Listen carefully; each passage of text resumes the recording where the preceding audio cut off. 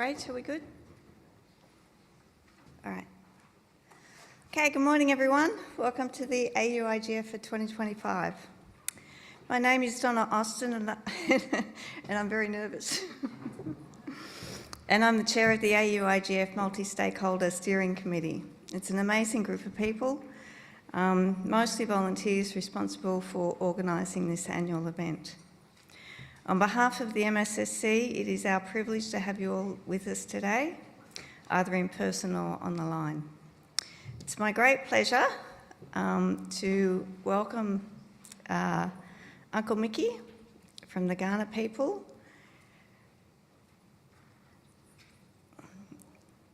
Uncle Mickey is a senior Aboriginal man descendant from Kaurna, so the Adelaide Plains people, and Narungga, York Peninsula peoples, for the welcome to country. Uncle Mickey? Yeah. Tuwila Maniputnik, Tuwila Wakanaputnik, Tuwila Maniputnik, Tuwila Wakanaputnik, Naigana, Biko, Mankalunkla, Marawajunga, Ganamina. Ganamina, Naiwangadi, Maniputnik, Ganiatana, Indiata, Tanandanga, Karawira, Para. Takawika, Nadluku, Imbarindi, Nainadi, Kumatbi, Maracha. It is wonderful to welcome you to the lands of the Kaurna people here on the dreaming place of the red kangaroo. Its spirit is not just embedded into the landscape of the city itself, but into the state itself. But also you meet alongside the River Torrens, the Red Gum Forest River. As an ambassador and descendant of the Kaurna people born on Mudlunga, the nose of the peninsula, it is wonderful to welcome all people to a place, to call upon the spirit of my ancestors, to bring you great blessings, to send away the old that sometimes follows us. Because when we come to places, we bring many things, our spirit, our emotion, our physical self. My Aboriginal name is that of the impatient one. I was a child that apparently couldn't sit still, and though it means quick as well, but I'm also the sixth born of 7 children. My father, Yerla Burka, the old man of the sea, is the oldest living Kaurna person at 95, still doing this very thing of practising culture. My mother, Pauline E. Sansbury, the oldest living Narungga person at 90. But when you come to a place, it is what we can exchange. It's the relationships that we make, understanding that we take what we need, not what we want, leave something for tomorrow. When we make friendships, we become obviously connected, and when we are connected, therefore we have no enemies. South Australia, or Adelaide itself, was a special place. Not only is it the free colony, not like the rest of the continent was populated by criminal bastards. You have come to the free colony. But the king of the day, he was a special king. He actually wanted to do something different because there was social conscience changing the world. Slavery was stopping, and he wanted actually the Aboriginal people to own and occupy the land. Unfortunately, that didn't happen, largely because his letter didn't reach the shores of South Australia until after Federation, but also he died, and therefore the governors didn't enforce his wishes. And so we as Aboriginal people have been welcoming people to this place, Adelaide, because Adelaide, oddly enough, sits centrally to our current construct of our wonderful continent when you talk about states and territories. And it was always a gathering place, a meeting place for our people. And that word was recorded, Bumba Bumbaya, by the German missionaries who recorded our language so that we are able to speak it today, because they wanted to teach us Christianity in our own language. And so we've always had people come here to exchange knowledge, and that's why we've become the conference state, the education state, this gathering, this place of festivals, because it is that place. Because when we talk about culture, we don't come to name places, we come to know places. But you have come here because obviously you're here about this technology, this internet, this web, that is now, I suppose, connected to all of us in many different ways.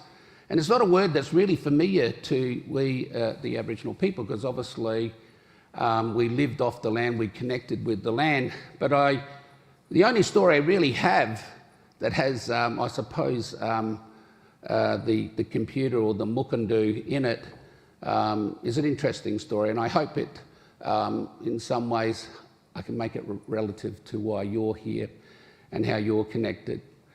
But we call the mukundu the lightning brain, the computer, because when you think about a computer, it's a brain with electricity, isn't it? So I find it fascinating how language describes things and connects things. And we call the internet truckawicka, which is meaning a net, and then internal, so it's internal net. But so this story goes where this old man, he's sitting in front of the mukundu, that lightning brain computer. On the other side is this government man. And he's telling him about the changes that the world is seeing, particularly for Aboriginal people, telling him that, you know, when the people came, they took our language, our culture, our land, and that we have witnessed wars. We've witnessed, obviously, the death of our people, in whether it be through diseases or through these massacres, and that we have been transformed to learn to write English because we're an oral people. And so he went on about all of these things that have changed the world. And he then proposed a question to the old man. He said, "Where did we go wrong?"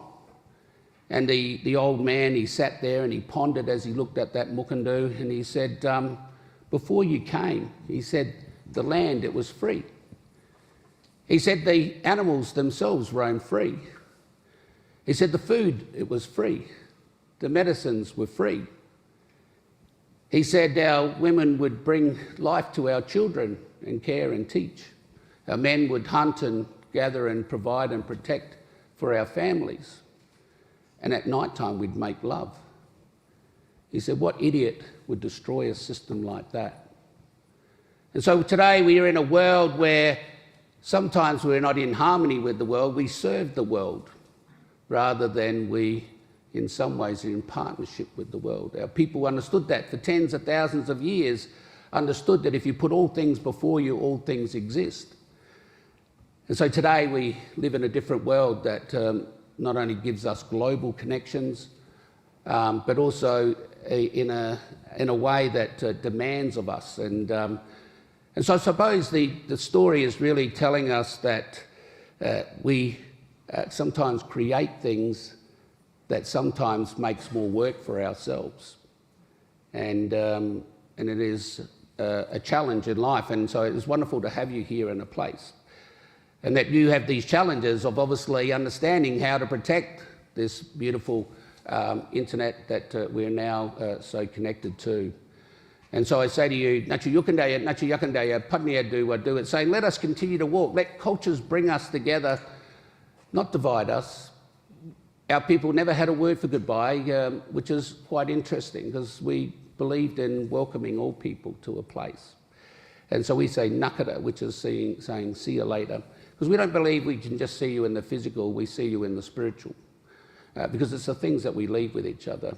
And we say nakara adnaichalya, which is thank you. Thank you for coming here. Welcome to this place. May the spirit people be with you, not only whilst you're here, but all the days that you walk across this land. And I look forward to seeing you again. So welcome. Thank you.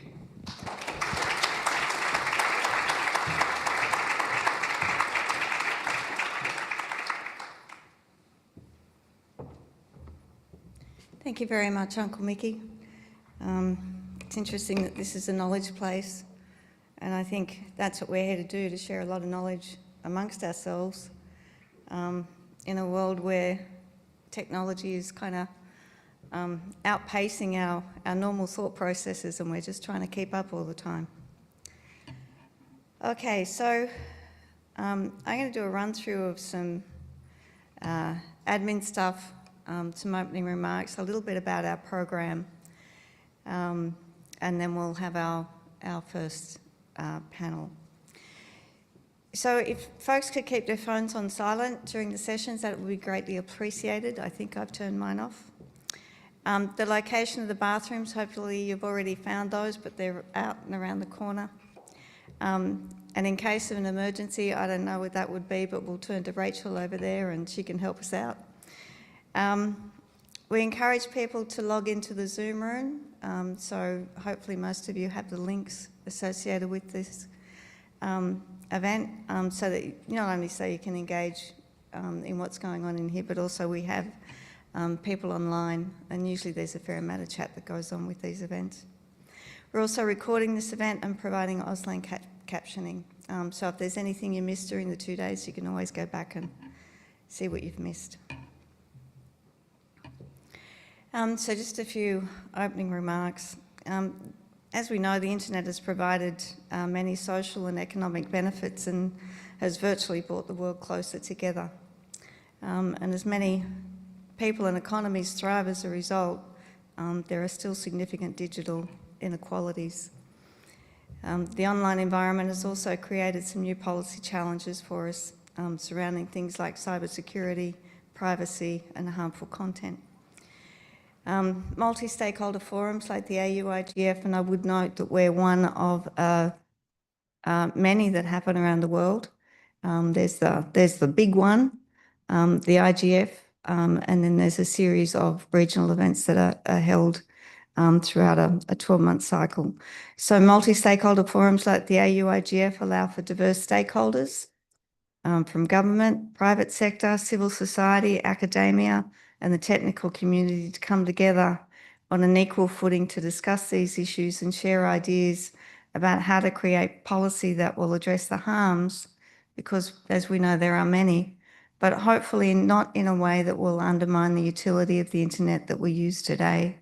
There's still some great stuff that's happening on the internet. It has brought the world closer together. So it's not all about the harm. It's ensuring that we can still use the internet for the good that it's created. Our theme for this year is Global Visions, Local Impact, the future of Australia's internet governance. So that internet governance in Australia has been talked about for the last 20 years, as it has, throughout the world. Many of us in this room have been associated with an organisation called ICANN, which, was the first setup of a multi-stakeholder environment. And it was with the intent that the US government would, at some point, release control of the internet to a multi-stakeholder environment. And that's why ICANN was set up. In Australia, we've kind of punched above our weight in those conversations around the world, and I think we continue to do so. So this forum is really important to continue those conversations, but also bring more people into those conversations. I've got Ian Sheldon over there from the Department of Communications who's nodding along, but Ian and his team are doing a lot of work, particularly with stakeholder engagement that probably hasn't been done, up until a few years ago. They really are trying to get input from as many stakeholders as they can into this conversation, because it is a really important one. We take for granted, I think, a lot of the time, we just turn this thing on and it works for us. But the reason it works so well is because of the way that it's been administered and governed to this date. So that's a potential harm that we are kind of fighting against, is that to ensure that everybody still has access to the internet, that it is free and open for people to use. But at the crux of that is also, how do we deal with the harms that we see, like cyberbullying and scams and things that we see. So how do we manage to keep the environment open, but also contain the harm that's being done? And how do we do that in a policy environment that is aware of that? So I think a lot of the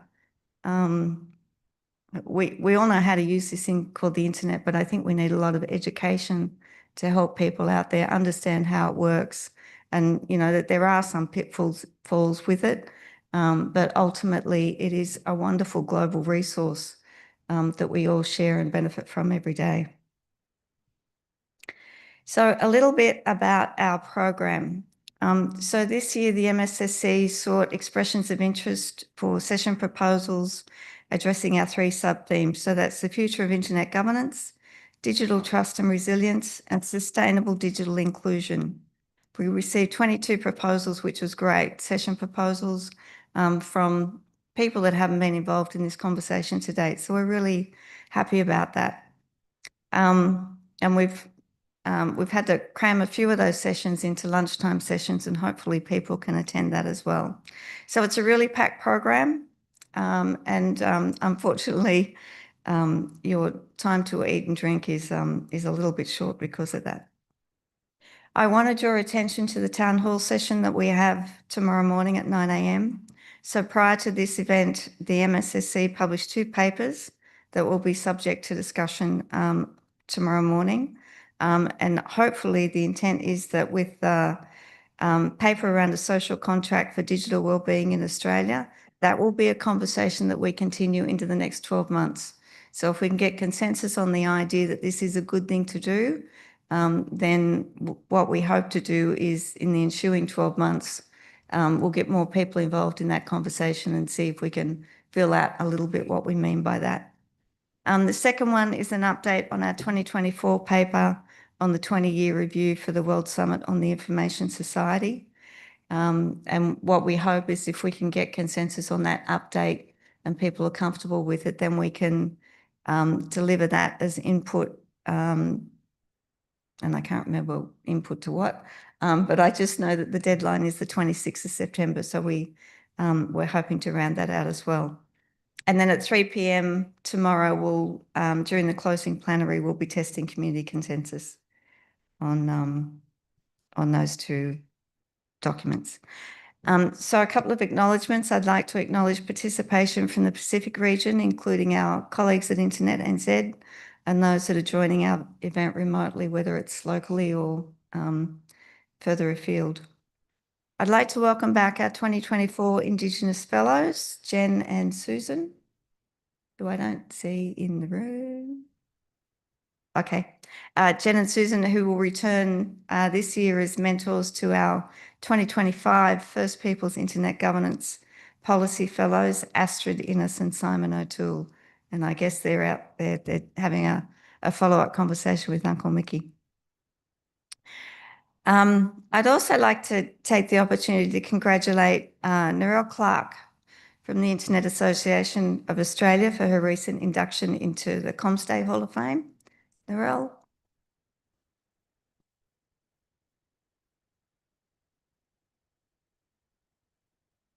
Narelle's done a lot of work in this environment in Australia and obviously well recognised. So thanks, Narelle. Also like to recognise Ram Mohan from Identity Digital for his recent induction into the Internet Hall of Fame. So same thing goes, well recognised. So we're really fortunate to have those types of people in the room here today to contribute to the conversation. Code of conduct, this is a welcoming space, but we have a zero tolerance towards harassment. If you are feeling, like something's untoward, then please let myself or Cheryl, Pat, Sophia, Jordan or Ricky know, and Annalise.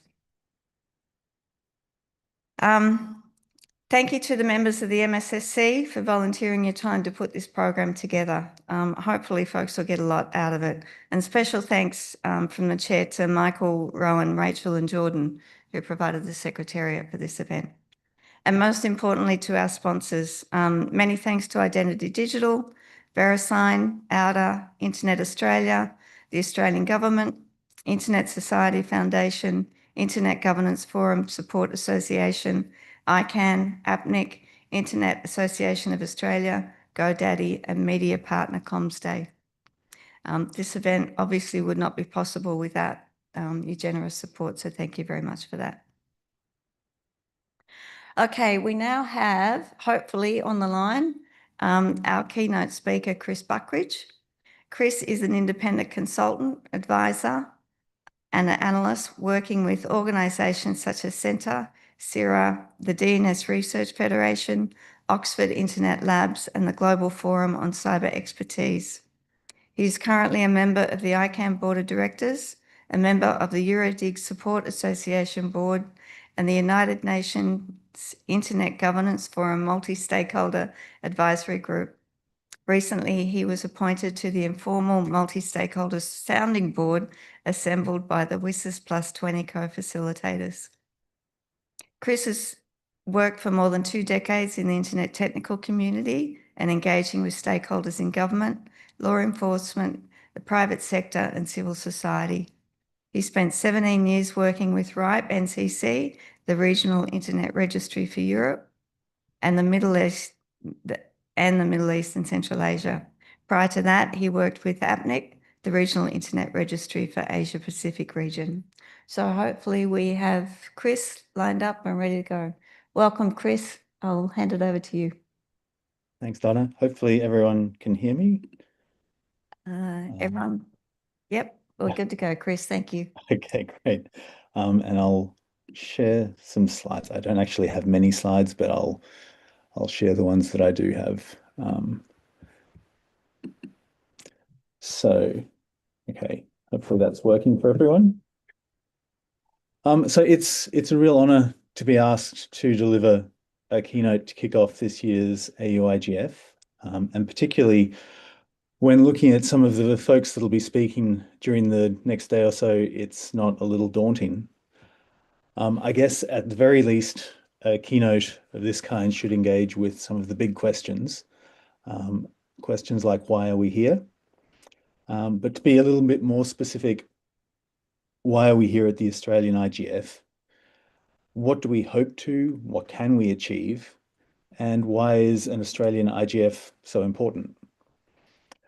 So I want to talk a little bit about why I see the auIGF as important, not only in terms of the Australian community, but also in terms of the larger global internet governance discussion that's going on. So if you're following that global discussion at all, you would be well aware that this year is the 20-year review of the United Nations World Summit on the Information Society. And I'll talk a little bit more about that later. But what strikes me initially is that our colleagues in the ITU back in the late 1990s actually framed the challenge of internet governance really quite elegantly when they coined the term the Information Society. While it was still the very early stages back then, there was a recognition that internet technologies would radically change our relationship with information. So how we share it, create it, store it, analyze it, exploit it, misuse it. And there's probably a few more of those that I'm forgetting as well. But a global public network of networks, and so that's the internet, unavoidably changes us as it changes the fundamental role of information in our lives. And if you throw in smartphones, data encryption technologies, large language models, that change can be and has been profound. It affects our social interactions, our professional lives. It affects how we educate our children, our relationship to our governments. It serves to bridge or deepen the divides in our society, and it creates an ever-growing catalogue of risks as we share our personal information, intentionally or otherwise. So the World Summit on the Information Society was one of our first collective efforts, at least in that UN government type space, to think about how we manage those changes and the way that they affect different communities around the world, and hopefully come out of that with something that's on balance positive, people-centered, rights-respecting, equitable. So those are worthy goals. I think most would argue as yet unrealized. And the continuing evolution of technology and the explosion in its use has only made those questions more urgent and more complicated. So solutions to the stickiest issues, some of which I see on the program in the coming days, require trade-offs, compromise, and no small amount of inspiration and innovation, all of which requires the dedication, insight, and expertise from right across the spectrum of internet stakeholders. And of course, that recognition of the need to include those stakeholders, the multi-stakeholder approach, was perhaps the defining outcome of the original summits, illuminating illuminating a new path for how to organize ourselves and our efforts, while sparking 1,000 debates on just how to do multi-stakeholderism right, or at least better. So now we find ourselves at the 20-year review of the WSIS. This has been a relatively lengthy process. I think it started a little over a year ago, but it's been building ahead of steam and will culminate in the UN General Assembly event that takes place in December. I think it's probably fair to say, not too controversial to say, that so far it's been quite a positive process. We've seen two co-facilitators, Albania and Kenya, who have been ready to engage in a very inclusive, multi-stakeholder way. They've established the informal multi-stakeholder sounding board that I'm a member of, to assist them in integrating perspectives from non-governmental stakeholders.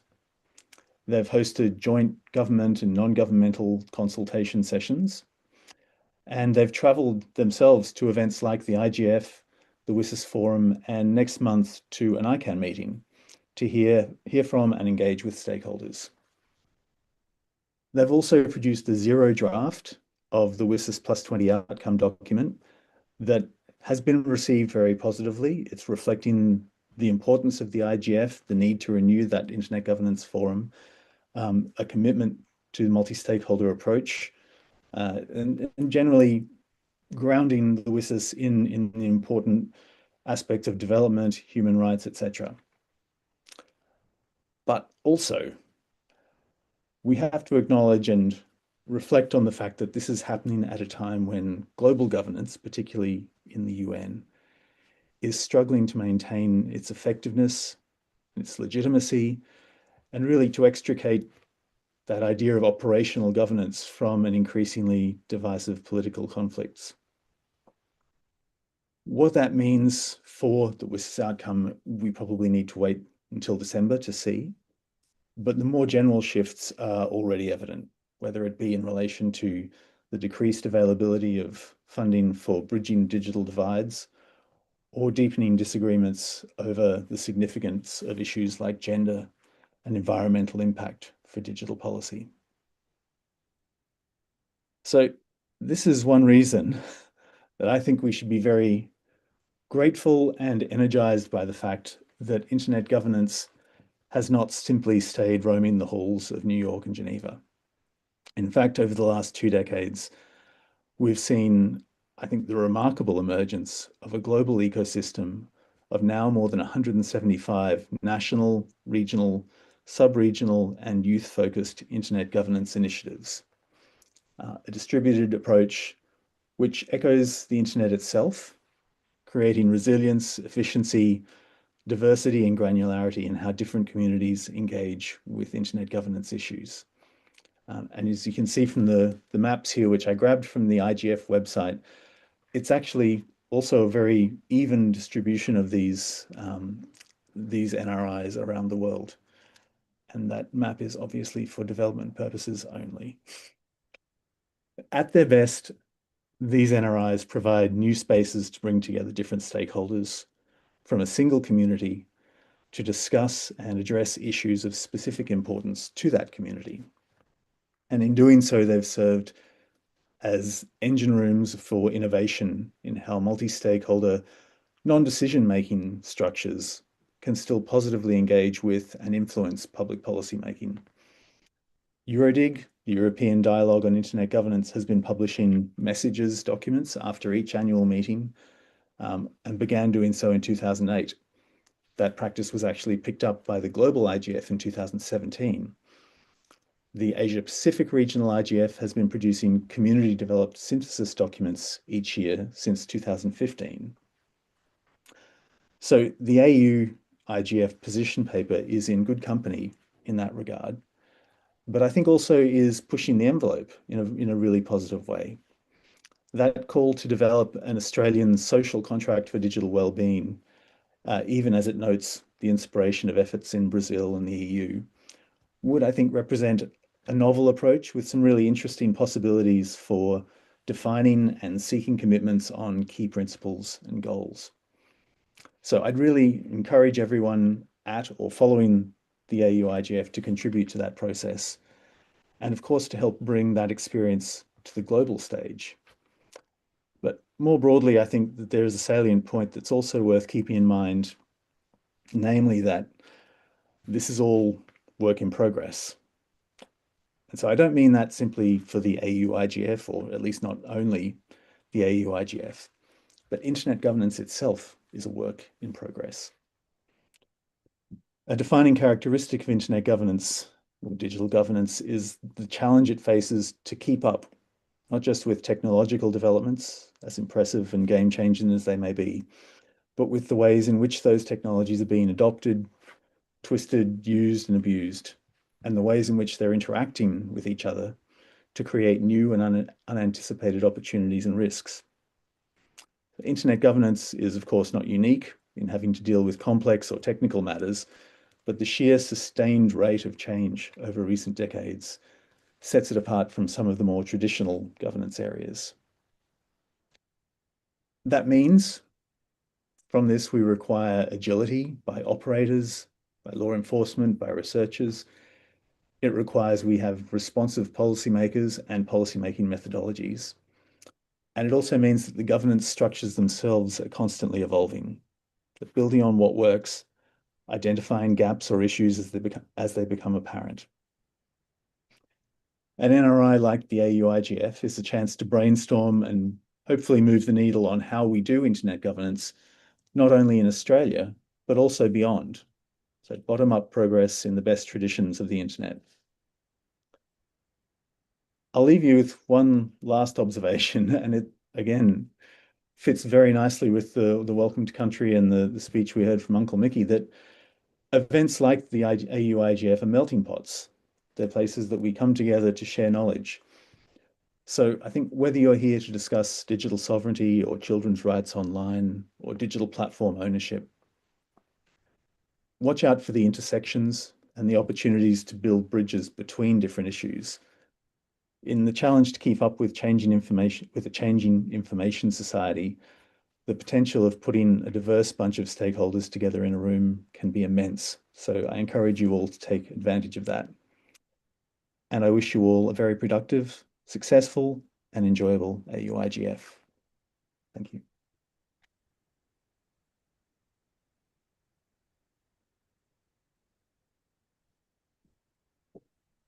Thank you very much, Chris. So we're going to move into the opening plenary now, and I will call on Jordan Carter from AUDA to come to the stage and bring his panel together. Thanks, Jordan.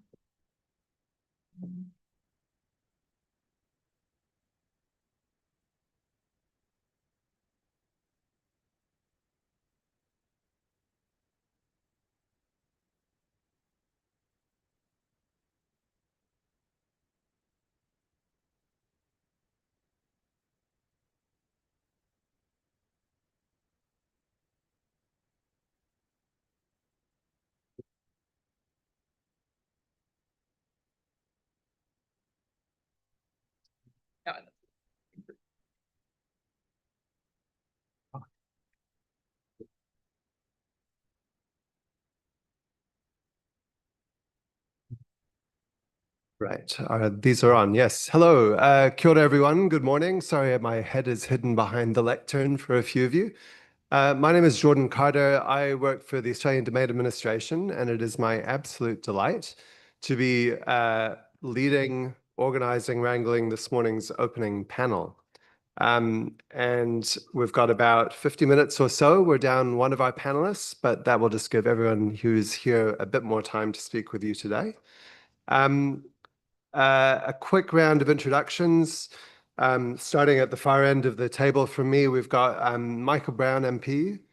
He is the Assistant Minister for Artificial Intelligence and the Digital Economy in the South Australian Government, and member for Florey, which I believe is some way northeast of here. Correct, yes. According to my very quick Googling this morning. Thank you for joining us today to bring a governmental perspective to the panel. Next to him is Zoe Hawkins, one of the co-founders of the Tech Policy Design Institute, very closely related to the formerly known Tech Policy Design Center, which was established at ANU. a real thought leader in how to do tech policy better here in Australia, among many other things. Welcome, Zoe. Next is Rowan Sachdeva, who is one of my colleagues at AUDA, actually, a student of cybersecurity and a Vice Chancellor's Scholar at La Trobe University in Melbourne. And he has been a participant at the Regional Asia-Pacific Internet Governance Academy, where he was a youth leader this year. Welcome, Rowan, to bring us a youth perspective. And sitting next to me, a voice of the internet, Christine Runegar, a principal of Internet Trust, I believe, at the Global Internet Society. Thank you for being here in Australia for this event after a very successful, it sounds like, series of engagements in Canberra last week. So the point of today's panel is to just give a few teasers and a thought provoke or two to you all as we set into this year's auIGF. The idea is to do a bit of reflection on the theme and hopefully to be a bit interesting, maybe a little bit provocative, dare I say, potentially with each other, but perhaps with all of the participants in the room and online, depending on people's appetites for such provocations or not at just after 10 a.m. in the morning on a Tuesday. But we're going to do a bit of a reflection on the theme, and that's important because I think, as Donna mentioned, these auIGFs are not, it's not just panels speaking with participants in the audience. We're all part of this conversation, we're all part of this dialogue. And in our day-to-day lives, we get into tracks, and one of the huge advantages of a diverse crowd like this is you might hear something you hadn't heard before. You might be exposed to a perspective that hadn't hit you before, and that then might spin you into some new ideas and thoughts of your own in the work that you do. So panelists, don't hold back. Don't worry about offending anyone in an ideas sense. And we look forward to hearing your thoughts. For our first question, which is reflecting on the theme, what needs to happen to secure the future of Australia's internet governance, of Australia's digital governance? Is it dealing better with specific problems or topics? Is it dealing with the governance architecture? Is it the behavior of stakeholders? Is it that we need new legislation? What is it that you think we need to do to secure the future of Australia's digital or internet governance? And I'm going to start with Christine for this one. Christine, what are your thoughts? Well, thank you, Jordan. Since I'm the first person, I decided not to take the controversial ask, but we'll see. But first, really, I'd like to say thank you to Jordan and thank you to AUDA and the auIGF Secretariat. It really is an honour and a privilege for the Internet Society to be able to participate in this forum and on this panel. And as an Australian who is currently overseas, it's really nice to come home. So thank you. Also, the location is very special. Not only are we in this beautiful city of Adelaide, but we're very close, at least if you talk on a global scale, to the Ikura Flinders Ranges. And I don't know if you've been there, but if you have time, I recommend you go. I was very fortunate to spend quite a bit of time there growing up. And I mention it not just for sentimental reasons, but also because, as I understand it, the name Ikura means meeting place, and here we are at the Internet Governance Forum, so let's make the most of it. So to answer your question, Jordan, I'm going to start with the present. And one of the things I was thinking about, what does set Australia apart? And really it is the Australian government. And it is the commitment and the leadership that the Australian government has shown, not only in Australia, but on the international internet governance space. And a really beautiful example, which you can get from the booth outside, see I'm doing a little bit of advertising, is the work that Ian and his team and Will did on this wonderful non-paper for the WSIS Plus 20 review. Now, you might say, well, what's the big deal? Well, the big deal is that we can be confident that the Australian government is going to both strongly and effectively advocate for multi-stakeholder internet governance, not only locally, but also internationally at the WSIS Plus 20 review and elsewhere. And that's certainly not true of every country. Then the second thing I was reflecting upon is, we're a relatively small country, at least in terms of population, and yet we have a very big and loud voice in the international government space. And that's not the government, that is the whole Australian internet community. So with Jordan's permission, I'm just going to pause for a moment and note that many, many, many of those people are volunteers. And so I would like to pause and have a round of applause for all of these volunteers, please.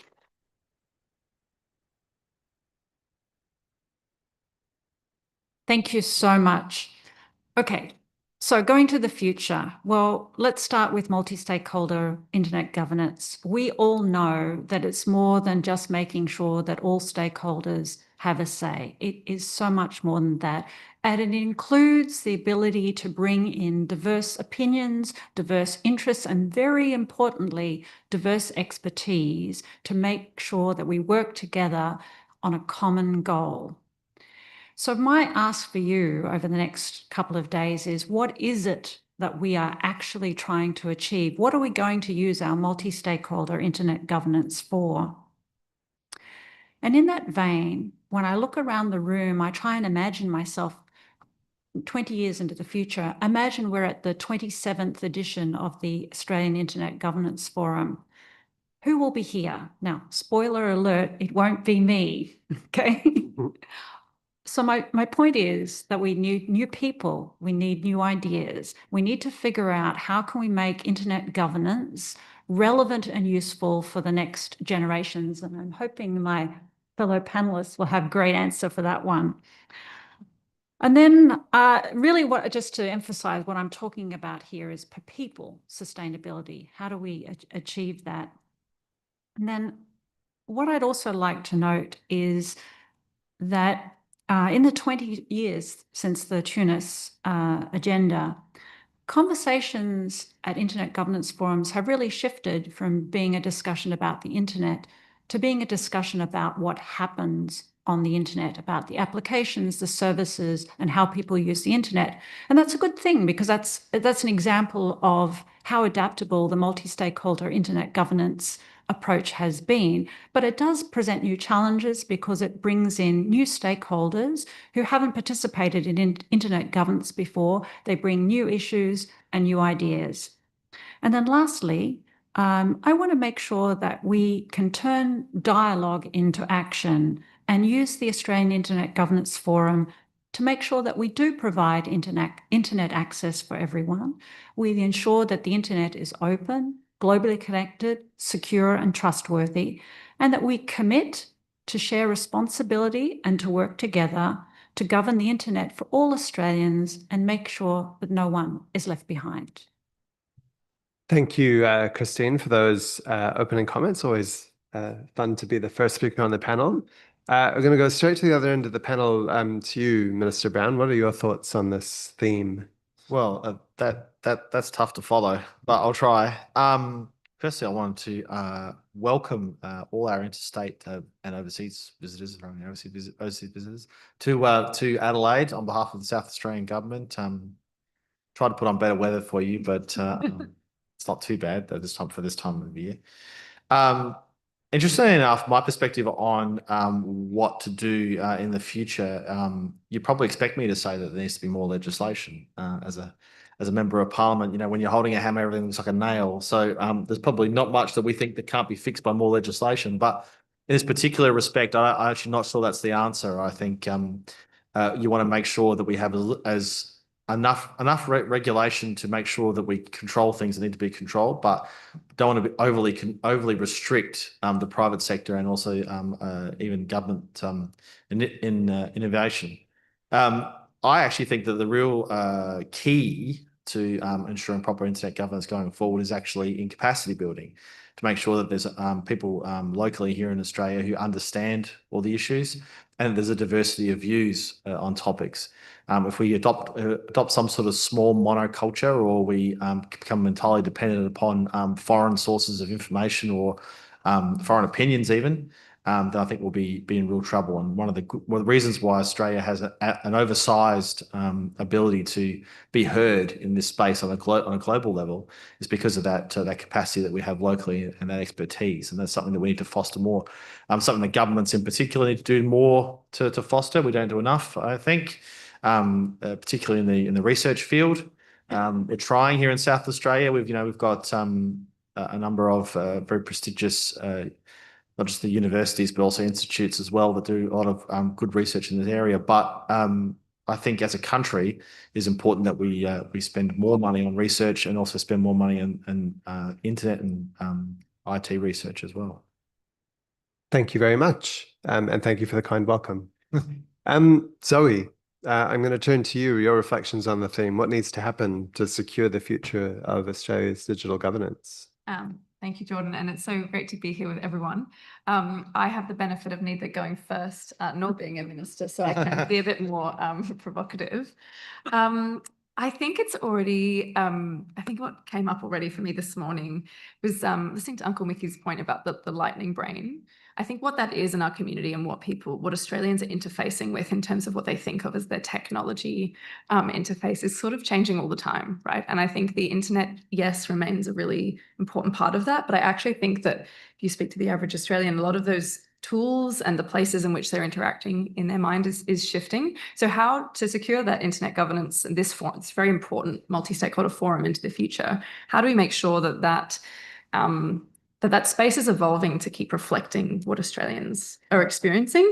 And so for me, I think I've already noticed both in the theme for this year, the future of Australia's digital governance, and we've had both the keynote speaker and Jordan switching between the two. I think, without wanting to sound semantic, I actually think the issue that the auIGF needs to grapple with is that mandate question, that breadth, the evolution of these technologies, and the questions that we can see on the program for us today, which will look so fascinating, everything from digital competition, privacy, we're talking about AI, which is the minister's portfolio as well.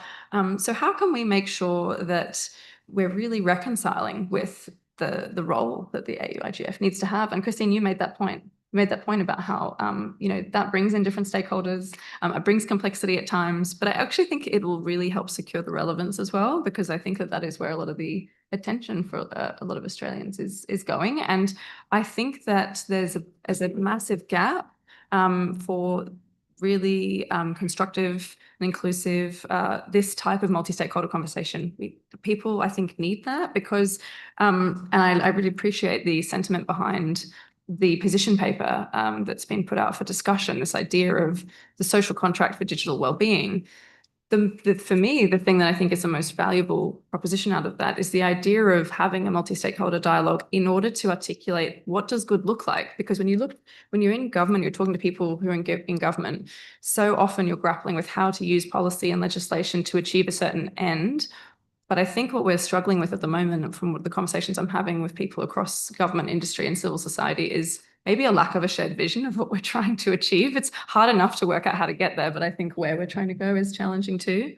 So I see a real opportunity for auIGF to play a role through that process of engaging activating that multi-stakeholder community across Australia, even if it is a slightly broader church for that concept of digital governance, so that as a community, everybody has a shared vision of what good looks like to work back from. I think that would really help set us up for success. Nice. Thank you very much, Zoe. Rowan, I'm going to turn to you to secure the future of digital governance, perhaps particularly from a youth point of view. What are your thoughts? First of all, thank you for bringing me here. It's indeed a privilege to be seated with everyone here, and all the speakers have greatly covered what needs to be done. Some of the points that I was going to mention: multi-stakeholderism and the diverse perspective, capacity building. But what I can say today is, from a youth perspective, my friends at schools and universities, what we are thinking. Now, a bit about me. I grew up in a very rural town in north of India, where internet access was very limited. And when I got internet access, it was for me as a bridge to connect with the world. And that's what brought me here, getting a scholarship, studying here. And indeed, as it was said earlier, Australia is on a very solid track. We have got capacity building programs for the youth, for the people who want to achieve something, they've got the opportunities, which is in Australia is a really big thing. But from now, I've had the privilege of attending fellowships like APIGA, which builds capacity among youth in internet governance. But what's more required is how we can sustain it. If we come together, we train, but how we can, I am thinking of more in the longevity of our development, how we can actually contribute. For youth perspective, if I've been trained in internet governance, how can I actually contribute? Working in working groups or submitting position papers or uh, giving some feedback, that's really meaningful from a youth perspective. At the same time, this is also the generation that has benefited from the internet as well as is living with the harms associated with it. So that kind of perspective is very unique to my generation. And when we come to platforms like auIGF, it is really meaningful. And I think the opportunities are there, and the youth today is highly motivated. And yes, indeed, it's. I would not be incorrect to say that we are on the right track, but there's still some improvements we need to do at every front. Great. Thank you, Ron, and thank you to all. There's a nice set of gently offered provocations, I think, in those comments. Two things I think just want to pick up and sort of restate. There's this idea of capacity building broadly expressed. There are all sorts of initiatives of varying scale that'll add for Auda's local Internet Governance Academy, APIGA Australia. Applications for that close at the end of the month. So apiga.au if anyone is under 35 and interested in deep diving into it. And there are lots of other possibilities as well, but it's not at scale. I mean, 40 people a year is good, but we may be able to benefit as a country from a much broader set of capacity building initiatives that connect better. And this concept of a shared vision, you know, it's the bane of my life, having worked in this field for a long time, that whenever you say internet governance, you have to immediately start to explain what it is, because most people don't know, and that's probably quite a relief to them and a lot of other people. But digital governance as a label makes much more sense to people in the day-to-day lives that they have. So, you know, is there a framing challenge? And then Zoe's point around actually using these dialogues to form a shared vision. So that's where I want to go into the second question, if you like. What is going to be the hardest to achieve, do you think, in driving the change that we need to see? And particularly, do you think the auIGF can help? And if so, how can it help to drive that change? Is it changing a law? Is it helping bring services to Australia? Is it changing the ways that the auIGF itself works? Is it some other topic? And I'm going to start with the Minister this time. What do you think a group like this, a conversation like this, can do to solve the hardest problems? Well, I think an organisation like this one has a real role to play in providing. I do hate the term policymakers, but I guess how else would you describe people like myself? A real role to play in helping us to understand the issues. This may come as a surprise to you all, but we don't think we have all the answers. And we look to people like you to actually help us firstly understand the problem, and secondly, understand the sort of menu of responses that are available to us. That's where I think organisations such as this one can really play an important role, because there are a number of challenges coming down the pipe at us in internet governance and other parts of the area, and some of them are really complex. You know, I just my own portfolio areas of responsibility. I know that there's a number of issues regarding AI, for example, that you know, depending on who you speak to, you get a completely different opinion as to what should be done. You'll hear from someone like that a particular issue was, oh no, it's an absolute disaster, and this is what you have to do. Then 2 seconds later, you'll talk to someone who's equally of equal weight. Who's got a completely different view. and telling you should do exactly the opposite what the other person suggested. And it can be very overwhelming for myself and my colleagues to try and grapple with some of these issues. And it's always good to be able to talk to a group such as this who, not only understand the issues and have the weight behind them, but also, importantly, also have Australia's national interests at heart. Again, as I was saying before about there's plenty of people overseas who are prepared to give us their views and tell us why we should adopt this or adopt that. But having local Australians actually understand the issues is very important as well. Thank you. So if I could play back at you one angle to just test it, is today you get all these ideas and they might be totally conflicting, and then people are saying, "Well, you decide."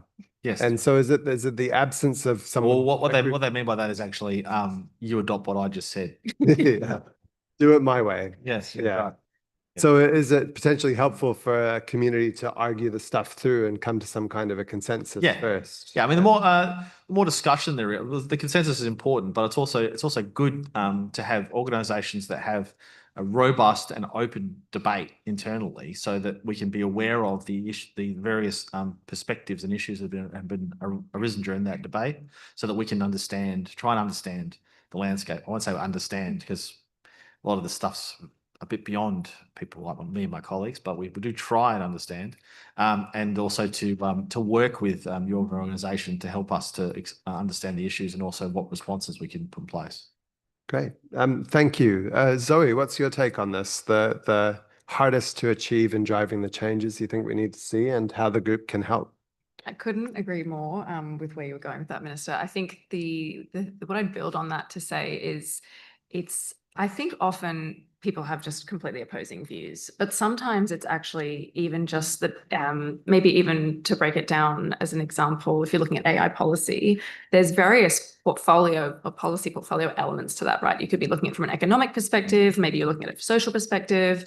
And even if, say the auIGF progresses with this social contract for digital wellbeing, I can imagine some of the sort of principles and intentions that would be written there everyone would nod, yes. Environmentally sustainable, yes, like inclusion and choice and all these different things. But what's hidden and what would have to be dug through in that process is the trade-offs that sit behind that. It's not even about disagreeing. We could all sit there and nod and agree to this really compelling list. But so for ministers and people in government, the hard part is, how do you view those things all together? Because those trade-offs are implicit. And so actually it's how much of this at what cost against this? And it's really at the Tech Policy Design Institute, we've recently tried to grapple with some of these questions, particularly on the question of AI policy. And we've made a report, and the analogy we've used, we've called it Tetris for Australia's Future. And really the point of that analogy is to recognize you can't really solve it by looking at these pieces separately, because they all interplay with each other. Sometimes they're reinforcing feedback loops, sometimes they're intention. And it's only if you zoom out enough to see how those pieces play that you can make those strategic decisions about how they fit together. And that's the hard job that government has. So I think the more that the community in a multi-stakeholder way can step in and start playing with those pieces and get a little bit nitty-gritty about saying, it's not just, yes, I support a sustainable AI infrastructure, but yes, I also want everybody to have, when you close the digital divide, everyone has access, but also the right to refuse, and all these different tensions that play out. I think that's incumbent upon the community to sort of wrestle with those trade-offs a little bit, because that's the really hard part. I think the hard part is saying at what cost and which one's the priority, because you can't have everything to 100%. I must say, now that you describe it as Tetris, I understand it a lot better now. Exactly. Yeah. So the way a forum like this can help is by explicitly tabling those trade-offs and arguing about them, and both Balance, yeah. recording what the balance is, or what different balances different stakeholder groups come to. Brilliant. And then maybe distilling that down and sharing it up. Okay. Yeah, I'm putting words in your mouth, but yeah, that's what that's I mean. Testing. Get more articulate than me, yes. Oh no, I'm just building on your excellence. Next on the list then to answer that question is Rowan. Rowan, what do you think needs to be driven with change, and how can the auIGF help? I think for the youth, the hardest thing at the moment, or the compelling thing, is the idea of trust, what's happening in the media. And we must also remember the biggest source of information for youth is social media. So what's happening around with social media bans, for example, it's really making us question the idea of trust in our systems, institutions, and the leadership. That's when we convene in forums like auIGF, it's definitely multi-stakeholder where we all come together, have different perspectives, but when it actually goes out in the real world, what happens, that may not be transparent. So what youth may want is more transparency, and we have already discussed, Minister and Zoe has already pointed out, having those conversations, difficult conversations, being more transparent. Another issue I would probably raise is the equity of participation. When we earlier talked about capacity building, what I have noticed is when we go to programs like International Biga, where I went to, most of the youth come from the big cities, capital cities. That's not the true representation of our real world. Now, it's really a big challenge for every young person to be involved, but how can we make it more inclusive? Maybe having 1 or 2 people coming from remote backgrounds that can add a real value to the conversations or capacity building programs we have. Thanks, Rowan. That's interesting. That call for a more diverse set of realities to be on the table, I think, is really important, whether it's regional, age, gender, economic situation, and so on, because it turns it away from just being an abstract elite policy argument about something that might not really matter to a whole bunch of people. Thank you. Christine, what are your thoughts on this angle of the topic? Well, first of all, I'm very excited, and I hope, Rowan, that you will lead the efforts in Australia to really bring youth representation to internet governance here. I think the hardest thing actually is that it isn't one thing, which I know is not really answering the question, but bear with me. If I have to pick one, probably it's people. People are complicated. I think where we really need to put a lot of focus is on capacity building, but not just capacity building in internet governance, but capacity building in all of the aspects that we need as a country, including the research that the Minister was talking about, to ensure that Australians are part of building the future internet and the way that it's governed. So that's where I think we should focus. The interfaces between policy and technology, so policymakers understand how the internet works, what the technologies are involved, and at the same time, people who are in the internet technology space also have a bit of appreciation for how policy is developed and the tensions that people like the Minister have to deal with on a day-to-day basis. So let me just tease out a bit then how the auIGF might help with that. Is there some role that you think this forum or this community could play in doing a better job at sort of capacity building is such a term that has a connotation about it, but helping to inform, provide safe spaces for people to argue, places to learn a bit more where you don't feel like you're being preached at. Like, is there some things we could do in this community? Absolutely. You could, and perhaps you're doing this already, so I apologize, but more outreach during the year to different communities who may have never heard of internet governance. Maybe you go to high schools, maybe go to universities, maybe go to libraries, to community centres, maybe you go to local government. Maybe you go to Startup Saturdays or the Chamber of Commerce, those kind of places. I think it's time to think outside the usual community. Okay, so out of the bubble of internet governance, as it were. So I'm just going to play back because we're doing quite well on time. So I'm going to invite you all to have a little argue or poke at something that's been said. But first, I'm going to play it back. So I think some of the things I've heard there are around exposing the debates. So having the discussions on these topics and really being explicit and open about revealing the sorts of trade-offs, and perhaps trying to characterize them from the points of views of various different communities, because the big tech industry will have a different perspectives on some of the trade-offs to a citizens group in the outback, right? So trying to do that.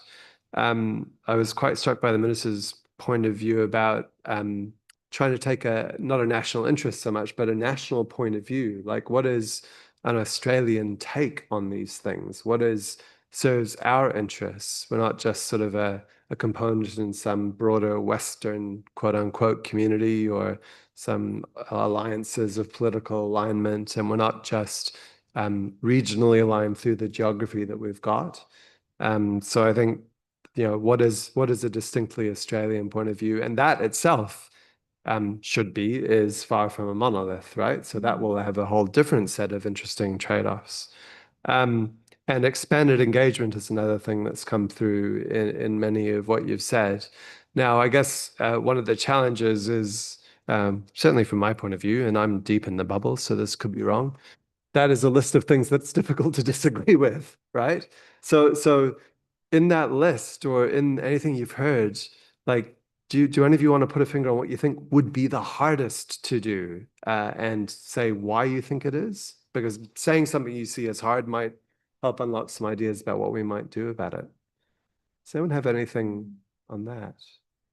So usually does. Yeah. Happy to jump in. I think that your point there, Jordan, about the competing voices, if we're thinking about, if it's partly about bringing more people across the multi-stakeholder community into this tent, that's one thing. And then it's also the supporting government and policymakers to make informed decisions based on the insights from that kind of a whole of Australian community view. And to me, there's sort of quite two different things with two different audiences. That first one, you're really trying to bring more diverse groups in.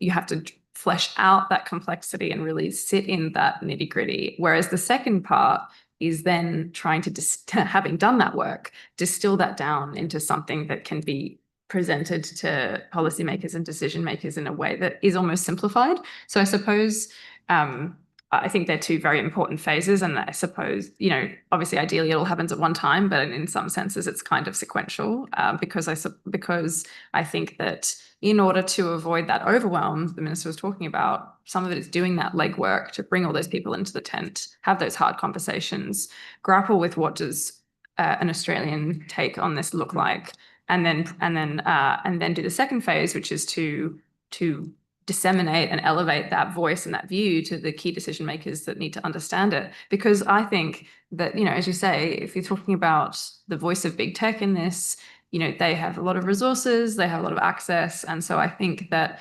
you're not necessarily going to be able to beat that on resources. And so clarity is actually one of the strengths that this community can strive for. And how can this forum help reduce the noise that I think sometimes creates the confusion and the friction in terms of decision makers engaging with the complexity. And so to answer your specific question about which is the hardest part, I think that with the right framing, getting more people involved in this forum is not as hard as then grappling with those tensions that community would bring. Because I think that particularly with the broader framing of, and I think someone mentioned it just before, whether it's digital governance or technology governance, and I'm guilty of working in an organization called the Tech Policy Design Institute. Tech policy is pretty much everything, in my opinion, because there's a technology intersection to almost every part of public policy.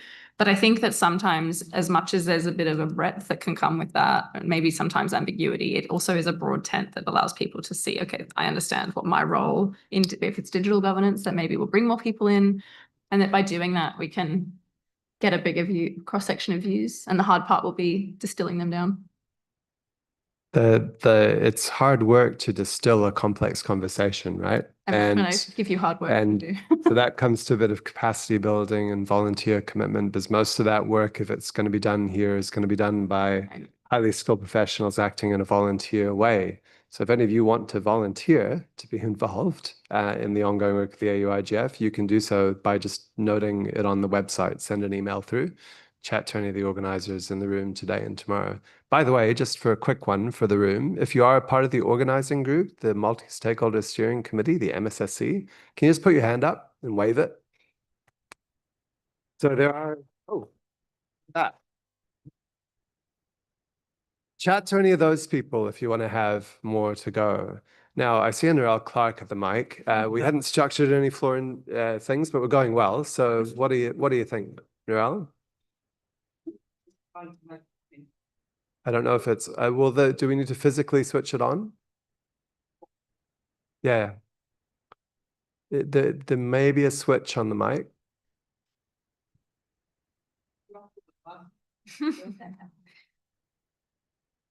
We've got it. Well, another Here he one. comes.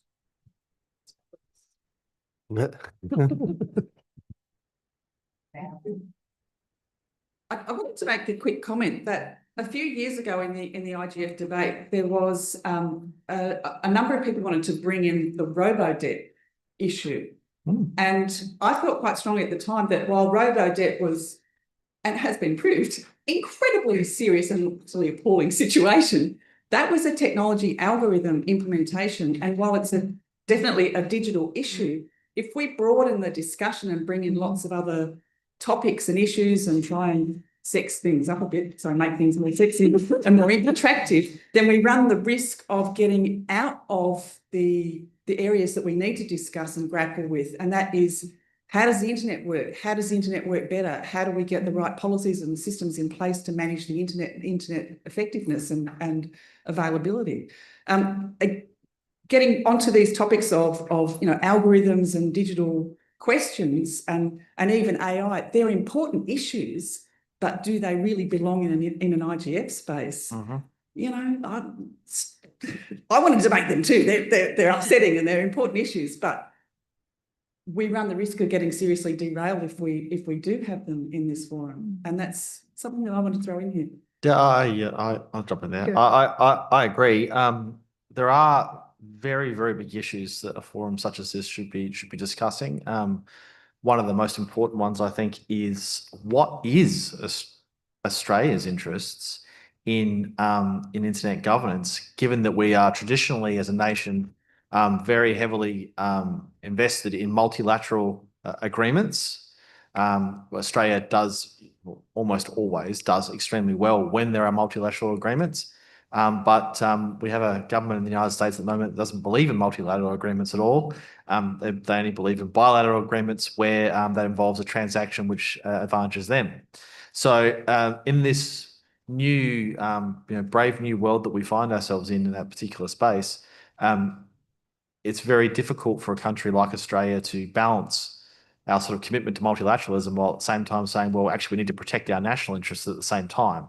We're going to weigh those things up. And then if you introduce something of the nature of the internet as well, which is harder to govern, it makes things even more complicated. So that's where somewhere like this particular group has the opportunity to really give us some guidance and some information about the issues that we're currently facing, because I can't even begin to pretend to speak on behalf of the Trump administration, but I can imagine they've got so-called tech bros in their area saying like, no, this is how you do it. Trust me, it's been great for us, and if it's great for us, it's great for you. So they're getting that from their sectors. And so as an Australian, I can't speak for the Australian government either, but I can't speak for governments in general. We would like to see the Australian interest preserved, but traditionally that means a commitment to multilateralism, which is very complicated in the current environment. So we would like some advice from you guys about how that should be navigated, I think. Thank you for that, Minister. And it does summon up a whole, underlying foundation of this way of doing internet governance, that it did all emerge in an era when one country was kind of predominant in the world system. And if we're in a shifting situation to a more multipolar world, where does that leave governance institutions or approaches like this that were built in at that different era? If is it a zombie governance system, for want of a better term? And I want to come back to Narelle's point briefly. This struggle about the definition of what is and what isn't in internet governance is perpetual. 20 years ago, a group of wise hands deliberated for years, and the WGIG, the Working Group on Internet Governance, said that internet governance is the development and application by governments, private sector, etc., in their respective roles of shared principles, norms, rules, decision-making procedures, and programs that shape the evolution of the internet and the use of the internet. And that's exactly in that and use that the scope gets complicated, because if it was just the tech and how to shape it, That'd be very easy, and I would predict that some of you who are in the room possibly wouldn't be here. So the internet lens is vital in retaining a focus that's meaningful to a forum with this name. And that demand wouldn't go away. You know, if you're going to define digital governance for today, it would probably almost have the same definition with the words swapped out, because it's the technology and what we do with it that counts. Panelists, any other sort of reactions to what we've heard so far before we do a quick fire sort of 1 minute last word type round?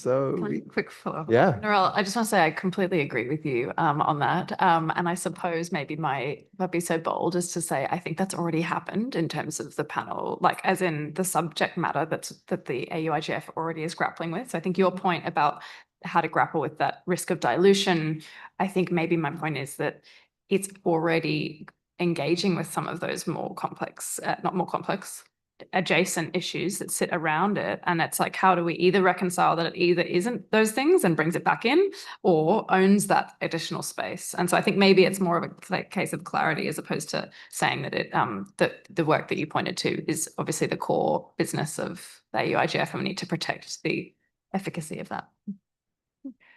Christine. And I'd like to follow up to Narelle. Thank you very much for keeping us on task and in scope. It's a really important question. And as Jordan said, something that the Australian internet community has been grappling with for a long time. I'm just going to frame it slightly differently and say, wouldn't it be great as a kind of legacy if other fields could see what was happening here at the Internet Governance Forum and go and replicate that approach for different issues that are really important in South Australia, really important in Australia generally. So rather than trying to bring everything here, we should be thinking about how can we spread internet governance, multi-stakeholder internet governance throughout all Australian policymaking. There's a challenge. Now we need a federal minister in the room or two to be listening to that one. We've got a moment for each panelist to either continue to respond to something they've said or to sort of try a wrap. The wrap I proposed to them was to ask them from their stakeholder group's perspective, because each of you is now a perfect avatar for all of the views of the community that you are from. Not, it's okay. You can say what you like. What is something like, what is that you want to see come from this year's auIGF? So that's one invitation, but you may want to say something else. We've got around 2 minutes, and we're going to start with Zoe, actually, on this one. Reluctantly speaking on behalf of what I imagine is the academic category. I think I'd just be really interested in the community's appetite and reaction to engage with that work stream that's being proposed on the social contract for digital wellbeing. I think this is a core strategic fork in the road. This point that Christine just made about, okay, is the strategy from here that it's disseminating the mindset of auIGF into different forums so that we can equip other communities to do this well, or is it bringing them in and having this bigger vision of digital governance and digital wellbeing? I think that you could make an argument for either option, but I think that getting that clarity as a community about what this forum is for and not for, and how it supports the broader community, I think is the most important thing to come out of this auIGF. Thank you very much, Zoe. Next up is Rowan. Thank you. Again, pointing out to Narelle, thank you for raising that point. But from a youth perspective, if we are concerning about internet governance through a limited focus only, it may be not appealing so much, but when we have a lot of intersections going through, at least in my personal thinking, it makes it more appealing. Like you have these different issues that we can come together at auIGF to discuss. Maybe that can bring more people to come together. And also touching on the fellowship program, it's really fantastic program. And from youth, maybe continuation, of course, the continuation and potential expansion of the program can be a good way forward to have more young people coming in who may not have the capacity otherwise to come do so, and opening pathways for you to work with MSSC. I know it's a fantastic community and they're always looking for volunteers. So working with the working groups and committees obviously on volunteer basis. And yeah, and more thinking of like, for me coming to here, it's an opportunity for me to also connect with a lot of people, which potentially might lead me to other interest in this internet governance space. So I think when we have young people coming in person, they get to know people who are working in the field, and that's really important. Thank you. Great. Thanks, Ron. Yes, we need to get away from the era of everyone only being at home behind the Zoom, right? It's the joy of actual in-person forums like this. Sorry to the people who are on Zoom. Christine, and then the Minister will have the last word. Okay, I think I want to say three things. First of all, I really don't think I can speak on behalf of the internet technical community, but what I would like to see is more Australians involved in that community. So more Australians developing internet protocols and standards, more Australians involved in managing the critical internet resources that we depend on every day. And that means we go back to the beginning, capacity building, making sure that people have the right skill set. The other piece that I would like to say is, we've got to continue practicing multi-stakeholder internet governance at home, but also make sure that we are providing a leadership role, that we're filling that gap that we talked about earlier that's happening in the international space. And then finally, one last thing back to what's the hard problem? To reflect on something that Uncle Mickey shared with us, I think what we need to focus on is what we need, not what we want. And I think that feeds in very well to the discussion that's happening tomorrow about the social contract, because a social contract, as I understand it, is what's for the benefit of all society, not just what's the benefit for me. Thank you. Thank you, Christine. Minister? I'd say I'm speaking, since we're all speaking on behalf of our relative groups, on behalf of my group that I belong to, I want to say, please don't give up on us. I know we don't do, well, not only do we not do what you want us to do, but most of the time we do things that you think are completely nonsensical and make you mad. I understand that, but we do try, and we actually are a lot more approachable and do actually engage a lot more than you'd think on these particular issues, because we acknowledge that we're in uncharted territory and all of this stuff. There's a lot of the new technology that raises all sorts of questions.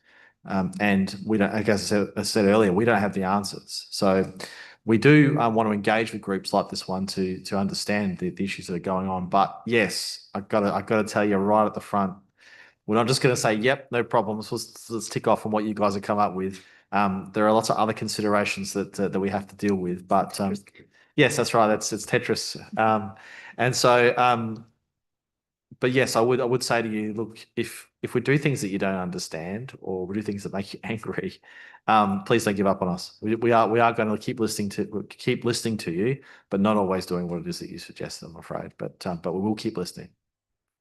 Thank you very much. And thank you to all of you on the panel. I think there's been hopefully a few things to whet the appetite of the room as we head into the morning tea break. There's this clarity of role for our forum and what it stands for. There's improving the engagement that comes with it.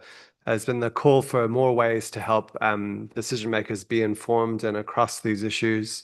There's this angle of how do you keep the discussion internet enough without boring the youth or anyone who isn't already close to the issues, and a range of other insights shared. So as I await Donna appearing on the stage to send us off to morning tea, you're not going to do that? Well, I'm going to do that very shortly then.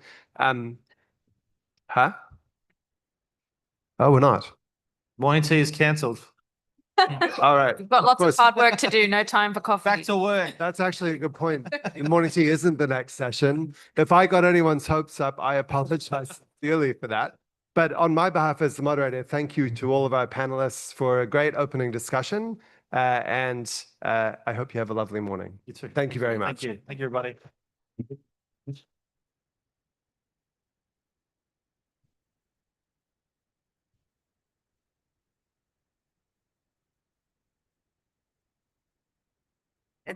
Thanks, everybody. So after each session, we'll have a QR code on the screen just to get some immediate feedback on what you thought of the session. So if you can find a way to access that and provide us with your feedback, that'd be great. We've got a short break. It's only about 8 minutes now, just as we have an audio changeover, and then we'll move into our next session. The reason we're not having morning tea is because we didn't start till 10. I know we've had a lot happen in that time, but lunch will follow after this next session. Thanks, everyone.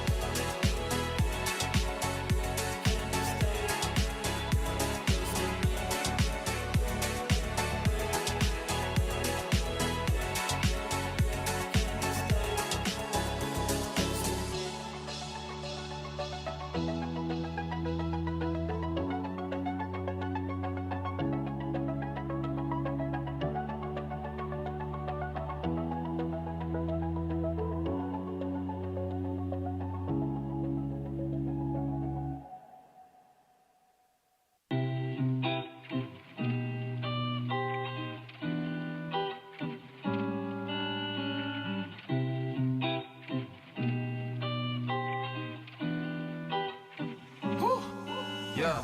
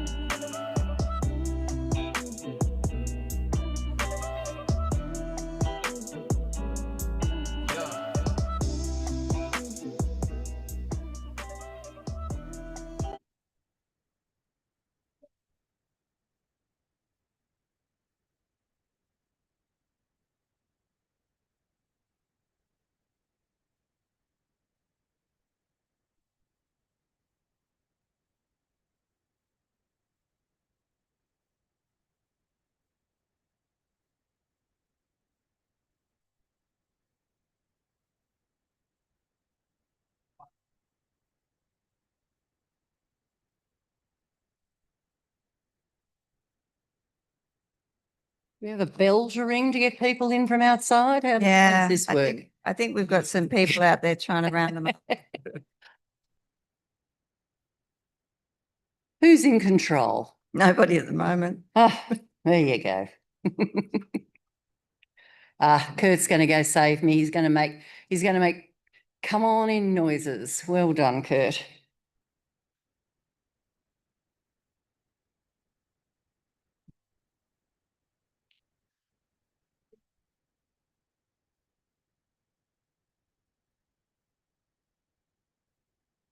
Is this a fireside chat without the fire? Yes, this is an intimate fireside chat.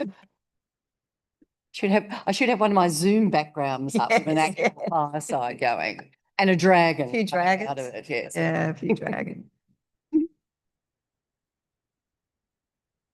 Exactly. True. Everyone who counts is here.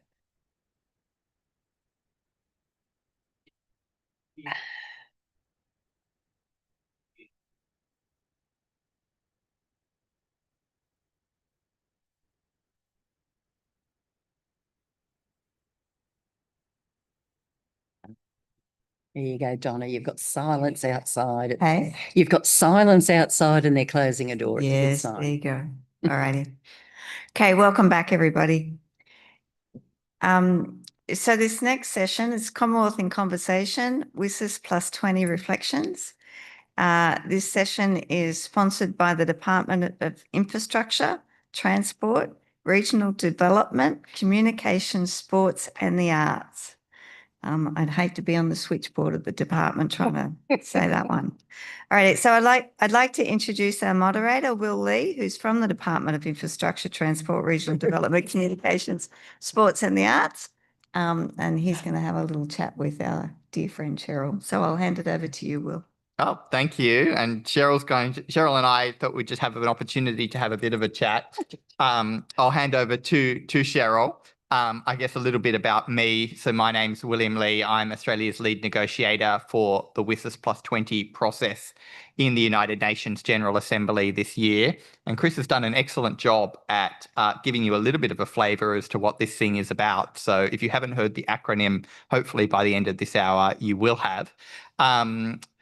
We thought it was a good opportunity to simply open up the conversation to the community. I'm very much in Cheryl's hands, so this feels a little bit like an oral exam for me, in the sense that I don't know where the conversation's going to go, but hopefully over the course of the hour between Cheryl and your questions and areas of interest, we can offer a little bit of an insight into this WSIS plus 20 process, what's going on, and how Australia is preparing. So Cheryl, over to you. Well, thank you, Will. My name's Cheryl Langdon-Orr. I'm the current chair of the Internet Society of Australia, which actually trades under the name of Internet Australia. So should you wish to look us up, we're internet.org.au. Pretty simple. Most people can probably remember it. We're very proud and privileged to be part of the auIGF process, and perhaps even more delighted to be, I think, a robust partner in the conversations that go on with the Commonwealth. Particularly, we do it in a lot of policy areas. We get roped into making comment on an awful lot of things. I see Keith over there, who spends far too much of his retired time putting input into policy to a department he used to run. But anyway, we do have a particularly important role, we believe, as a peak body in Australia, but we are delighted to be part of what's happening with this World Summit on Information Society, because not everyone will know what WSIS stands for, conversation 20 years on. We actually, just while I'm waving the Internet Society flag, and I can, so I will, I thought I'd mention that we had our CEO back then. We could afford a CEO back then, part-time, but nevertheless, we don't do that these days. We had someone there as part of the Australian delegation. So we've had a very long interest in this.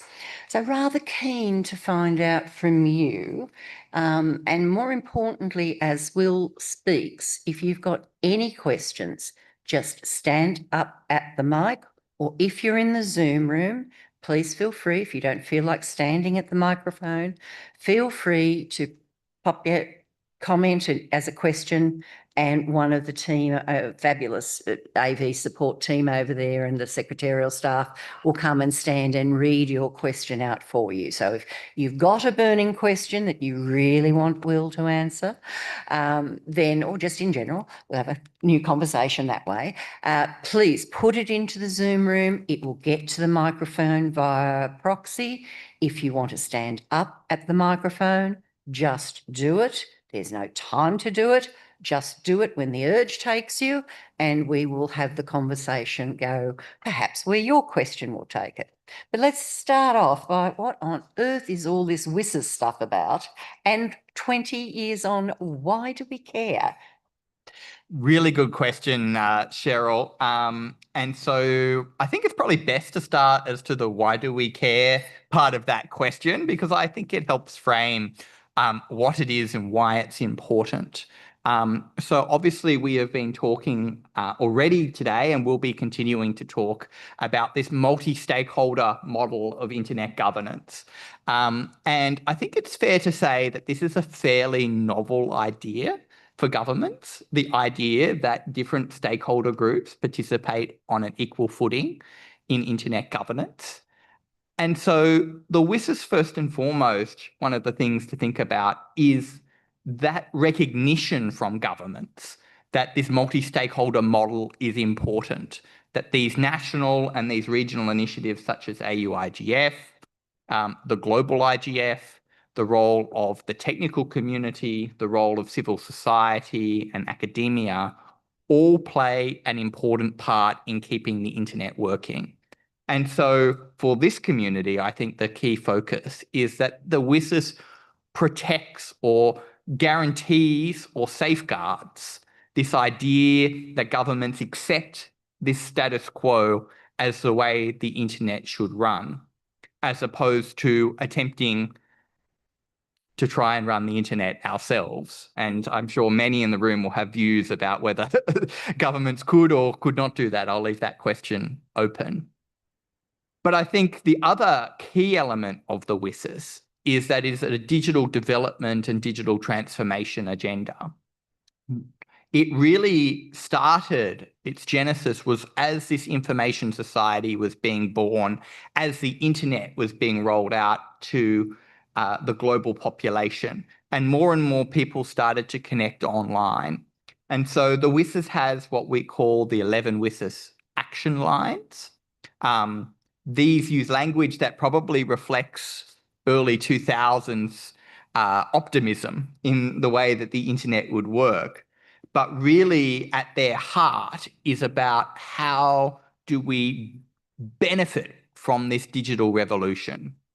And how do we make sure that everyone has the opportunity to use these digital tools to develop their economies, to develop their communications infrastructure, to develop their societies? So in this respect, it's very much a compact. It's kind of a trade. We worked to get the global community on the internet, and in exchange, governments have accepted the idea that the global community runs the internet. And so this is, I guess, at the heart of what WSIS is about. It was last reviewed 10 years ago, and it's up for review this year as well. So like any good fine wine, we like to taste it occasionally and make sure it's still going strong. And the WSIS 20-year review is happening this year. And as Chris mentioned, it's happening in an environment where there's a lot going on in the global digital ecosystem and the global ecosystem at large. So this year is particularly important, and that's why we as Australia are taking a particular interest in the review this year. Okay, thank you for that. You mentioned that WSIS is somehow safeguarding this model of it getting the governance of what goes on in the internet in broader hands, not just limited to a set of controls of member states, but all of us, everyone who has interest in it. How is the WSIS process going to actually protect that? Isn't there all sorts of different views? All you governments are not of one voice. There's a bunch of different schools of thought out there. Doesn't somebody have a blocking vote? Doesn't someone have the ability to not vote and everything falls into a screaming heap? I mean, hey. Look, I think that's a really, really interesting prospect.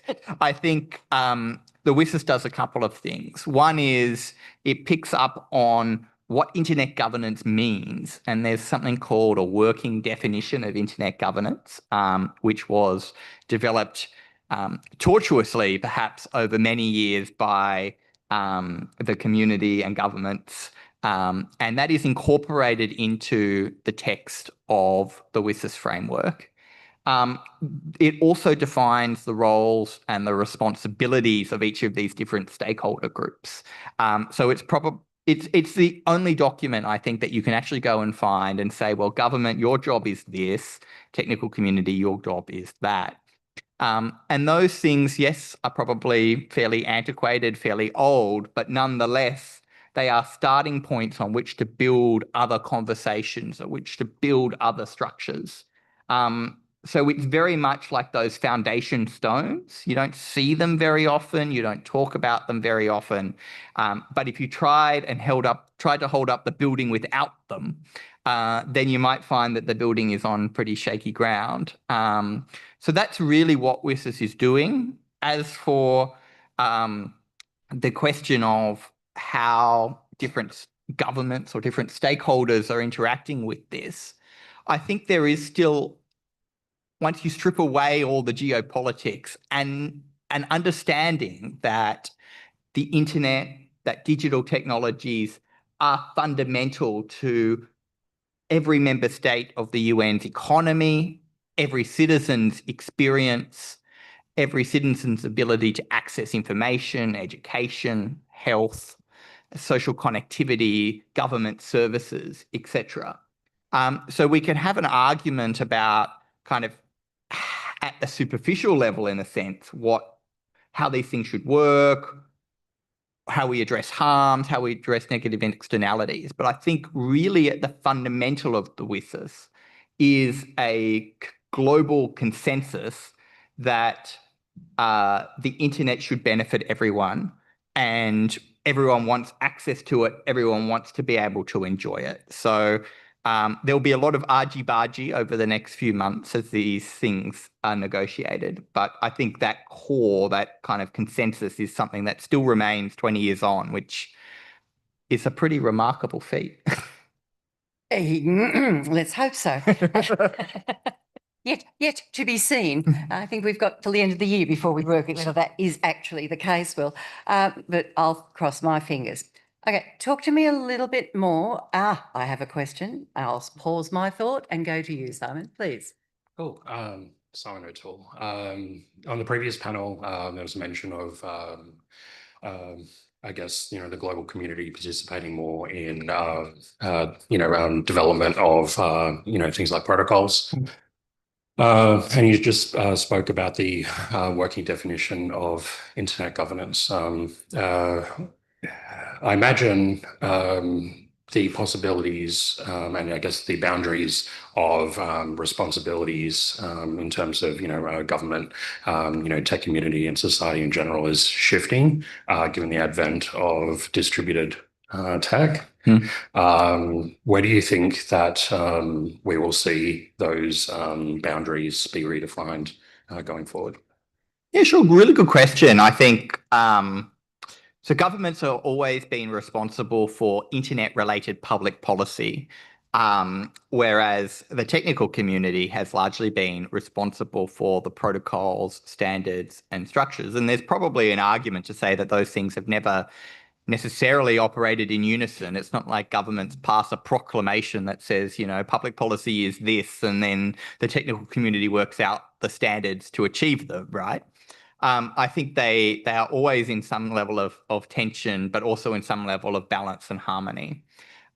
In terms of where we might see those divergences popping up increasingly, I think building on the last panel, it's things like AI, it's things like new and emerging technology, where at a technical level, the internet as a general purpose network probably does most of those things already, and the protocols and standards will develop over time to accommodate those new use cases.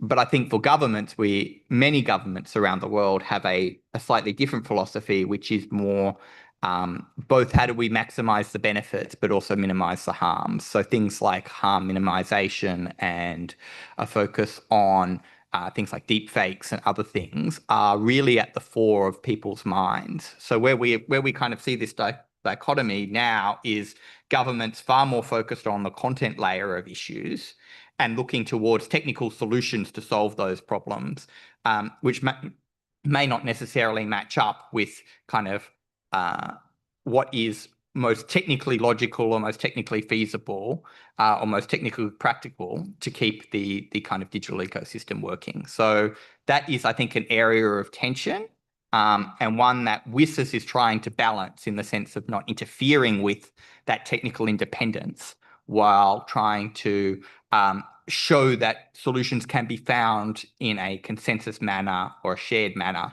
to some of those content or other issues that are focusing on government's attention. Sorry. Of course, some of those solutions are not just technically questionable, they're downright dangerous in terms of the security, stability and resilience of the internet and indeed your personal privacy. But let's not quite go down that rabbit hole yet, unless that's where Keith wants to take it. So I doubt it will be. Keith, over to you. Thank you. With prior US administrations, you could have expected that the US government would be a strong advocate of sustaining the WSIS, at least as much as anything else, as part of an alternative to multilateral preponderance in decision-making with respect to the internet. The current US government seems to hate multilateralism. So I wonder if you could just give us some insights into, to the extent that you can, as to what the American approach to this whole review process will be, and whether they've foreshadowed any insights into what they might see as desirable outcomes, to the extent that anyone in the US government may have worked that out, which is probably a very good question. And it's a two-headed question, because I'm also intrigued by the attitude of the BRIC group of countries as to how they see this playing out. Thanks. Thanks, Keith. I think to take the first part of your question first about the US, as you mentioned, they're very much going through a state of change in terms of some of their policy positioning. I think what we have seen so far is actually continued support for the WSIS as a concept, as an idea. In particular, the multi-stakeholder model of internet governance has been something that has been recognised as being important. They perhaps have different motivations now than they might have in the past for wanting to support multi-stakeholderism, but nonetheless, the idea that multi-stakeholderism is important and that the way the internet works should be preserved and should not be subject to interference by governments through some UN process or body, I think is something that is still fundamentally strong. I think for this community, you will potentially see differences in the US approach than you might have seen in the past, particularly those that have been through previous WSIS processes, whether it's WSIS plus 10 or the original WSIS in 2003 and 2005. And just to share an example, in April, a Geneva-based organisation, the Commission on Science and Technology for Development, which is responsible for reviewing the WSIS each year, held its first ever vote on the WSIS resolution called by the United States. But what I will say is that vote wasn't called because the US disagreed with multi-stakeholderism or disagreed with the WSIS. It disagreed with particular language that we describe, particularly the digital transformation and digital development agenda. So I do think we are in a position where priorities for the US have potentially shifted a little bit. But at its core, WSIS continues to be a really important framework for them. And I think we will, I don't want to speak for them, but my expectation is that they will continue to support the framework as a whole. And it will just be a question of making sure for them that their priorities are reflected in the negotiation text itself. On your question around BRICS. Can you define that for the audience? I'm going to try Brazil, Russia, India, China, and South Africa. Tick. I passed. Yeah, that one. So these are a group of developing country states that have this organization called the BRICS. I think what we have seen is I think that their position is still a little bit unclear. They have a divergence of views on many, many topics. What I will say is that for Africa and South America, digital transformation, digital development is really, really important. They are on the cusp of adopting new and emerging technologies. They are still grappling with some of the challenges that we're grappling with in Australia, such as connecting rural communities, whether that's in the Amazon or whether that's in remote parts of Africa. So we all share kind of these similar challenges, right? And I think for certainly Africa and South America, it's about making sure that they come along with the journey, along with countries like Europe, the United States, Canada, and others. So that I think is their top priority. India as well and China, I think, still see the benefits of the value that the internet can bring, but perhaps have a slightly different model as to kind of what they may wish to see the role of government as compared to other stakeholders as well. So, like, I think to summarize, I think everyone's kind of pointing in the right direction. We haven't heard anyone say the WSIS is bad and we should get rid of it, right? The question is the detail, and there'll be different areas of emphasis for each of them. But I think broadly speaking, everyone is really positive about it. Christine. Hello, Christine Runniger, Internet Society. This might be a bit too early in the panel to ask this question, so feel free to put it for later. But Will, how can the Australian internet community help the Australian government prepare for these negotiations on the WSIS Plus 20? Perfect question. Great question. And I will say firstly that you already have been. So that's been great.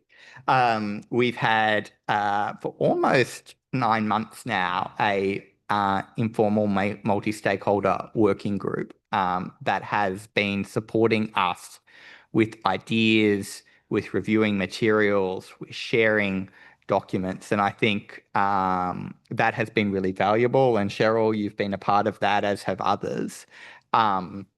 What I think as we go into the next phase, and perhaps take a half step back and explain what that next phase might be, this WSIS conversation is going to New York. It's going, in a sense, behind closed doors for governments to argue over the text and spend a lot of time discussing what the text of this resolution should be.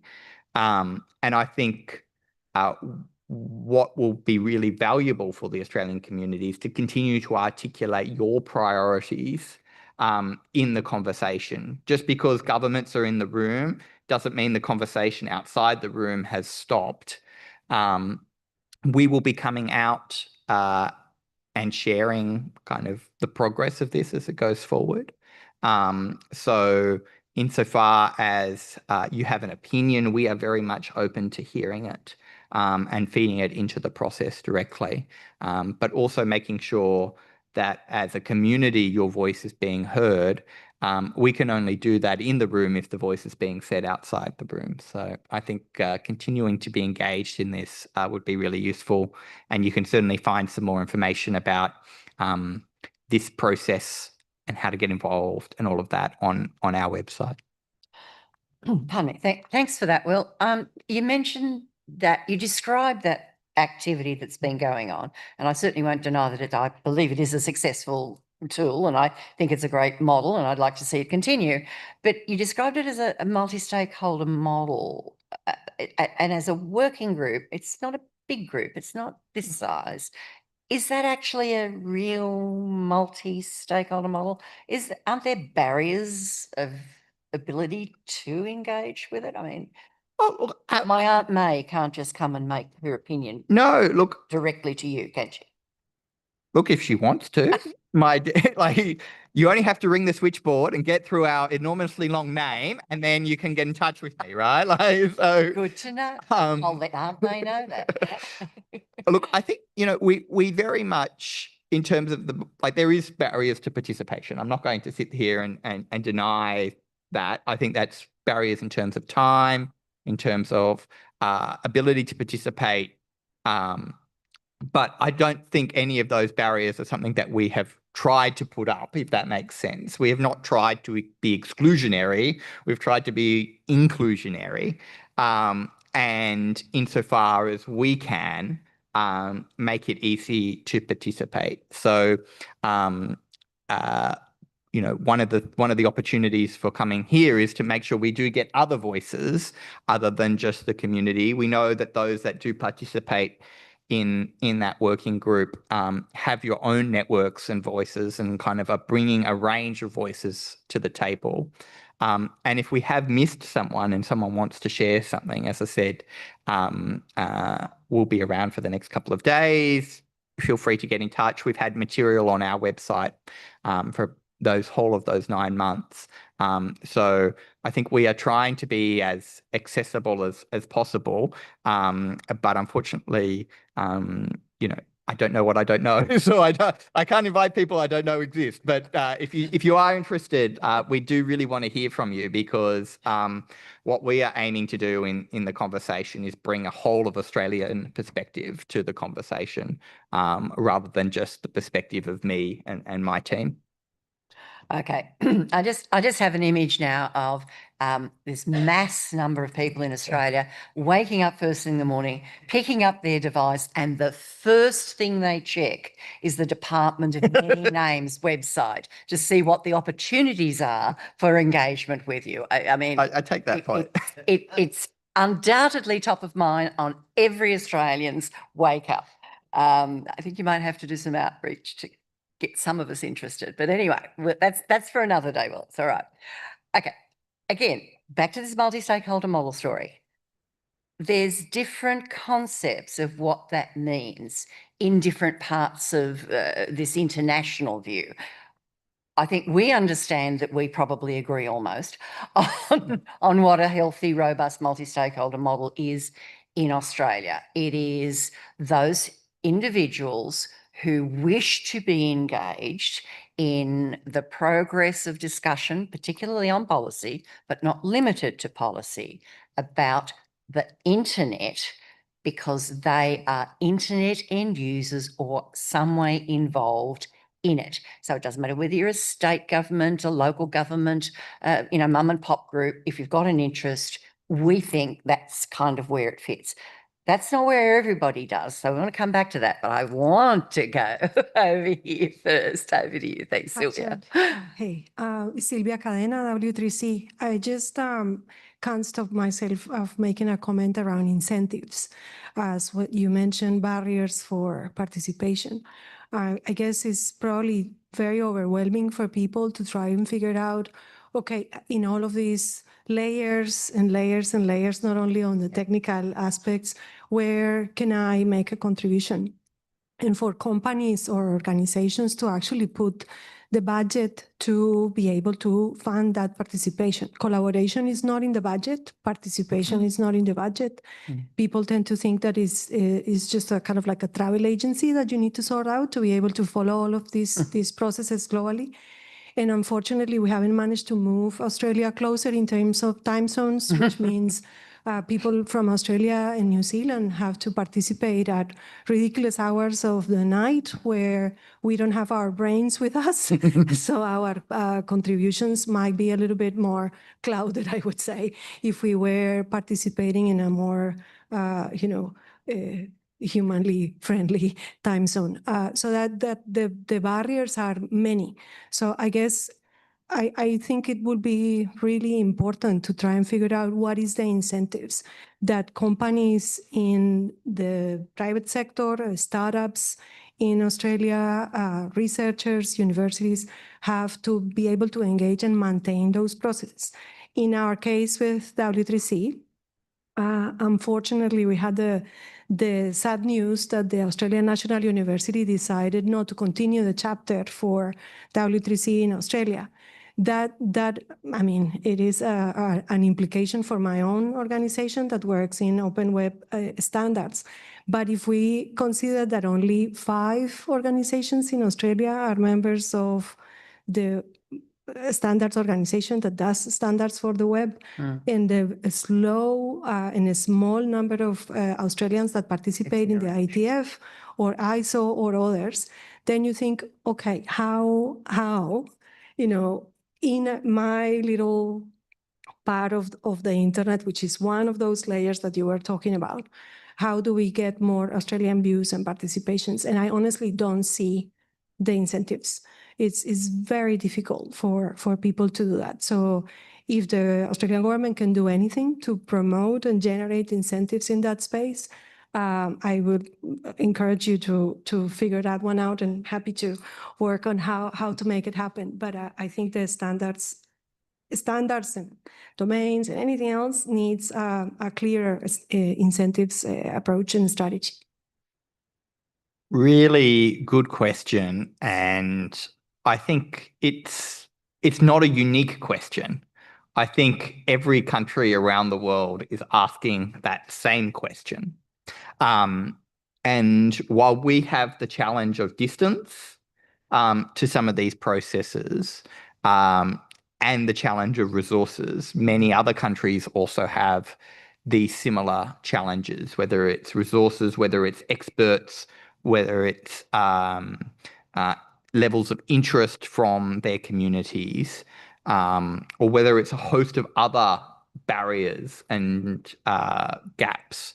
So I think this has been one of the things that has been happening across the WSIS conversation this year is how do we increase participation and representation of all groups, not just those that are, WSIS veterans, I'll call them that, but how do we support more involvement in all of the processes, all of the standards making, all of the ICANN work, all of the work in WSIS at the UN, at the IGF, at the WSIS Forum, at other places. I don't know we have the answer, but I think the first step to finding an answer is to recognize that perhaps this is a gap that we need to fill. And I think it's as clear here in Australia as it is around the world. And I think one of the things that we are really keen to do is to find innovative solutions to this problem. So if anyone in the room has an innovative solution, please come and have a chat with us, because we will happily take on board your homework. Just before we go back to MSM then, it's not just a matter of money resources, and there's a time resource issue here. But I think one of the points Sylvia was making was the time zone issue as well. I'm looking around to see whether our New Zealand compatriots and some of those like Andrew from Pacifica would agree that perhaps we could do more as a sub-regional region in slightly more conducive circumstances, providing it's done in advance of critical points in a timeline. Because what often happens is we need a comment and it's a fortnight. And that's kind of not all that conducive to free and open engagement. No, look, fully agree. And I think, there's been steps in the right direction with that. The UN co-facilitators, Kenya and Albania, for this WSIS Plus 20 process have made a deliberate job of getting up in the middle of the night in New York to have a conversation with our region as a whole. It still is probably quite early in the morning for some. I think it's about 6 or 7 in the morning for our Pacific and New Zealand colleagues. But I think they are trying, which is I think a step in the right direction. I fully agree with you, Cheryl. There's more that we can be done. It's kind of a little bit of a chicken and egg problem, right? Like, we want more people to get involved, and therefore we want to find the right times and the right opportunities to make that happen. But often you need the people interested to then kind of force that change, right? But those people can only get interested if the change happens. So it is a kind of a little bit of a complex question.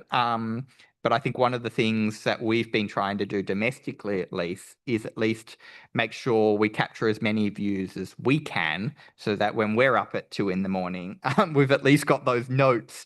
But the more we can do in that space, I think really, really important. Or we might have to contemplate what auIGF might be able to do in finding some of those mutually useful exercises as we go forward to improve not just Australia's focus, but perhaps some slightly more wide-ranging than that. And by the way, I see him at 2 a.m, and he does perform perfectly well, and he does have his brain in gear. He's even very diplomatic, astonishingly so. I'm almost concerned.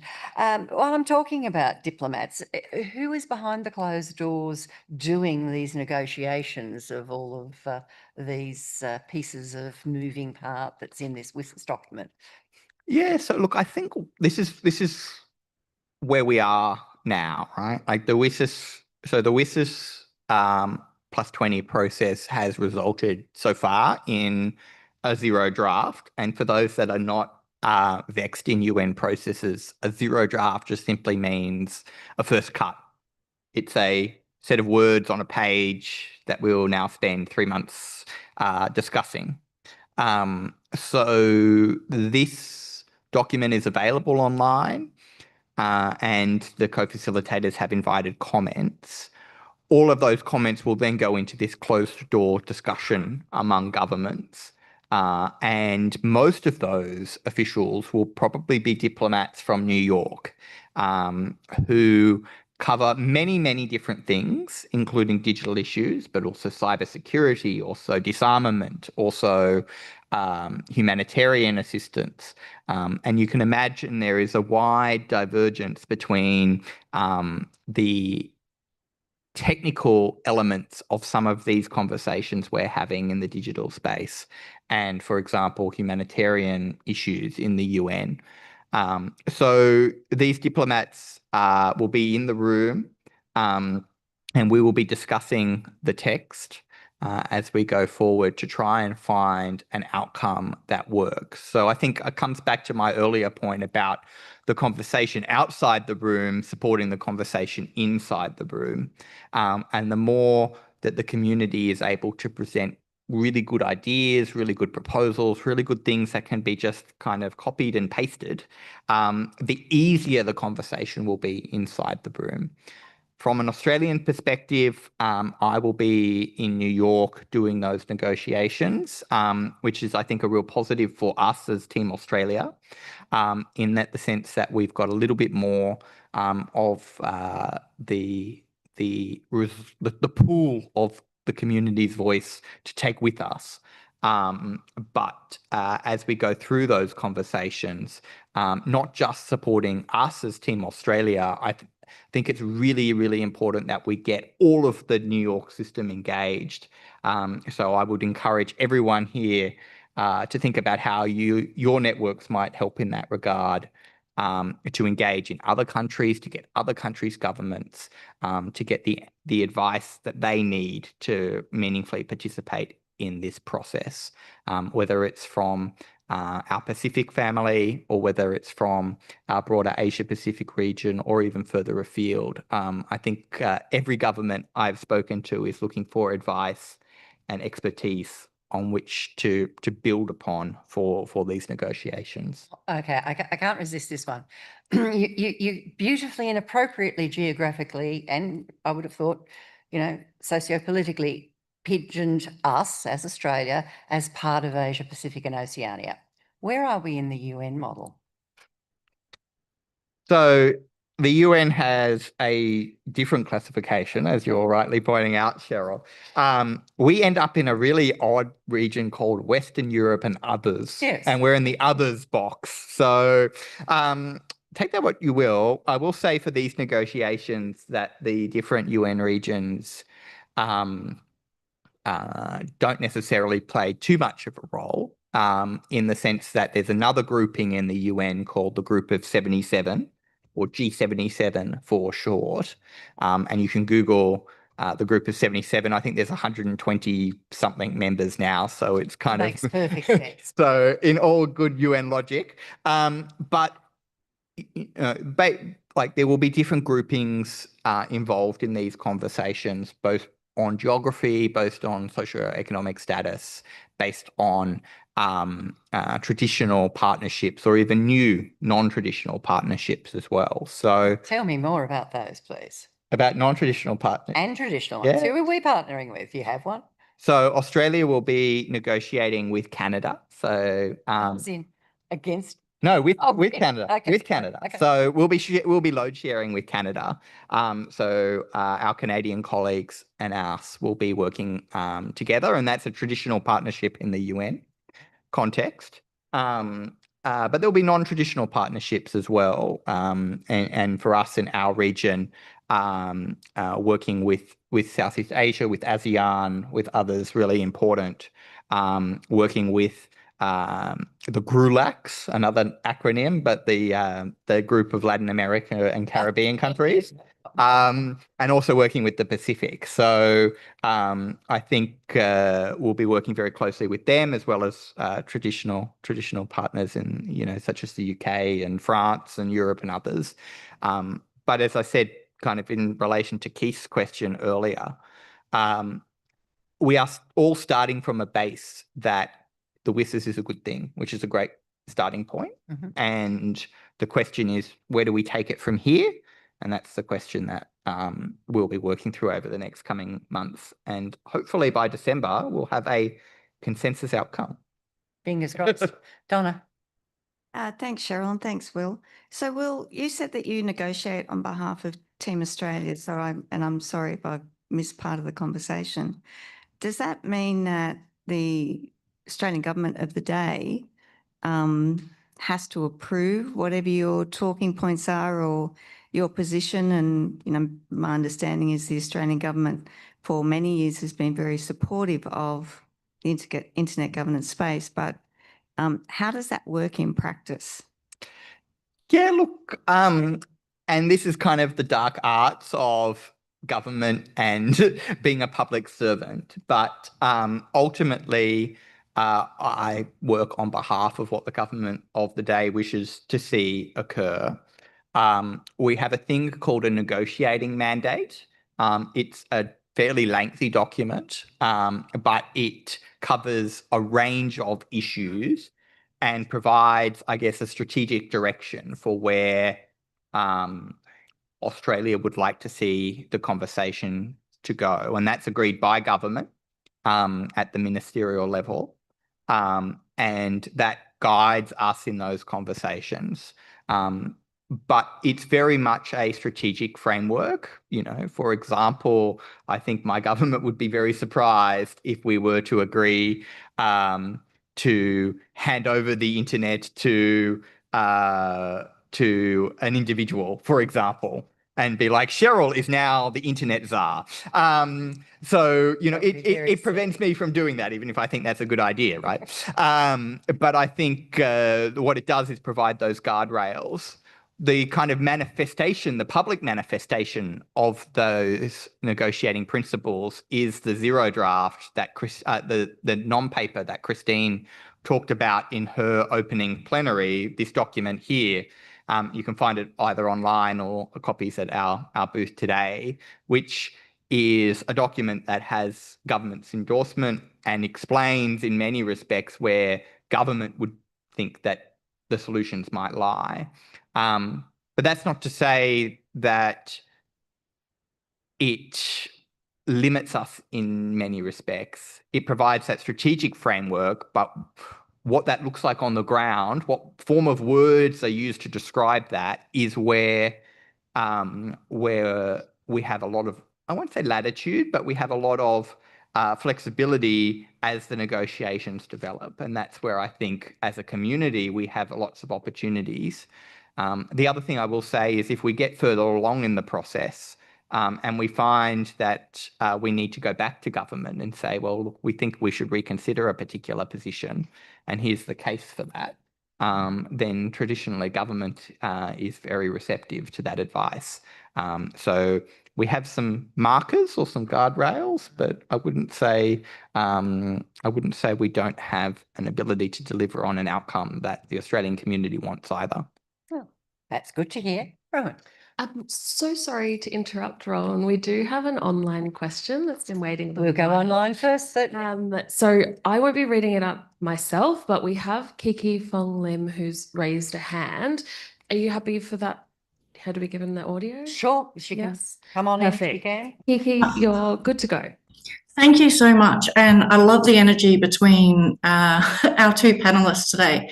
I have had the experience of being part of this multi-stakeholder approach that Will and Ian and his team have been leading for these negotiations. And it's very rare that I would say it, but I'm genuinely delighted. I think that for a group of people that do come in with different backgrounds and languages and perspectives, Will does a very good job of synthesizing those.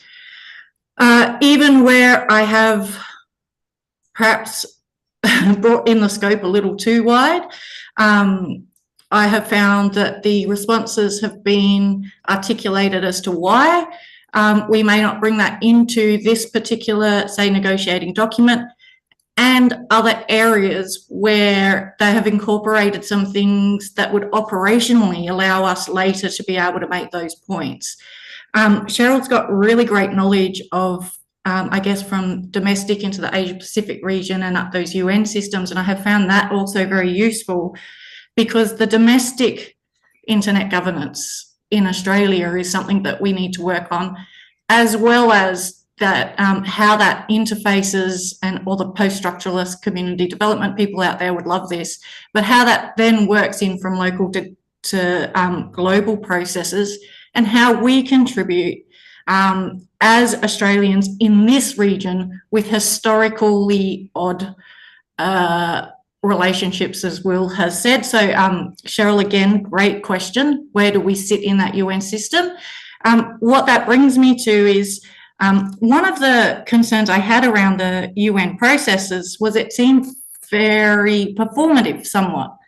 And Will reminded me of, I guess, the participation at a global level, that if we are multilateral and not multi-stakeholder in a UN system, and please do correct me if I'm wrong, it is UN member states that can participate in those discussions or negotiations. So if you are from a group that hasn't got as open support from the government as, say, Will and Ian are providing, if you come from a country that is not a recognised UN state, such as Taiwan or Palestine, you're not going to be represented there. I think that comes into this, again, a structural kind of element to what's happening here in these negotiations and why it's important. The IGF in Australia, it may not be right what we want, but it is so worth preserving and having participation, because it is the only independent fora. It is the only place that isn't actually run by a data broker in the background. And how we participate, I do think that what we're hearing here is we need to develop a no wrong door culture, and we've discussed community of practices, and I'll just use that because it's kind of known throughout every kind of industry. And I think having independent community organisers to help with those linkages, help at those intersections is important, especially if we are to have a proper place in the Asia Pacific and not take on some of those impositions that a Western country has done previously. For those of you who are new to WSIS or the Internet Governance Forum, please do check out Action Lines, because that you might actually find the familiarity linked to the SDGs, the Sustainable Development Goals. And ITU have got a great map, I'll put it in the chat. But organisations, peak bodies such as the Australian Libraries and whatever else it's called, association, and the Australian Neighbourhood Houses and Centres already use those SDGs. There are already some frameworks for measuring and reporting, and I think that if we could get that universality happening and that community engagement, I feel that what is being set up as a pivot point between our domestic and our international engagements is very good. So thank you, Will. Thank you, Cheryl. Thank you for your organisations. And I look forward to seeing how we expand our nodes and strengthen our nodes in our networks. Thanks, Kiki. Well, it's not a level playing field, as Kiki points out. Any comments on?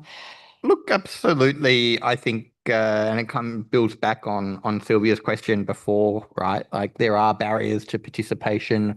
I think in an ideal world, we would love every single person.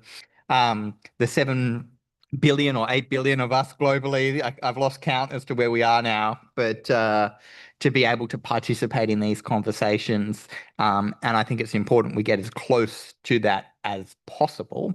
But I think, you know, as I said at the beginning, like the WSIS plus 20 process is a compact, right? It's an agreement from governments to recognize the value of this multi-stakeholder community. So in a sense, it's okay that the conversation ultimately boils down to an intergovernmental one, because the outcome that Australia and other countries want to see is the continuation of the global multi-stakeholder conversation. And if we can strengthen that and improve upon it, that is absolutely fantastic. But, you know, we do work in a world where there are kind of processes and structures and ways of doing things to get those outcomes. And WSIS plus 20, the role of the UN General Assembly and the membership of the General Assembly is one way to achieve that. Very diplomatically answered. Rowan. Thank you. Sorry to go back on the partnerships type. With the non-traditional partnerships, we have a lot of involvement in Pacific. What do you think about the growing regional areas, for example, Asia Pacific, Indonesia, and what's in it for the government? What are interests for government? For example, when we go in Pacific, we are helping them build capacity, but what's in it for us? Thank you. Really good question, and you know, I don't want to speak for every government in our region because I think that would be very bold and very presumptuous of me. But I think the crux of the question, though, is what do we as a region see as important? And so Australia has helped facilitate with the Asia Pacific telecommunity some regional conversations amongst governments about what we as a region might see valuable from this. And I think some of the key messages out of that have been, first, that we still need to get the basics right of digital connectivity. Not everyone in our region is connected. Most people who are not connected are in rural areas or in small islands or in other hard to reach places. And we shouldn't just accept that we have connected most people, so therefore we have connected everyone. That's the first point. The second point is I think that we've heard that the connectivity needs to be meaningful. There's no point connecting people to an internet that's only full of English. And I think something like 86% of internet content is in 10 languages. There are thousands of languages spoken across our Asia Pacific region. So closing that divide, closing the gender divide, closing other divides in that space, really, really important. And then the third point that we've heard is that the opportunities for young people are particularly important, and how we leverage digital technologies to both connect young people to education and services, but also empower young people to be that next generation of innovators and entrepreneurs. I always remind myself in our region, we have the world's consumers, the world's manufacturers, and the world's innovators across the region. And it doesn't matter whether you're in Tuvalu, Australia, New Zealand, PNG, Japan, China, India, Indonesia, or many other countries in our region. You have those same opportunities if we get this digital transformation and connectivity right. So I think those are some of the messages that we have heard from governments and other stakeholders across the region. I'm sure there are many more, but I think we see those as really valuable messages to take to New York, to say to the rest of the world that these are the opportunities for us as a region that we want to see as outcomes out of this process. How do we enable those things going forward at that strategic and macro level? So I hope that's a little bit helpful for where you were looking for. Joyce. Hi, sorry, Joyce Chen from APNIC. I have two questions. I think we've spoken at length about, the fact that most of us are not going to be in the room during the UN General Assembly or UNGA, and won't be part of the negotiations. So my first question is, can you tell us, and you know me, I like to speak in specifics, what exactly it is that you are going to be defending or protecting at the high level? And of course, what is it that you're gearing up to fight against? That's the first question. The second question is, so being from APNIC, I come from the technical community. There are a lot of parts of the zero draft, for example, where I won't have that specific expertise to talk about.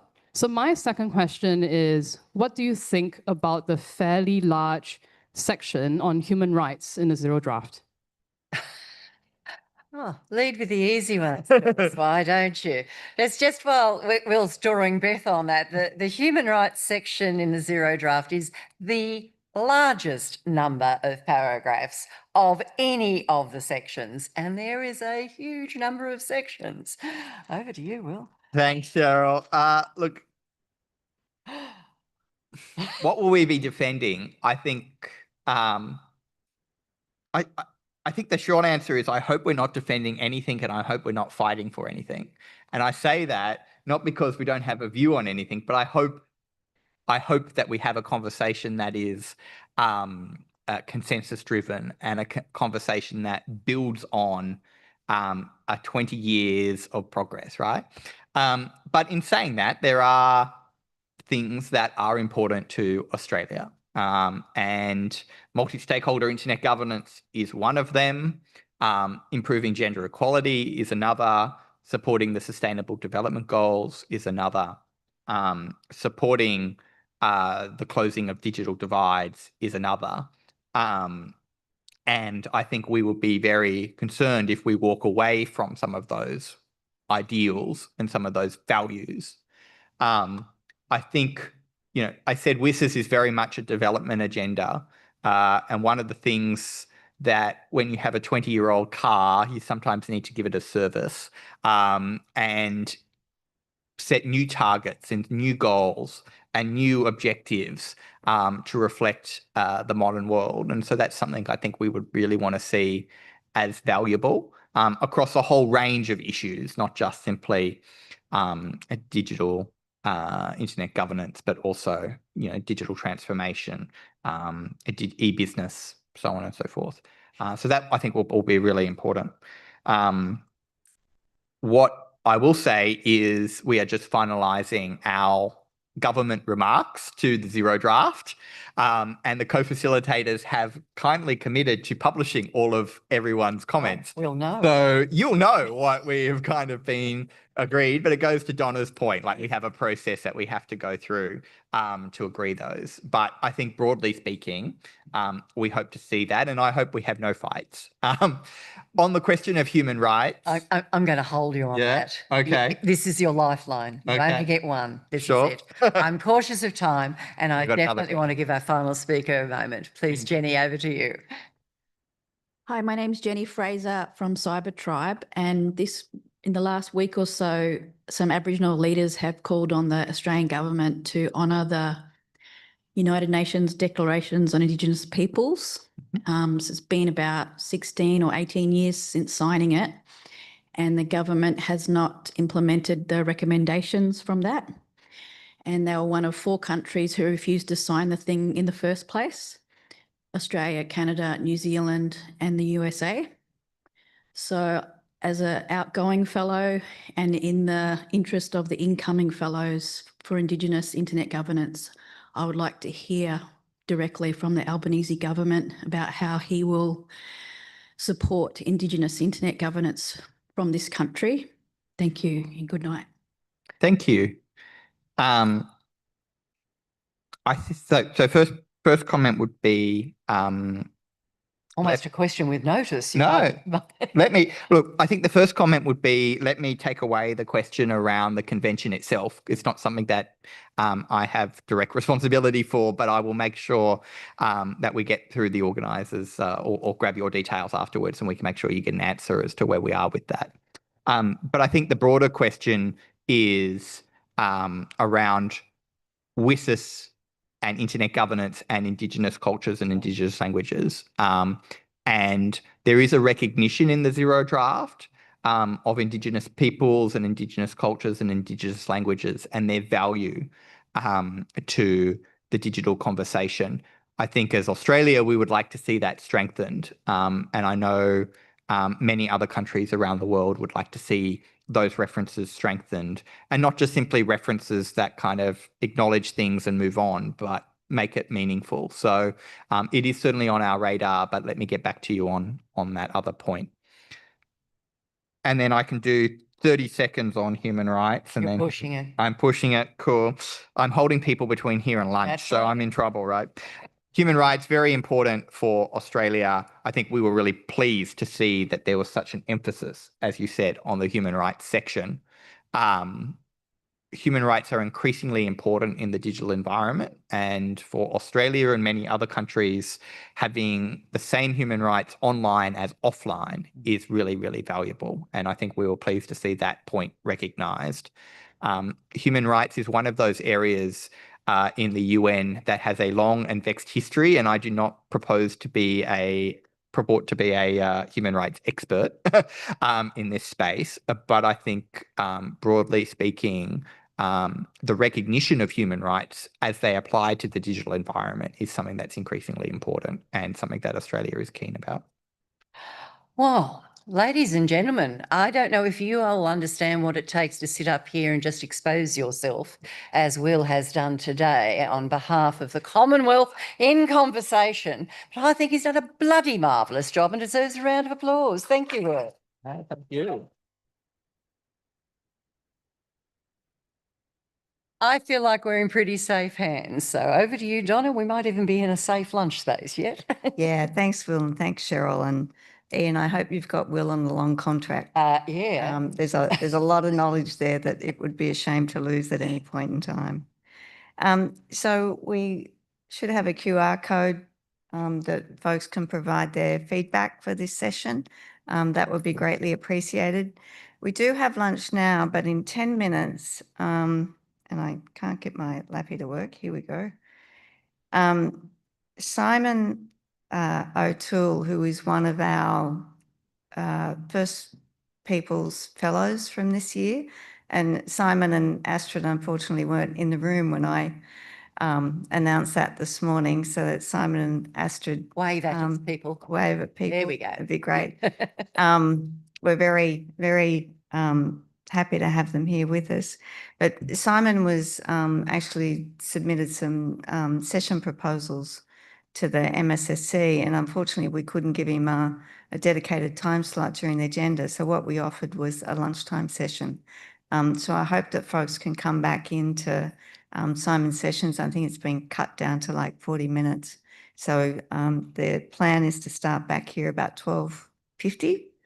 And Simon's session is Sovereignty in the Digital Age, Reclaiming Identity, Governance and Power. So I think on the back of Uncle Mickey's welcome this morning, I think this should be a really interesting conversation. Essential conversation. Yes.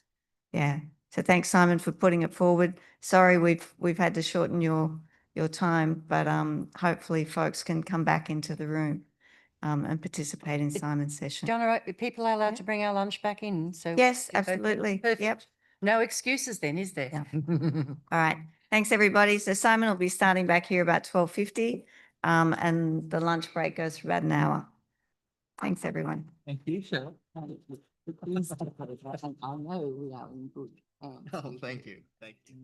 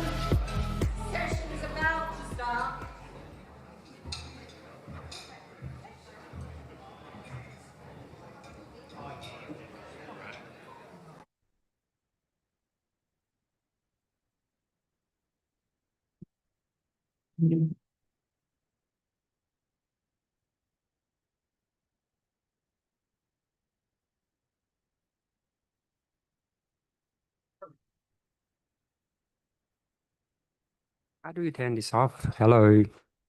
Yeah, it's ready to go.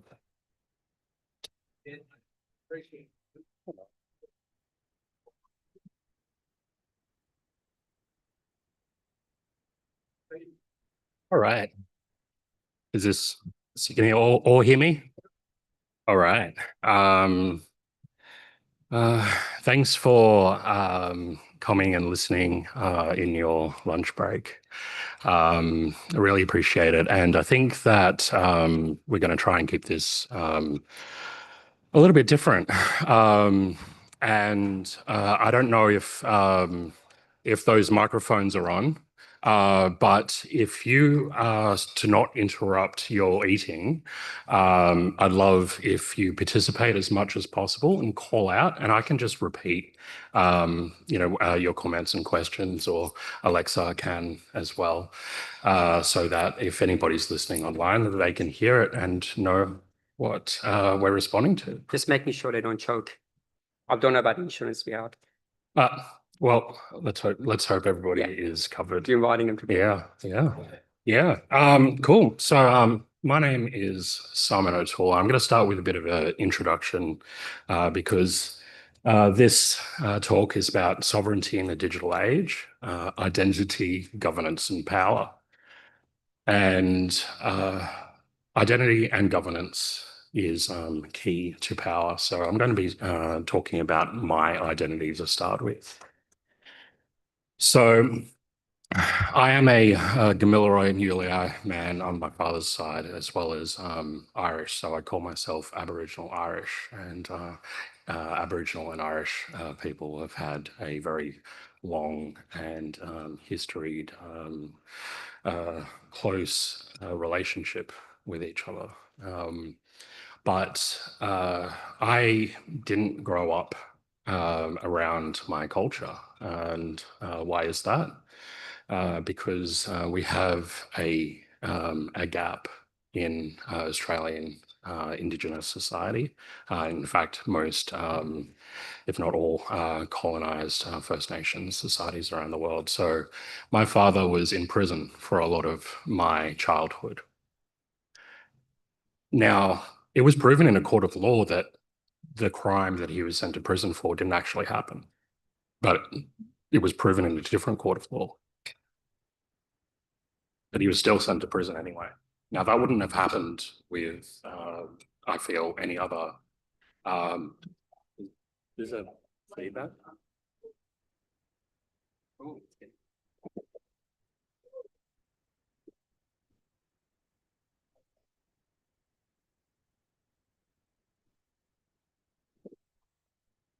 Good job. Thank you.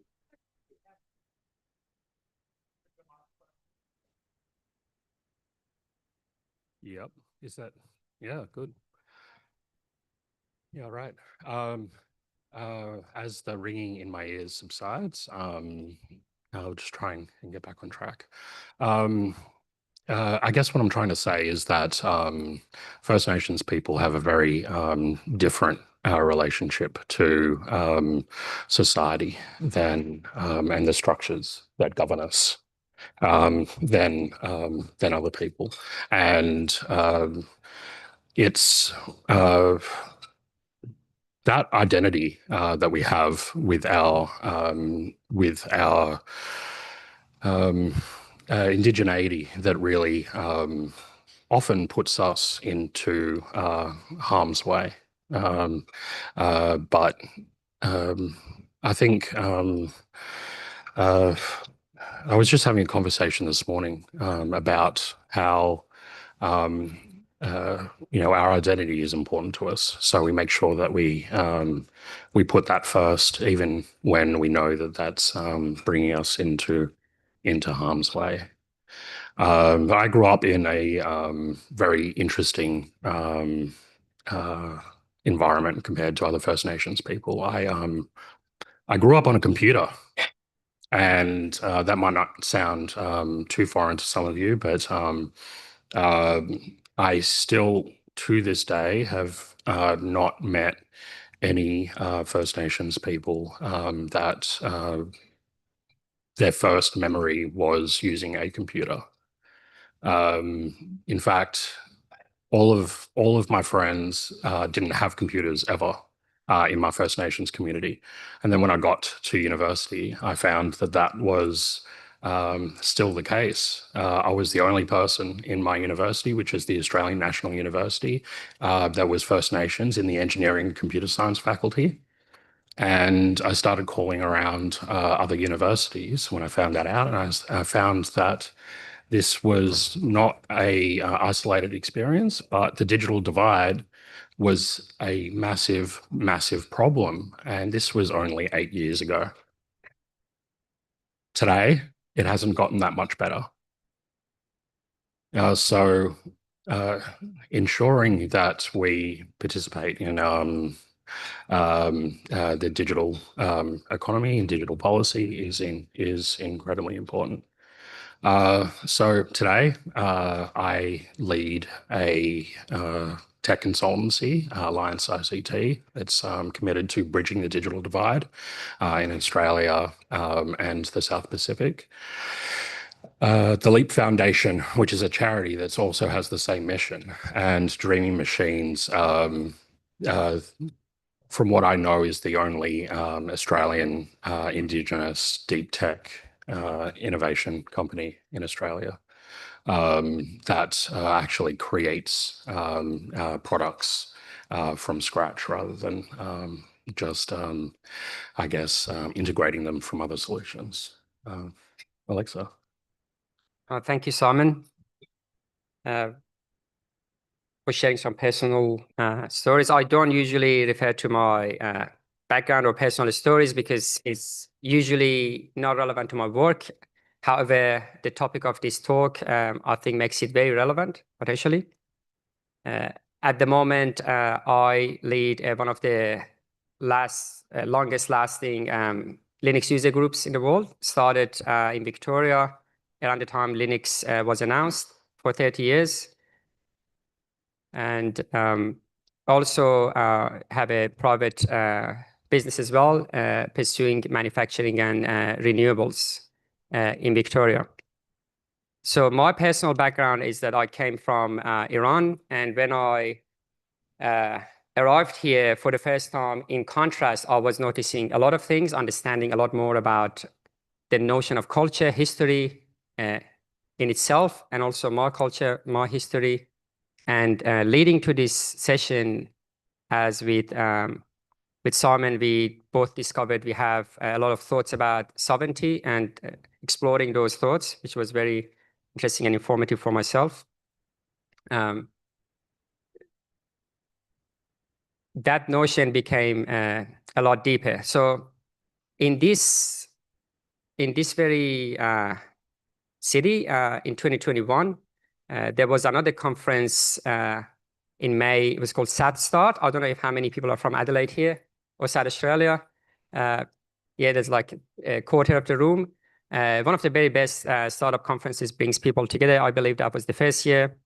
That was when I was set to, in partnership with other colleagues of mine, reinvigorate electronics industry in Australia.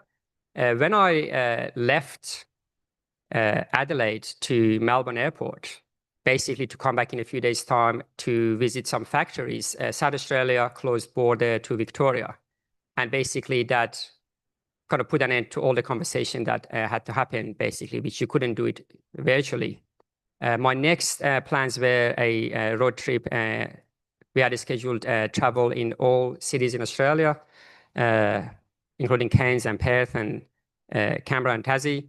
That all was a domino effect of border closures that all got cancelled. When things like this happen, disturbance happens in service, you notice that you had something and you don't have it now.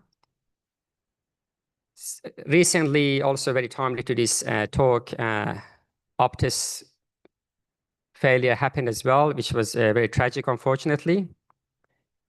Sometimes we associate these things with logistics and operations, but what's really important is the fact that in both cases, we have mechanisms to address those things so that they don't happen in the future.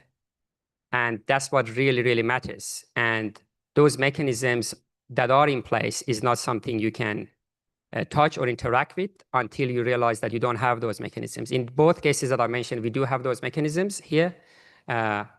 In both cases, differently democratic process, and also there's contractual agreements, and you can put different companies in and services basically accountable, whereas sometimes you don't have those mechanisms and you don't even know. It's very similar to the difference between health and fitness.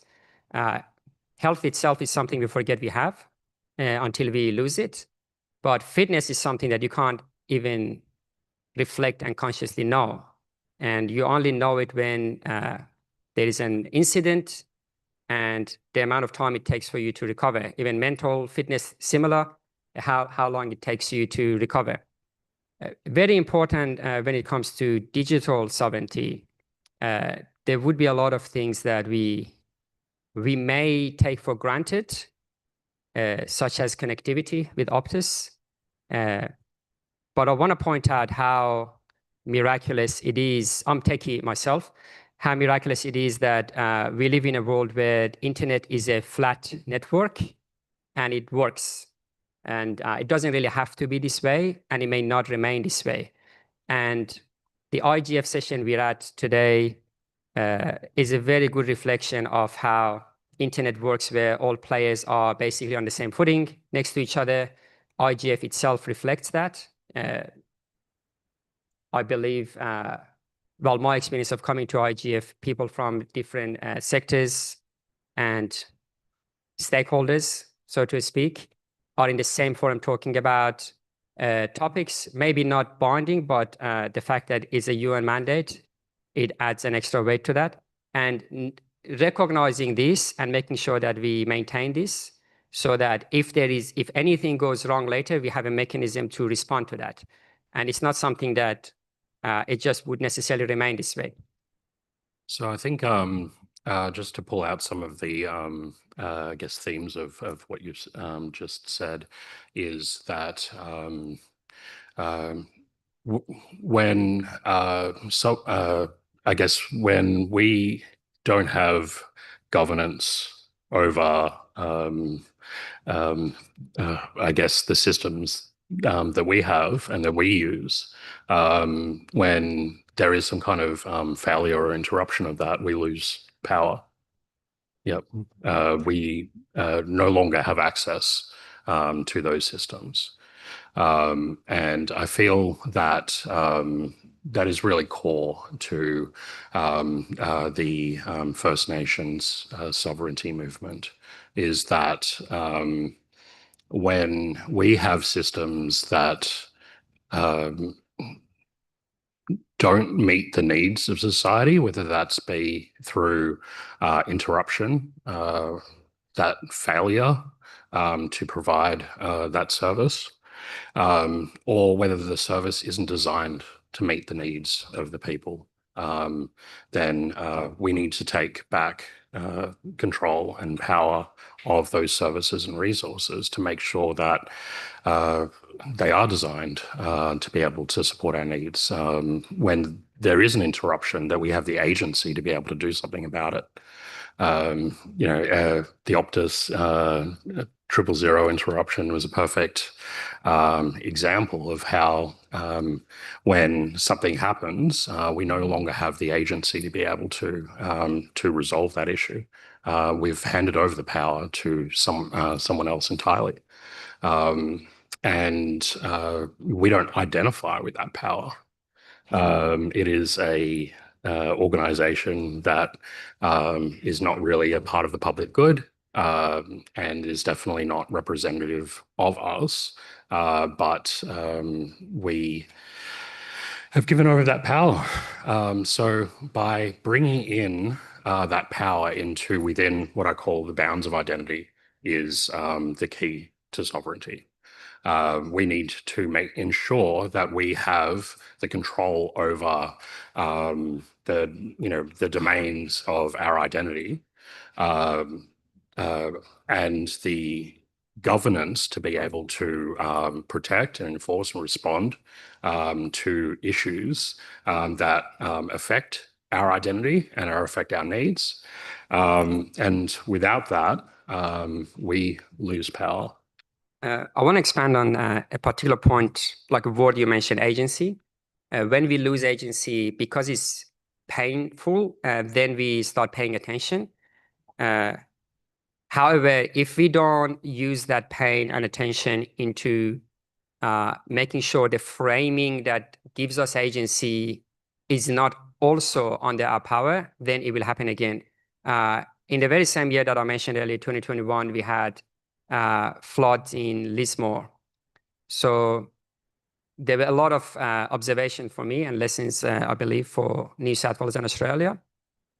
A particular one that I want to mention is how telecommunication failed, and people who, some of them had to put a hole through their ceiling to swim up to second floor in the middle of night. They didn't have any way of knowing where everyone else is at or where the support is coming until late morning, I believe. So that should have been so that's a loss of agency in communication. That should have triggered potentially, when I say should have, I try really not to use the term should have. I'm putting it myself first. There are very simple established protocols, technologies that have been around. You can establish with consumer grade hardware to make sure that there is basic communication always is in place. There's mesh networking, there is open source software, very simple hardware. We have run a workshop in Linux Victoria prior. The hardware hardly adds up to $50 for having a setup that actually works really well.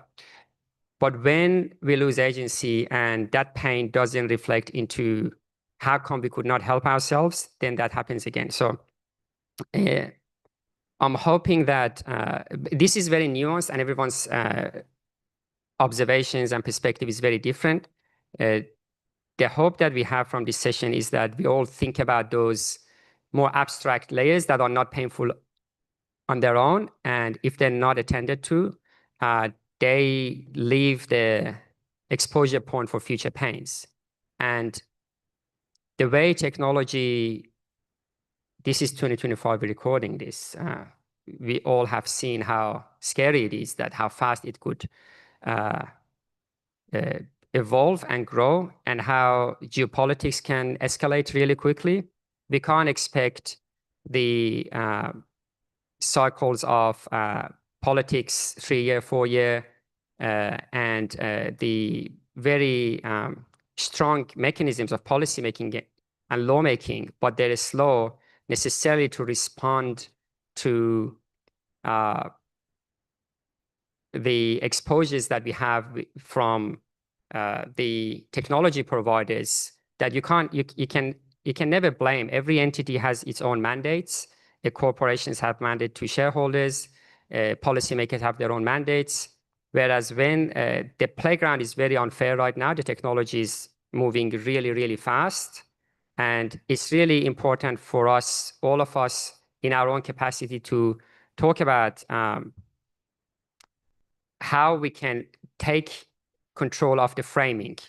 I don't say we don't have to take the control over the framing, but when a pain point happens, it's a great opportunity for us to reflect, especially if it happens for the first time.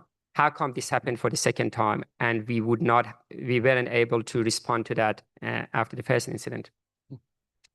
So whenever I hear people talk about digital and data sovereignty, really what they're talking about is state, national, digital, and data sovereignty. But like I've said earlier, that identity plays a massive part in sovereignty. So identity and governance go hand in hand to make sovereignty. We like to think that we are sovereign over our individual selves. We decide, what we ingest when we go to the toilet. When we get in the car, when we go somewhere. We've also got our family unit. So, having sovereignty as a group and as a collective over that family unit. And it's that collective that I want to discuss for a second, because First Nations cultures are relational. It's all about the collective rather than the individual. And I think that when we're talking about digital and data sovereignty, we often talk about either, the individual having control over our own data, or just societal at the state level. But identity is composable. Like I've said, you've got individual identity, you've got identity of the family unit, you've got identity of a community group or a Indigenous First Nation, for example, a state. These are all social constructs. Some of these social constructs might be grounded in something tangible and something real, like lineage or genetics, but they're still social constructs. Anybody a part of that group can change the decisions on how that group is governed to re-establish what the definitions of that group is. And we need to start moving towards a policy framework where we can more adaptively compose these identity groups and be able to create governance that isn't just individualistic and saying, I as one person have the approval to be able to make a decision that affects a whole group or whole collective. And that's what we essentially have today in terms of the way that we interact with the internet. But then also in terms of the collective, we've given away that power to, a bunch of politicians or, a bunch of custodians that we didn't choose, that don't represent us. Custodianship is also a fundamental part of First Nations governance, and we don't have ways within our technological framework to be able to capture and govern the way that custodianship works right across every single level of society. And I think until we decentralize, technology, not just in terms of its the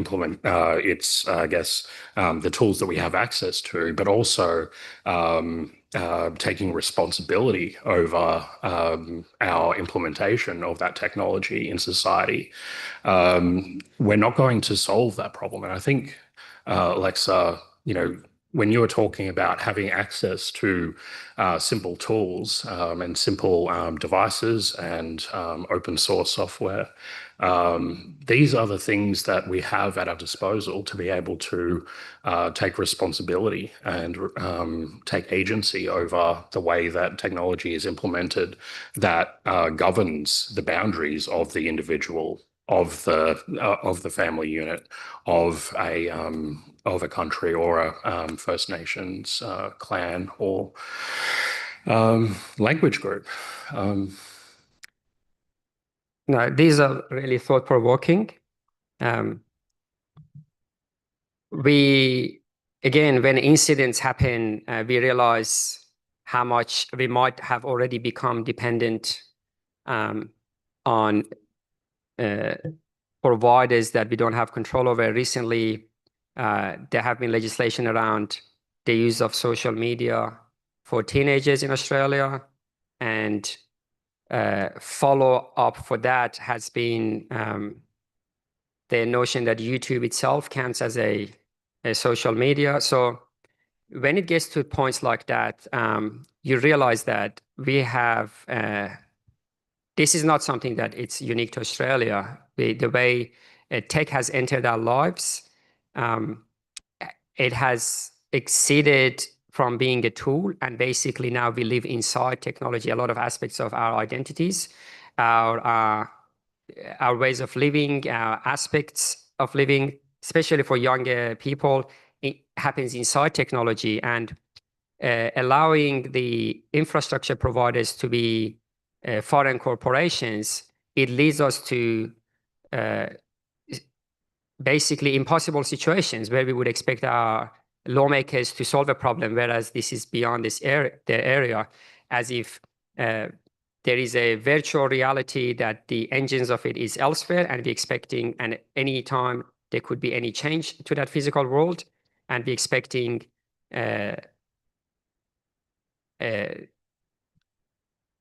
people who have no access to that infrastructure being able to rule.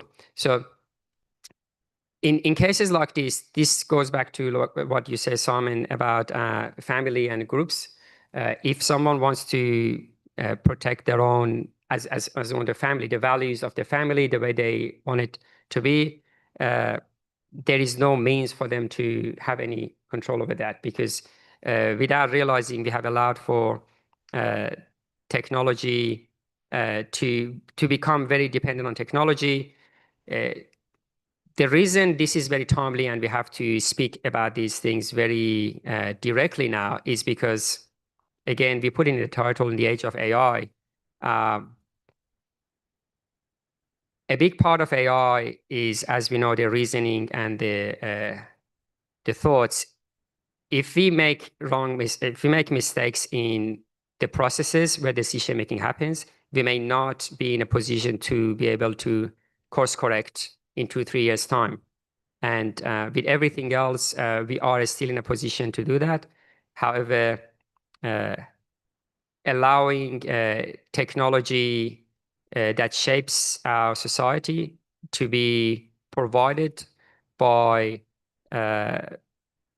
sources that we don't have end-to-end visibility and control over, it could be very dangerous. And the purpose of this talk is basically for us to all proactively think about these topics in our everyday work and amongst ourselves, because these are not abstract and philosophical anymore. This is September 2025. In July, I was in Canberra when a GovAI initiative was launched by the Department of Finance, and action is happening, and it's really important we all think about these matters and get involved, and making sure that it's not just one department's, we can't put it on one department to make the right call. This is way beyond, similar to the social media and teenagers issue that we brought. This is something that involves all of us, and it's very important that we all help each other to make the right decisions and not waiting for one institution to make the decision, because there is no point in blaming 2-3 years later when there's no opportunity to course correct. William in the last panel said about the question about the UN Declaration of Indigenous Rights. That's not my area of responsibility. As autonomous agents come in more and more into the structures that govern our sovereignty, we're going to hear that a lot more. We're going to say, that's not what I do. This is called the problem of many hands, and that's big. This existed within government for so long. With responsibility and governance spread over so many different entities, it creates gaps in responsibility, gaps in liability.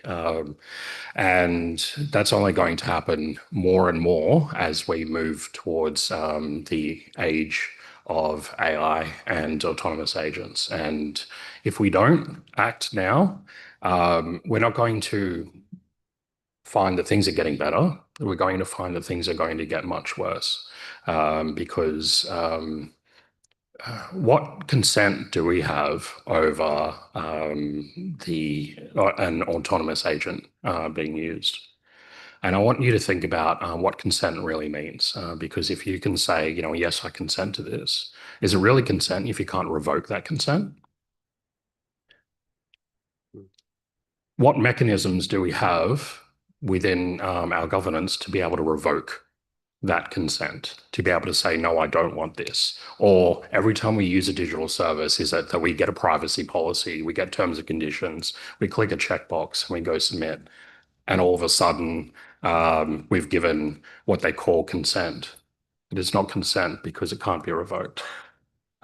So digital society, whether that be, in the infrastructure that we use to govern that, or the way that infrastructure uses that data, we essentially don't have consent over. And that's a dangerous and scary thing. And that's something that we should all be worried about, but particularly for First Nations people who have a responsibility to be custodians of our knowledges and our oral histories. And, we have our own protocols to be able to govern those knowledges and those cultures. How are we empowered to be able to enable I guess, digital governance that reflect those protocols? Hi, good afternoon. I'm Zain. I work for AUDA, but I'm asking this in a personal capacity as a person interested in tech policy. So really thought-provoking stuff, but I want to know, when you talk about decentralizing, tech and getting control back. So if we look at AI, we have this debate about whether it should be over-regulated or let's have a wait and see approach. So let's use that as an example. What would you like to, see done? Like, do you want more control with tech companies, or do you want more control with individuals? So do you have an idea in mind? Would love to get more thoughts about it. Thank you. So that is essentially what a lot of my work is about. And so I've designed a access control model called intent-bound, consentful, capability-based access control. And what that allows you to do is embed into the permissioning of essentially every system, not only consent that can be revoked, but also you bind to that consent the intent in which you've given that consent. And this is a computational access control model, so that technology and services can reason over that consent and that intent. And so you can understand before an action is performed whether it will, I guess, breach the terms of your consent, and the systems can stop it from happening before it even happens, which is something that we just don't have today. And I really think that people need to be started thinking about that, is how do we not take reactive approaches, but preventative ones? I'd like to also provide an answer to that question really briefly. We get to your question after that. A very, very good question. Thanks for asking that. My answer would be, well, there are technical things I could say, but I want to say the same way as a society that feels wealthy starts looking at more vulnerable ones. When we in Australia, one of the very first things I noticed was how disability is taking really importantly, not only mobility, but also I was a web developer when I entered Australia, and I was seeing how serious, especially I had a few roles in the state governments, they are about accessibility of their website. At the beginning, I didn't understand, but later I had a great appreciation for that. The same way we can be kind because we feel wealthy and we take care of, we go extra miles, even though we may not necessarily have to. The same way, I'm inviting every one of us, especially in more positions of governments and corporate procurement, to go extra mile in if a technology choice or vendor simply ticks the boxes, we can always go further to make sure we also using providers that are Australian, that are local, to work with Australian government, universities, and using open source solutions that are collective commons and keep knowledge locally. Australian federal government in 2019 signed a whole of government contract with IBM for the value of $1 billion. I don't know the details of that or whether it's a right or wrong decision, but what I'm inviting everyone is to also consider investing in our local industries. And we have great assets in Australia. We have great universities. I name a few, but many more: UNSW, ANU, Monash, Melbourne, UQ. And we have like Australian small business owners in tech, one of the very, very first ones and early ones. We can feed these resources locally so that the technology that we're building, so-called AI, is what we in Australia, it doesn't have to be open source, it can be proprietary, but it's something that comes out of Australia. We don't have to buy from elsewhere necessarily. If we don't do now, 5 years later, I may not have this suggestion because that ship may have sailed already. Question. Yamagara Nadu Nimba Wawan Mai.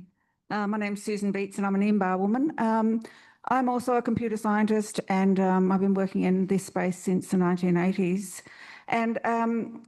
But I'm also a very cultural woman. I grew up on my country in very remote, far northwest New South Wales. And so consent to me is a very broad and deep thing to think about. It's actually there are many definitions of consent, but one of those includes not just free, prior, fully informed consent. So I don't believe we can know what the full intent of the use of the data or the knowledges are. I think when you ask about control of technologies, there is no such word as control in any language, Indigenous Australian language here. What there is custodianship, and it's internet policy and governance that our peoples can contribute to technology development and governance, and any of the information systems or technology systems that maintain those. So I'd like you to think about bringing that to the floor. Yep. Thanks, Susan. We are out of time because I think we need to start the next session now. But I'm really glad Susan had a chance to contribute. Yeah. Thanks, Alex. Cool. That's cool.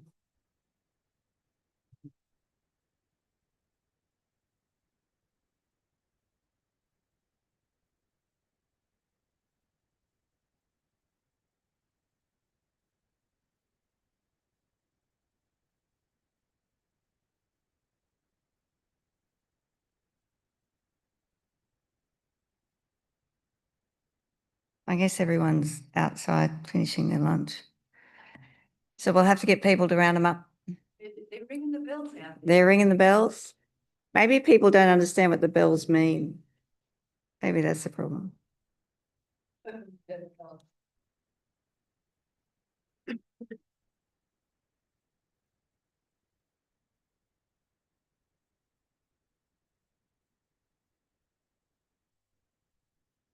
When are you, Tim Marshall? Yeah, Tim, come on up. Have you got your group?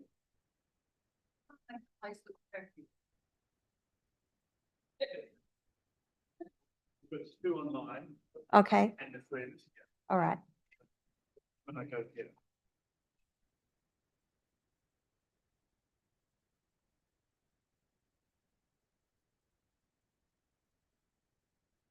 Rachel, we got the two online as well.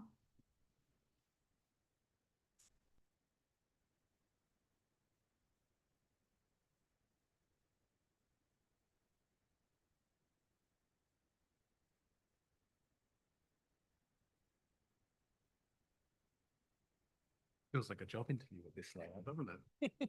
You're all over there. Being quizzed. Oh, you're the chair. That's what I thought. Come this way.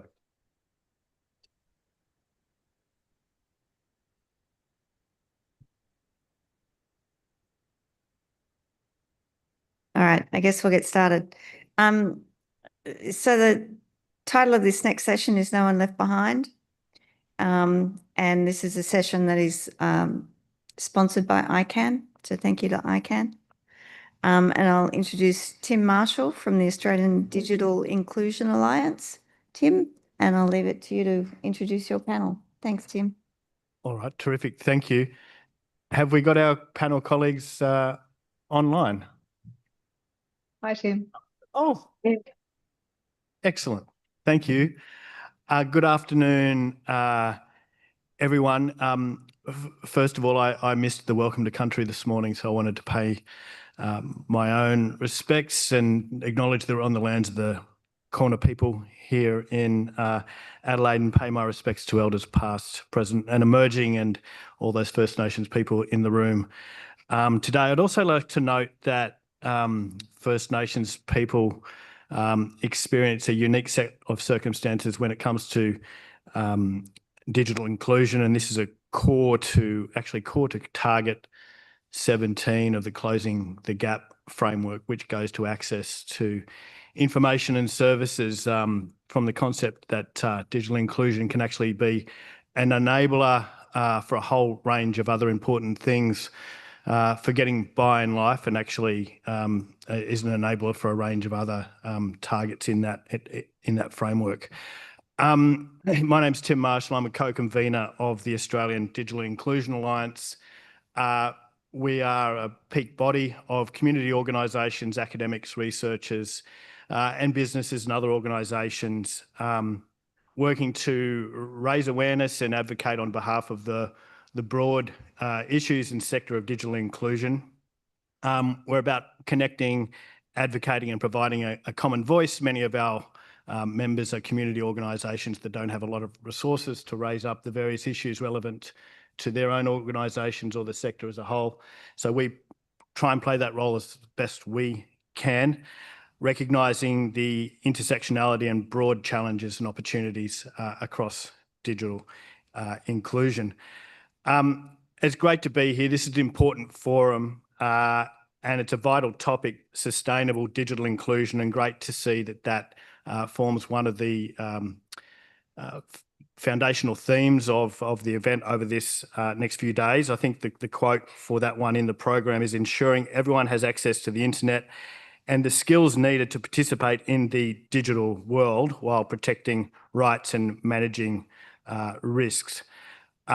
Digital inequity was noted in this morning's opening remarks, and I think it was Jordan earlier who also referred to internet society in terms of internet governance. We often hear more about the digital economy over the last couple of decades, and ADIA argues strongly for a shift in that terminology to an equitable digital society, with internet equity obviously a key part to that. I'm joined by 4 ADIA collaborators here today. Behind me on the screen, we have Dr. Kim Osman, who's a Senior Research Associate in the Digital Media Research Centre at the Queensland University of Technology, does some fantastic work there, including on the intersection of digital literacy and media literacy. Here at my far right, Heather Ray, who is a Senior Sustainability Specialist looking at digital inclusion in the social responsibility team at Telstra. Telstra does some really terrific work supporting digital inclusion broadly. I'm sure Heather will mention some of that as well. She's well embedded in that team and well placed to tell us all about the digital inclusion aspects of works on there. To my direct right, Dane Glerum, who's Director of Digital Product and Innovation at Good Things Australia, which is a terrific not-for-profit delivering programs and developing programs across digital inclusion right across Australia for many different cohorts.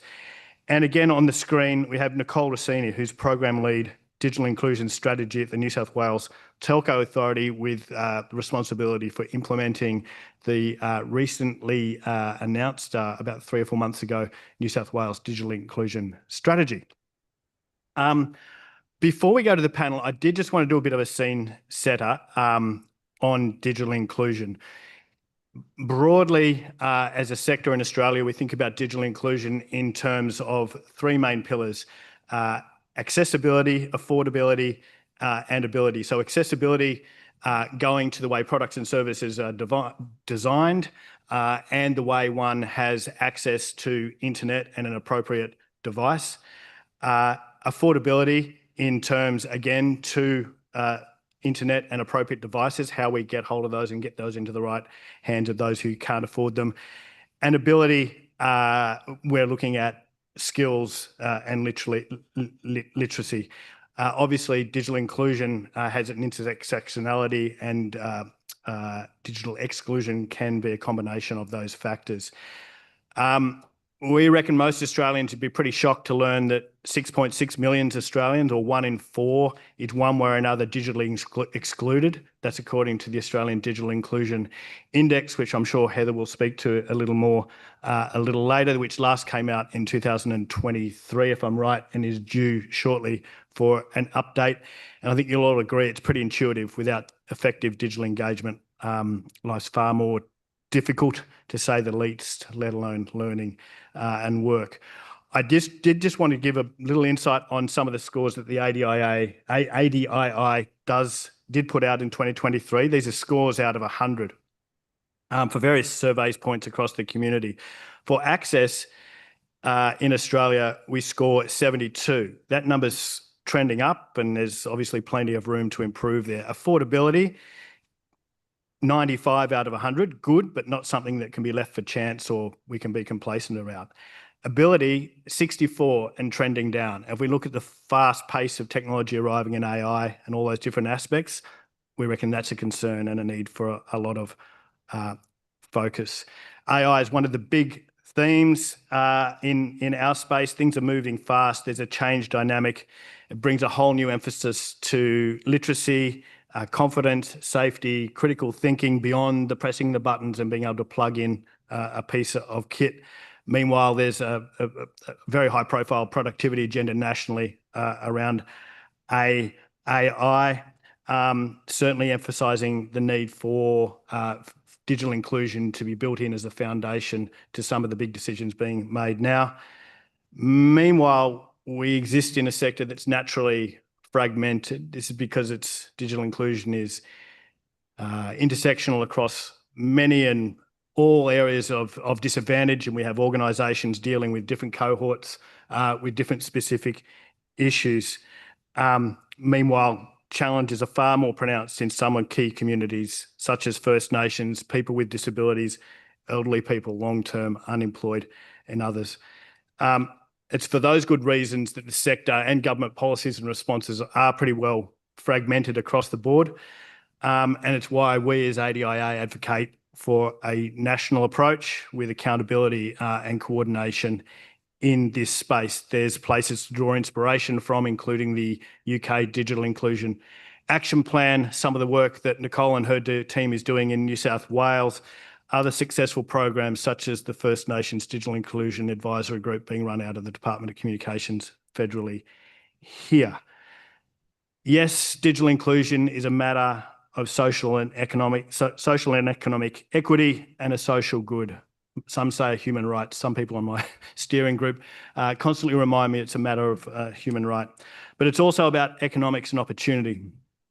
Dane's organisation, Good Things, did a survey, a study last year and found almost $500 million in economic benefit, in a pretty conservative view, if Australia was to lift digital inclusion rates in certain areas and for certain benefits. And just looking at government services take up, forgetting the numbers, we know that this can disproportionately help people with disadvantage if they can participate in the first place. So great to be here today to flesh out some of the key factors and opportunities. So to lead in, I think I do kind of want, as Jordan mentioned earlier today, he had a good turn of phrase, reflections on the theme. And I think it might be good here to kind of look around the definitions of digital inclusion, because this does vary depending on your point of view, where you're coming from, how you see concerns. And things are changing, right? It's an evolving space, particularly as I mentioned, we're seeing more of an intersection with media literacy, digital literacy, critical thinking, and all these things. So what I might do is ask some of our panelists to please introduce yourself and your background and point of view and perspective and how you see digital inclusion. I'm going to go to Kim Osman first from the University, Queensland University of Technology. Kim, over to you. Great, thanks, Tim. And I'd just like to acknowledge that I'm coming to you from unceded Quandamooka country today and pay my respect to elders past and present. So I'm a senior research associate with the Digital Media Research Centre at QUT in Meanjin, Brisbane. And I work as part of the Creating Better Digital Futures research program in the centre. So digital inclusion is a core pillar of the work that we do. And we work a lot with those groups that you were just mentioning, Tim, so people who are digitally excluded. And we work particularly with families living on low incomes. So digital inclusion, we take a normative approach to it.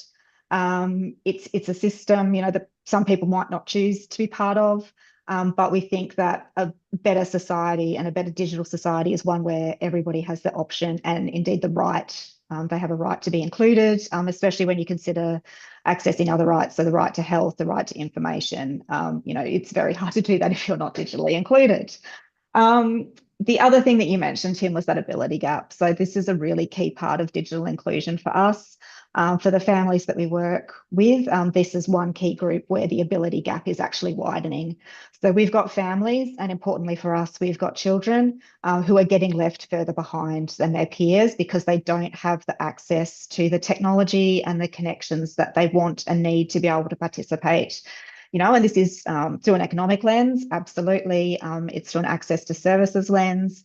But importantly, it's also education and creativity and, socializing and communicating and doing all of those things that we do online now. And I know Jordan was just, Alexa and Scott were just talking about that in the last panel as well, like, how ingrained this is in part of our everyday life.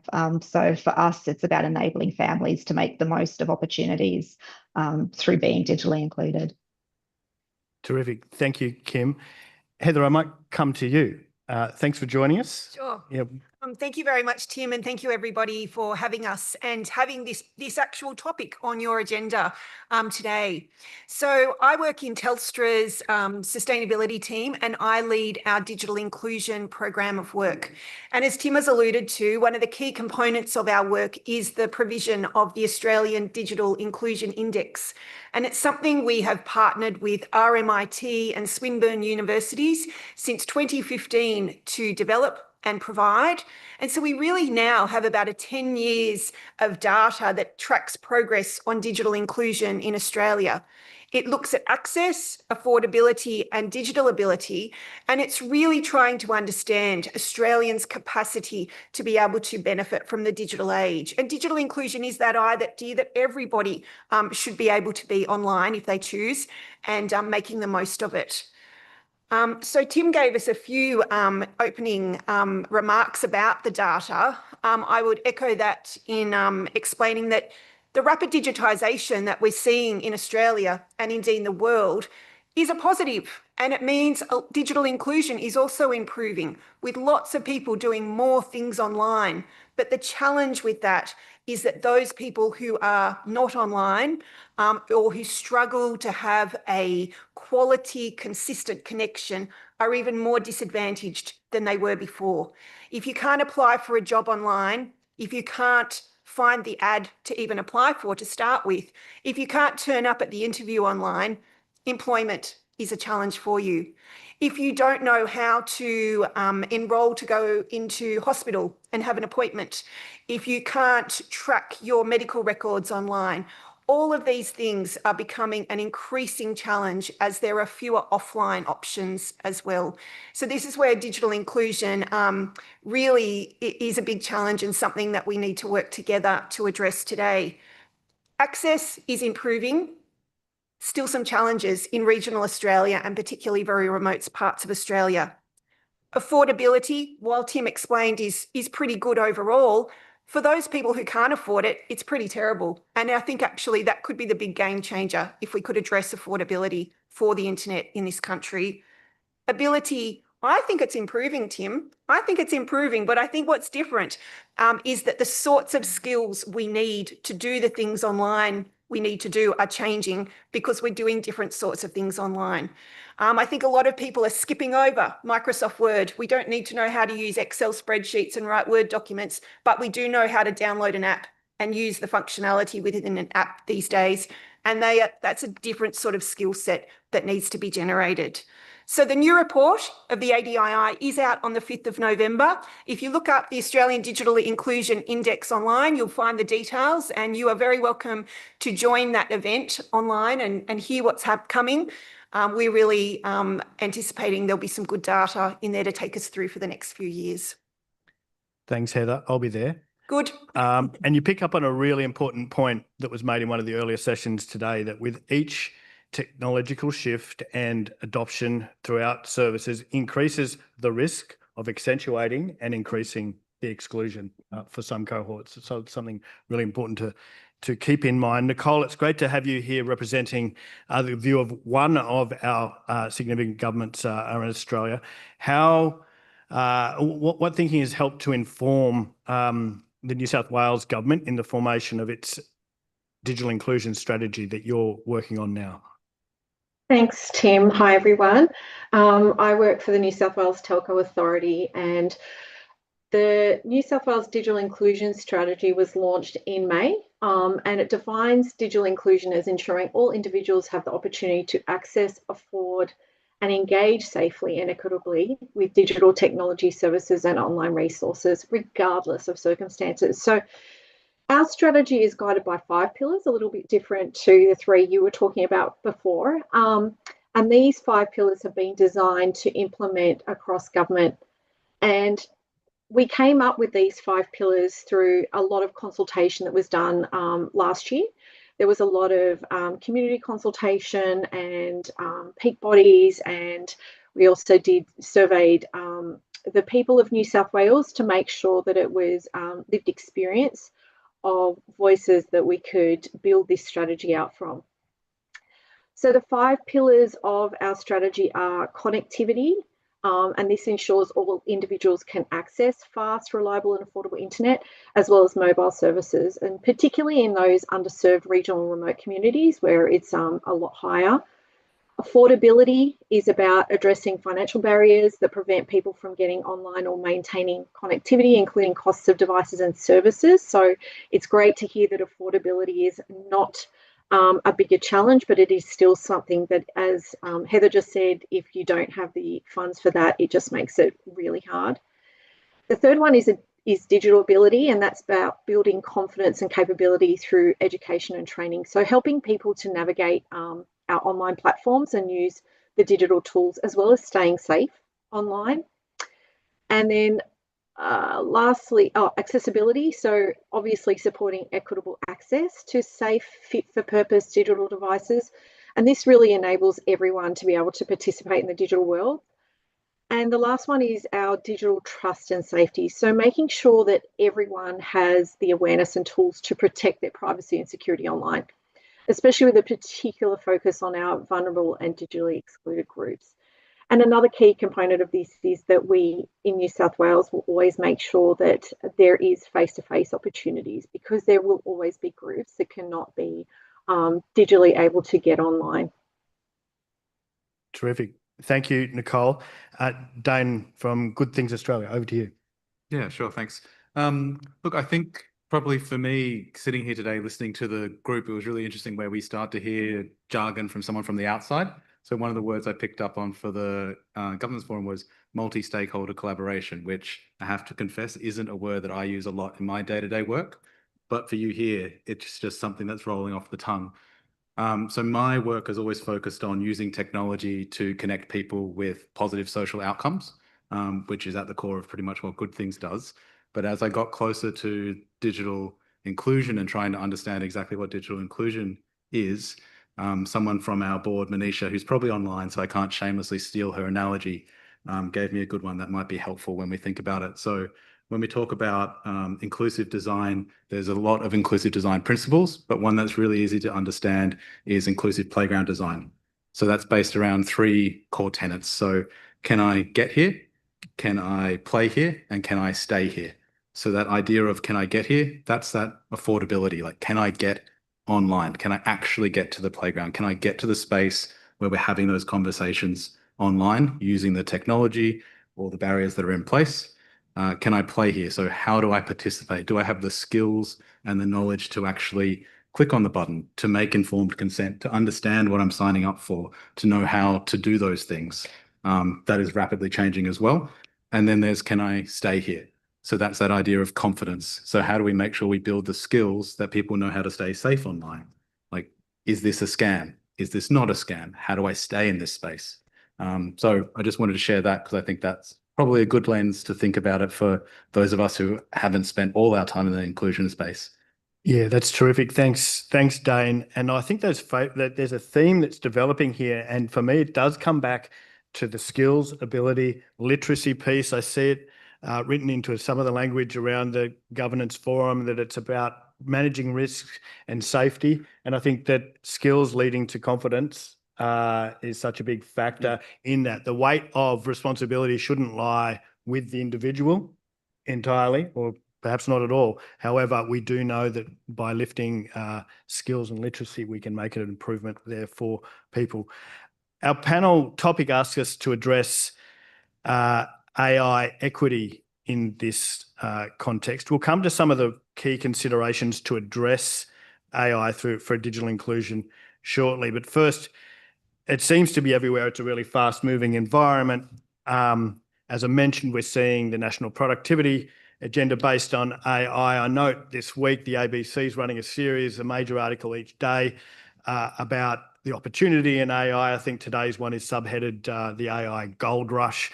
Meanwhile, I was at a tech conference last week, and ministers and assistant ministers were in fact, I should be complimentary here, telling us that it was imperative that we leave no one behind, that opportunities to broaden the benefits are going to be a really important foundation to this.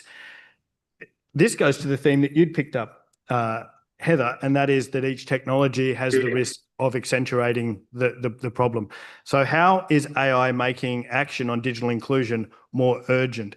And Kim, I wanted to come to you first on this, around some of the implications of the change in the dynamic way that we receive and interpret information and the widening of the gap. What's your views?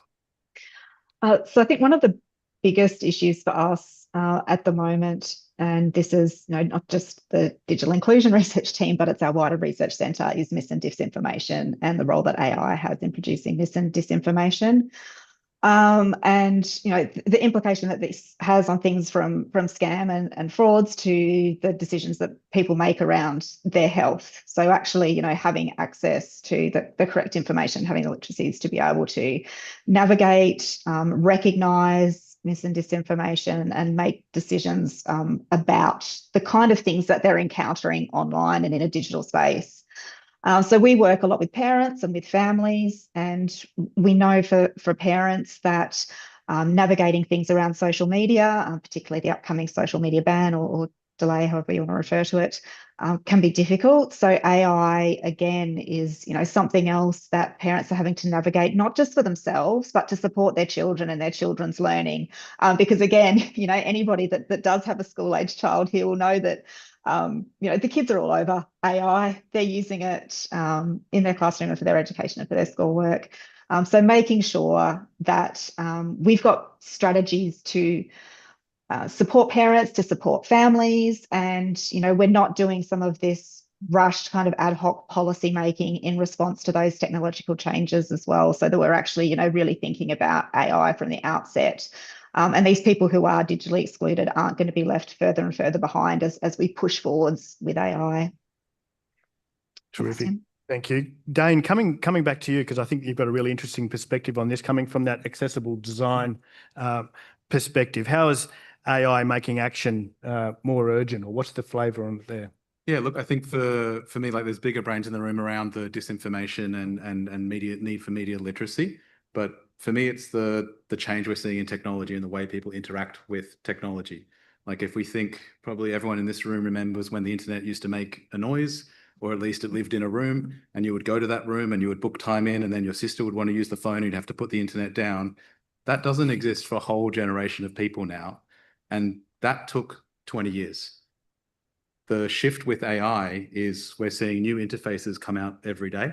And some of that's really, really exciting. Like, suddenly people who couldn't interact with machines before can now do that.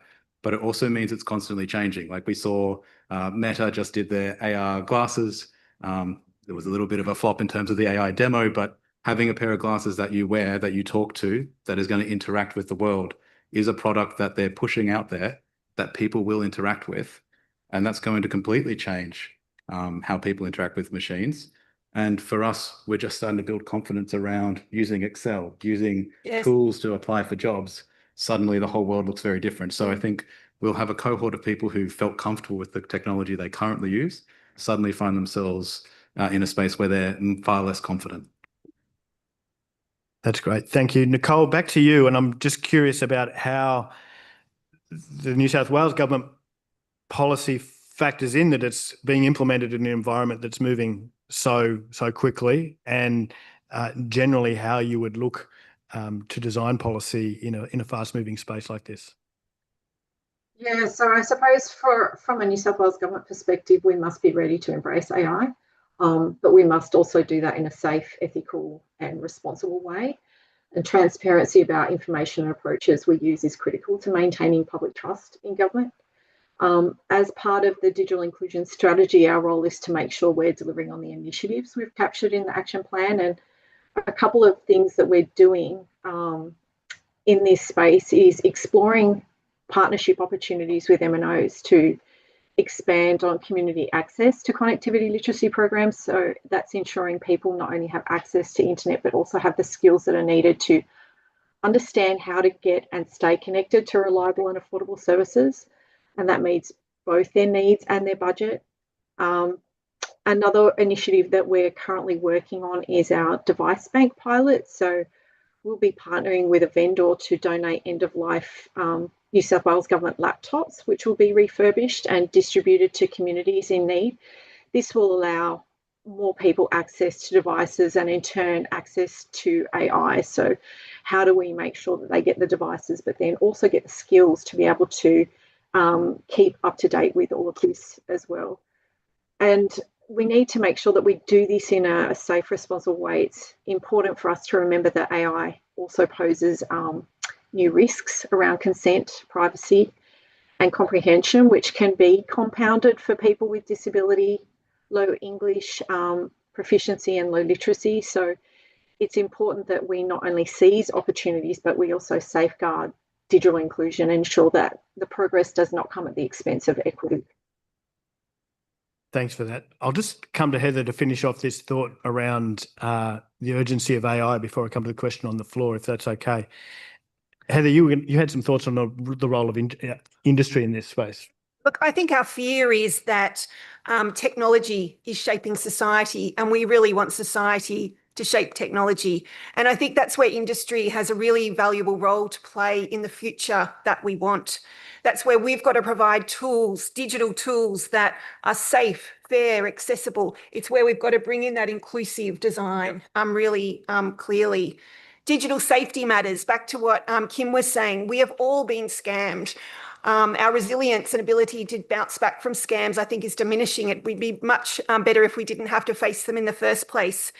The ADII tells us that 20% of those people who are digitally excluded say that privacy and the fear of scams limits their internet use, which is not a good place for us to be in either. And so we really do need to urgently invest in digital skills training. At Telstra, we have a really bold target. Between now and 2030, we are going to support the digital inclusion of 1 million Australians.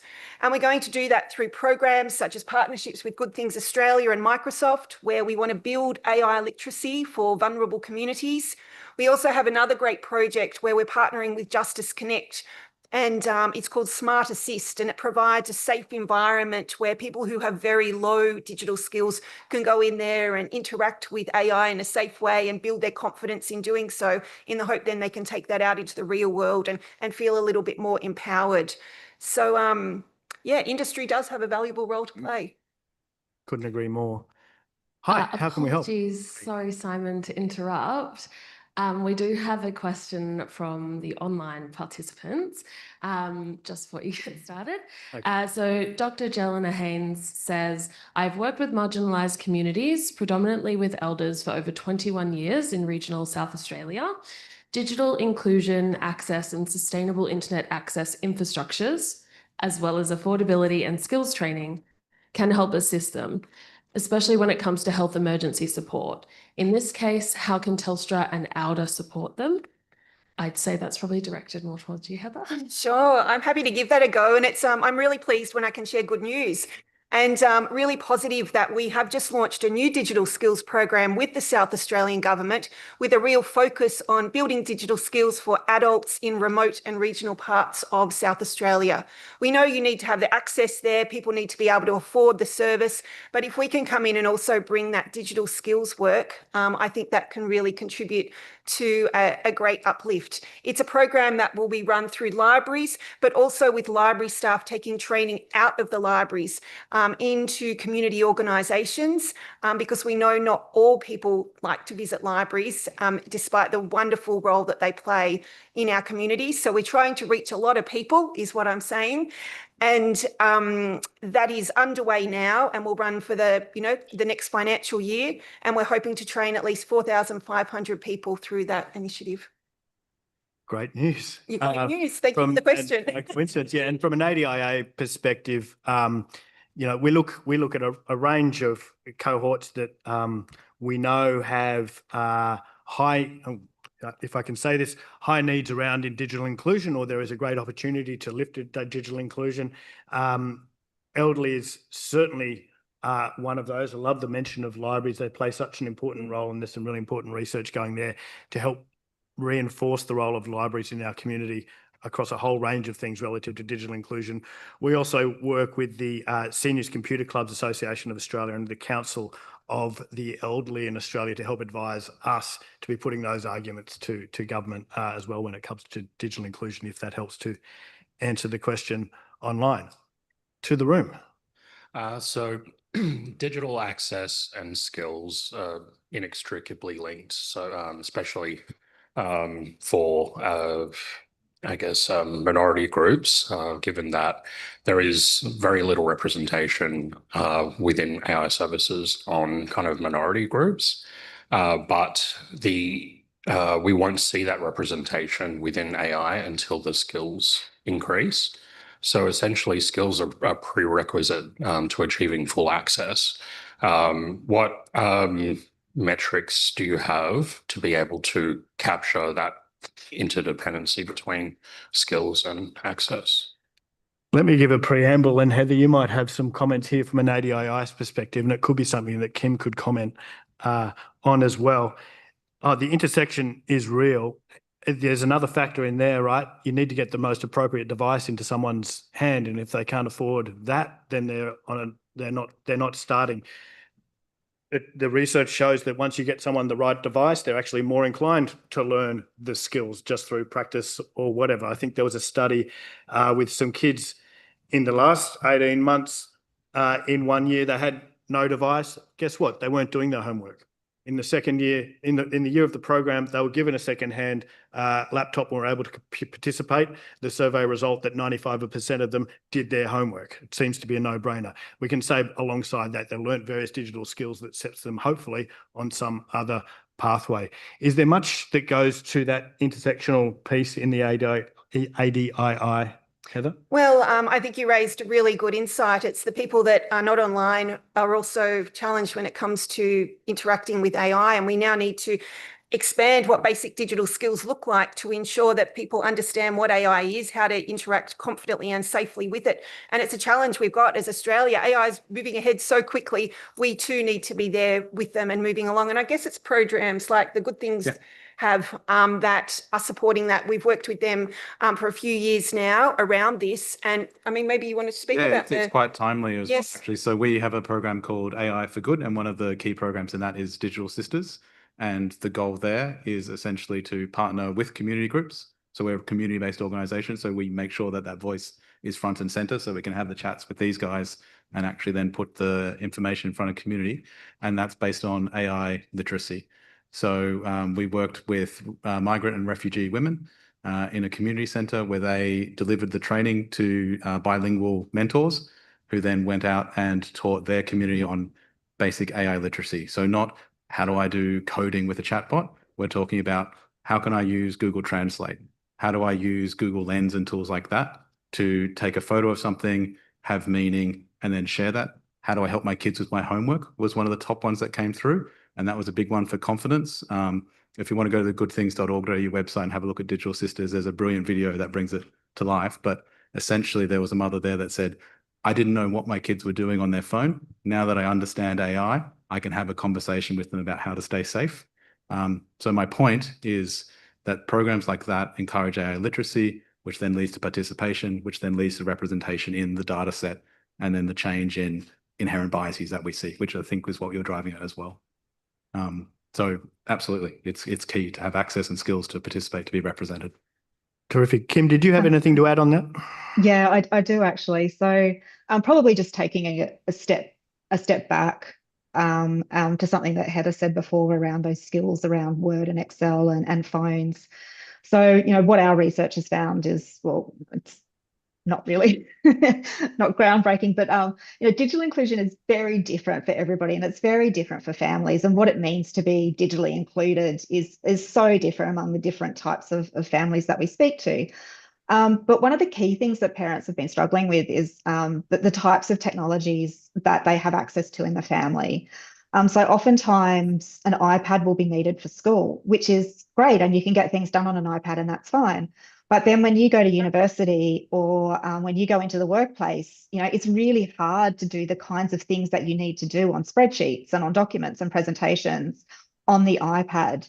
So when we're talking about digital inclusion, I guess there's this idea that a lot of people might have that, well, if you have the device and you have the connection, that, you know, you can somehow have, you are digitally included. And that's just not the case because, you know, like a lot of people, I have a laptop, I have a phone, my kids have a tablet. So within our household, they're learning to develop lots of skills on lots of different devices with lots of different connections. But if you're in a family without those devices, where you're data poor, where you're having to allocate your data and save your data for kids to do homework, then other kids in the family are missing out. So they just don't get that chance to play and develop skills.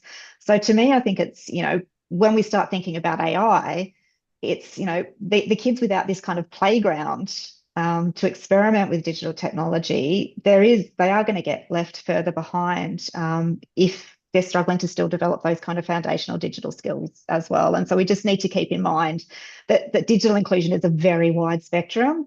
It has a very long history, and AI is, you know, one part of this history. Yeah, that's a great point and fascinating one when we think about young kids in foundational schools, the role for teachers and those people themselves needing to be upskilled and broadening their awareness and knowledge and confidence as well. From the floor. Yamagata, Susan Beatson speaking, Nimba. Woman, I introduced myself earlier. I also want to acknowledge Ghana peoples and thank them for the welcome this morning. I'd just like to ask, I mentioned, Heather, you mentioned basic skills, and I just wondered how that was creating an inclusive environment if you're thinking of extending all peoples to be in an environment that is equal to others. When people are starting so far behind and you're just bringing them to this, and AI and other technologies are moving so fast, we're not actually doing much at all if we're just creating an environment that gives people the basic skills. What more are we actually teaching people in terms of what they can actually do on the internet, such as bring people up to an understanding of what's available to them, their communities, in terms of business, economic independence, and even getting to generational wealth. Just another quick point that I wanted to make. You mentioned the three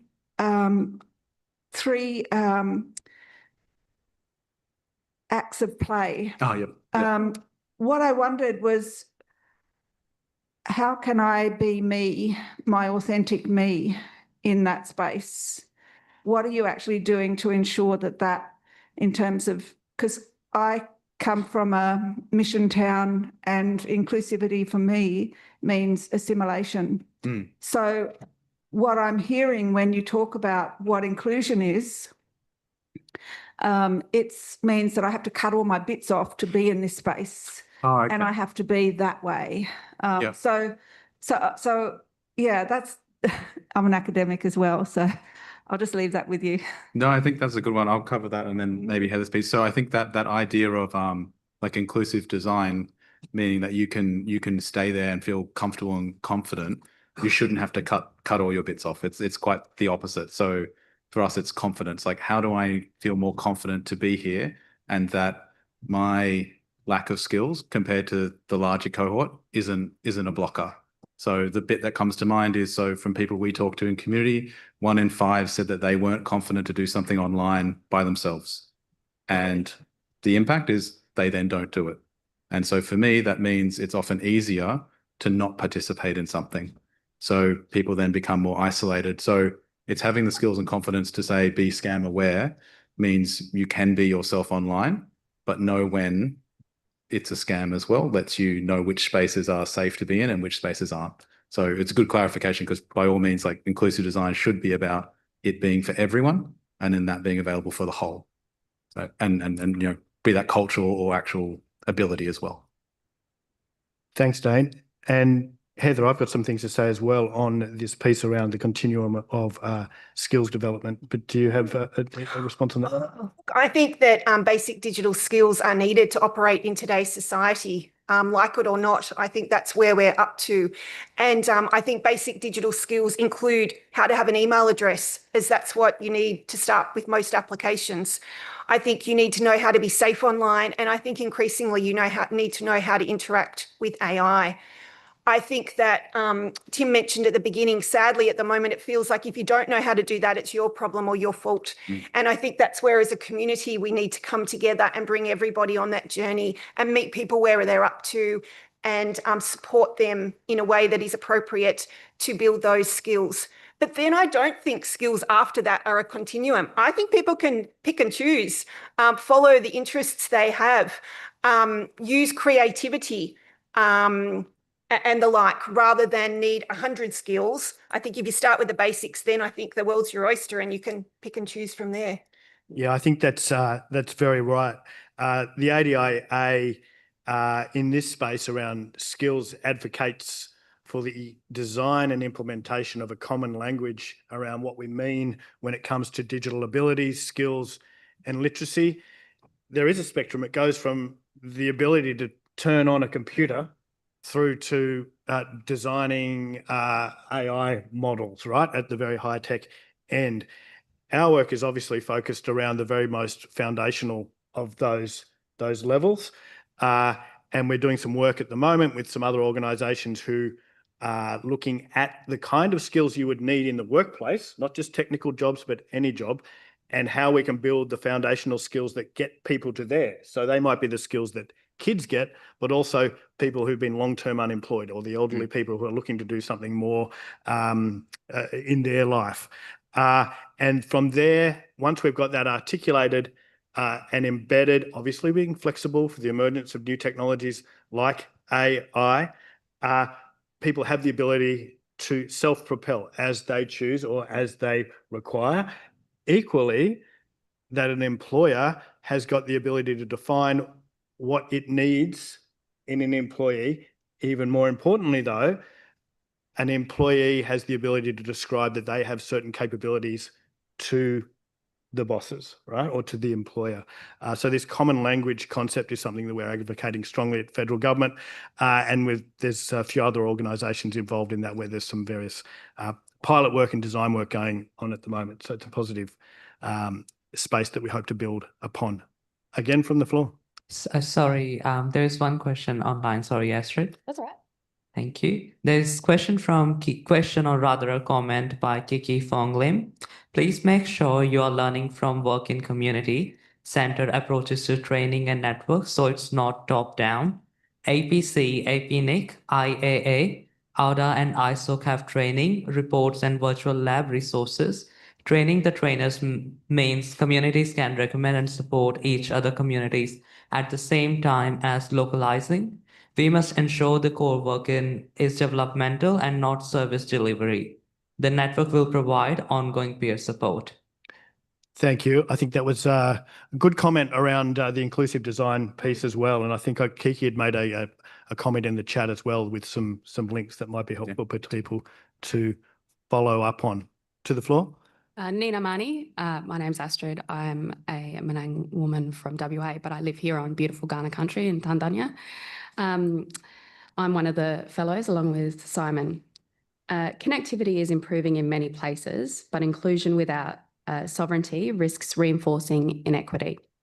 How will digital inclusion strategies for remote ATSI, so Aboriginal Torres Strait Islander communities, ensure not just access to infrastructure, but Indigenous-led governance, culturally safe platforms, sustainable investments that reflect community priorities? Thank you for your question. This is absolutely not my area of expertise, and I'll put that on the table right now.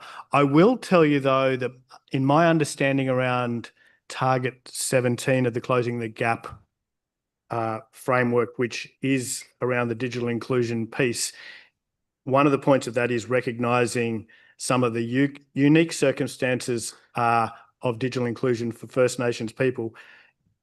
Part of that, as distinct to other parts of our community, is the cultural piece and the need to have better in digital inclusion, to have the reflection of Indigenous culture and those aspects of First Nations people put further through that capability. That's probably the extent of my knowledge in that space. Is there anyone else on the panel who would be happy to speak? Do you have anything on that, Kim? I'm probably stealing Heather's thunder here, but I will say that the work that Telstra is supporting, the Mapping the Digital Gap project, is probably where I point you to. So the Mapping the Digital Gap team has been working for a few years with remote Indigenous communities up in the Torres Strait and around Australia. And the reports that they're producing, I'm not sure if somebody, I can try and put it in the chat later, they're producing community-based reports and recommendations. So in each community, the team's working with Indigenous RAs in that community as well. So all of the research that's coming out is very much community-led in that space. And Heather, I don't know if there's anything else you'd want to add to the work that the team's doing. Yeah, thank you, Kim. Well, I mean, those reports that are written are very important because it provides the information back to communities so that, back to that sovereignty topic we were talking about just before this, that then they feel and have ownership of that content that they've provided is so important. I mean, the Mapping the Digital Gap project overall has been very important in the digital inclusion landscape. It is helping measure Target 17 of closing the gap, but it has informed the First Nations Digital Inclusion Advisory Group's roadmap about how we will be able to close the gap. And it has actually been an evidence base that's attracted more than $100 million in funding for remote digital inclusion programs just in recent years.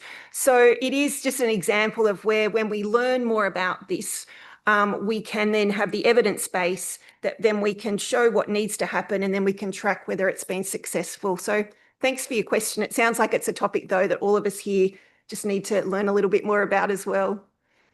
Yeah, it's worth noting that one of the key messages that we are, as ADIA, trying to give is that there is a sore need for national accountability, leadership and coordination across digital inclusion as a whole. Meanwhile, though, there are good things to be able to learn from. And funnily enough, the work around the First Nation Digital Inclusion Advisory Group is something that we think sets some kind of benchmark that could be broadened into other cohorts around the country. And the reason for that is that it has done a lot of work around collecting data, recognising the unique challenges that exist in those communities. It was aligned with a very specific gap, that is the closing the gap target, I should say. It was given a very clear goal, that is the target that's in the closing the gap framework. It was well resourced and funded through the department with the Secretariat. It had a very strong engagement role where it went to local communities, but also had interfaces across industry and other stakeholders' environments. It lent heavy on research and data. That's now resulted in a paper that came late last year with, I think, 65 recommendations that are now in the process of being funded and rolled out. So the proof will be how that is looked after in the long term. There's some great stuff happening in that space, actually. You'll note that there's no measurement against Target 17 of the Closing the Gap framework as yet, because this is the thing that will enable that. The positive hope is that this thing then helps to enable some of the other targets, such as telehealth, such as education and others. We shall see. Thank you, panel. So we just have one more question online. This is a follow-up from Kiki Fong Lim in response to Dr. Beatson, a question for panelists. What if the barrier to participation wasn't confidence, but safety? One, does that position you differently? And two, if so, how might you need to adapt your approach to program design? Yeah, thank you. So I think when I sort of talked about confidence, like safety is a key part of that as well. So when we talk about like those basic digital skills and basic digital literacy, that is about making people know how to be safe online and have the requisite skills there, which ultimately leads to confidence. And then for me, that's participation. So that could be participation. It doesn't have to be participation in everything, but participation to a point that a person wants. So safety is absolutely fundamental to participation there. Yeah, it's confidence and safety are very much interwoven. Throw that open to the panel. Any comments? That's fine. Didn't need to bring my notes. We've got so many questions from the floor. It's terrific. Hi, my name is Alicia Hepner from the APNIC Foundation. Just asking a question for myself. We talk about closing the gap, and we talk about different devices and education and knowledge around using technology effectively. What role is being done or should be played for organisations that are developing the services to ensure that they're easy and usable and accessible on the various devices? So we talk about, say, telehealth, but people in remote communities might only have a phone. Yep. But yet the service that they've built is actually really only interactive and effective via a computer. What role and ownership do you think that these services or critical services and governments need to play to ensure that that's more equitable and accessible?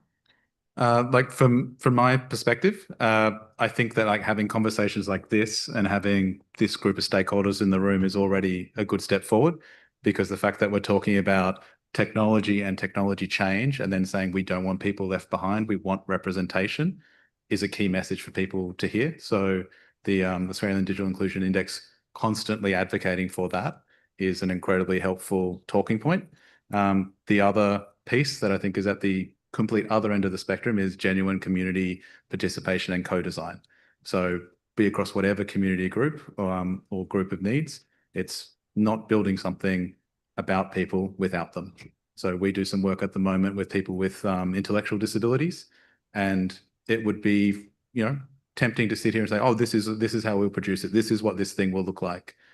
That's not the way that we approach it. We work directly with community to get their feedback and their design on the training that we then roll out, that they then roll out to their community as well. So I think that approach across the board is probably helpful there. Terrific. Heather, you're not responsible for Telstra's service design. However, you do work for an organisation that is involved in service design. Do you have some views on that? Well, I do think we need to ensure that we are co-designing with other organisations. I'm looking at Nicole here on the screen thinking that government might have a comment to make on this as well. When we do co-design things well, they are amazing. Telstra has recently launched this new piece of, it's called Touch and Track, and it's a tool that people who are blind or vision impaired can access so that they can enjoy the AFL. Maybe that's not a basic digital skill to the lovely lady at the back, but it's still something that's creativity and really important and ensures that people with disability can be leveraging assistive tech in positive ways. Co-designed with Vision Australia so that we knew what would be needed. People can have they have a tablet that is Wi-Fi enabled. It has a little magnet on the screen. It tracks where the ball moves during the AFL game, it vibrates. The person feels very much more involved in the game than when they could just listen to it. I think that's a really great example of co-design, and I think something that, we should do more of. Yeah, there's absolutely a role for industry and business here. I was on a panel with some disability advocates last week, and their core line was that it made good business sense to make products and services that were designed contextually for people to access. Nicole, I was thinking you might have a view on this as well from a government perspective, from that sector partnership approach that I know that New South Wales has been active with. Yeah, absolutely. So we recognise that no single agency or sector can deliver digital inclusion alone. It's so complex and multifaceted that we are definitely not the experts on everything, and we really believe that collaboration across government, industry and communities is essential to us overcoming fragmentation. It requires strong partnerships for us to drive meaningful change and big change. So we've set up a really robust governance framework, which allows us to work with government, non-government and industry groups. We have a formal steering committee that sits over the top. We have a New South Wales Government Advisory Group, and that's for New South Wales Government alone is so big, and it's made up of people from across all the different agencies, and their reach into communities really ensures that the plan is not only implemented from the top down, as someone said before, but it really grows from the ground up. They help us to identify underserved areas, and they play a real key role in helping us to get our initiatives out into communities, making sure that the communities that need it most are the ones that we're getting those touch points with. And things like cybersecurity community training, supporting digital literacy programs through libraries, integrating digital skills into public education and training are just some of the things that are really important. We also have two non-gov advisory groups. One is community-based and includes community organisations, Indigenous-led groups, advocacy networks and peak bodies, and they really play a vital role in reaching people where government can't. They allow us to make sure that we're connected and we continue to learn and adapt while ensuring that our action plan is staying fit for purpose. So we want to make sure that whilst we've got the action plan set up for now, is it, especially with things changing so quickly, is it still fit for purpose in 1, 2, 3 years' time? Secondly, we partner with our industry partners such as Telstra, and they bring that innovation, scale and sustainability. The big tech companies such as the telcos and social enterprises, they're stepping up to offer, affordable devices or low-cost connectivity options, digital training platforms. How can we partner with them to get that out in scale, or even to start with pilots? Some of these are quite big initiatives. So let's start with a pilot, see how it works, really get that data, and then how can we get that out into community more broadly. So for us in New South Wales Government, collaboration is really at the core of our approach, and it ensures that we can address the unique needs of all communities, no matter what it is, because all communities have very different needs when it comes to digital inclusion. Terrific. Thank you, Nicole. Looking at my chair, would you like us to wrap, or there's one more question on the floor, or we'll wrap? We'll take the question and we'll wrap. Okay. Thank you, Chair. Hi, I'm Richie from the Digital Justice Society. I want to talk about ongoing digital inclusion. and how that relates to digital literacy. And yeah, you sort of talked before about how there's, low cost devices, and projects that, with co-design's great, where maybe a community gets access to some, corporate solution, but then once the funding dries up, they're just left with, like, I know how to use these Adobe products, but I don't have a budget for said product. And in the broader sense of us looking at open standards and open internets, the essential need for like general purpose computing, and so an Xbox or an iPad, at the end of the day, you can't program the iPad with the iPad. You can't program a Nintendo with a Nintendo, but with a desktop computer, even if it's 10 years old, you can make music, you can make videos, you can do everything with that. And there is, the Linux landscape now versus 10 years ago is very, very usable. And I suppose I've seen, if we look at classism, we visited a friend who had 5 children and an elderly relative, and they lived across from a market that just had secondhand computers. And so that actually, over a bunch of years, kept going to the market, buying graphics cards and things, and had created their own network. And they have ongoing literacy from that. So I suppose I'm just wanting a comment around, there's sort of fast tech, but then there's that conversation around, people getting good literacy around what is already open. Yeah. Yeah, we sat down next to each other at the start of the day, and I was like, "Oh, we'll have to have a chat later," because yeah, I agree completely. So for Good Things Australia, like I feel that that's a big role that we play. So we provide grants on behalf of government or on behalf of other parties for digital skills building, digital capacity building, and then also Get Online Week, which is coming up. So something like digital capacity building would be perfect, where a community group that exists that has a footprint like yourselves is present in community. We can supply the funding. It is time bound, it is limited.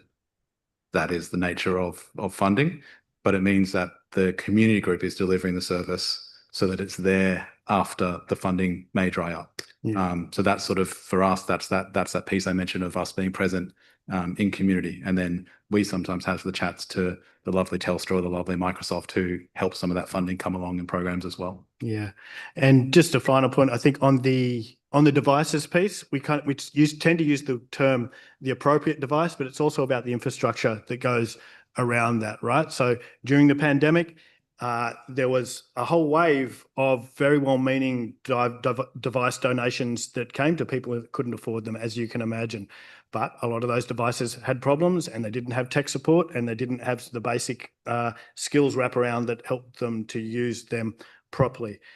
Dane's organisation and others are right now piloting something called a National Device Bank as a concept, where major corporates, government departments, the New South Wales government has made its own commitment, commit to donate devices in large numbers. Yes, handhelds, but primarily laptops, because that's what helps people to skill up and get on with their lives and move up the chain, to get them properly wiped, properly refurbished, properly distributed through partners like Good Things, but then also the community organisation, and then with a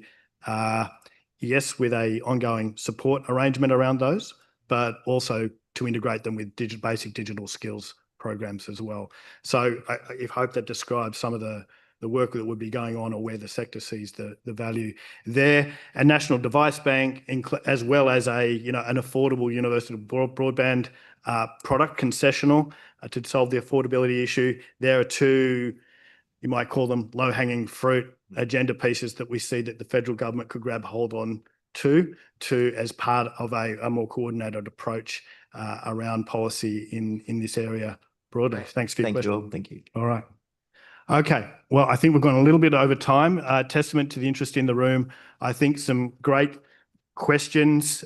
Thanks very much for having us. If we can ask for one thing from the internet governance community, and we're very pleased to be welcomed here and to be part of that as an aligned way as well, is that you join with us in advocating for greater outcomes in digital inclusion In Australia, we believe some of the priorities there right now are need for national accountability and coordination and a focus on digital ability. And we're glad to be here to help raise awareness around that agenda. Thanks for having us. Thanks to the Thank you. panelists.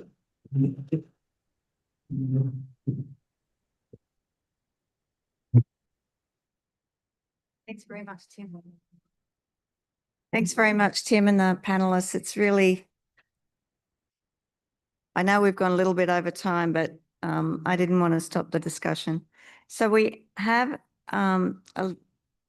please go to the feedback QR code, put in your thoughts.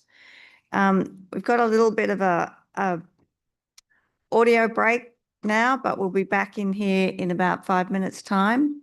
Is that okay? Yeah. All right, for our next session, which is digital platform ownership, diversity, resilience, and trust. So just a 5-minute quick stretch and a break, and then we'll be back in here to get started again. Thanks, folks.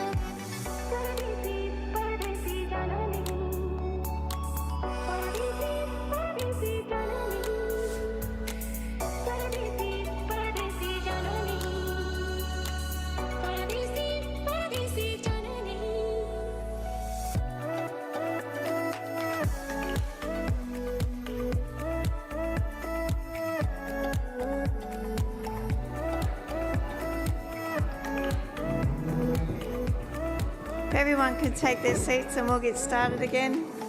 We'll do a little bit of wrangling for you, Victoria, to get people back into the room.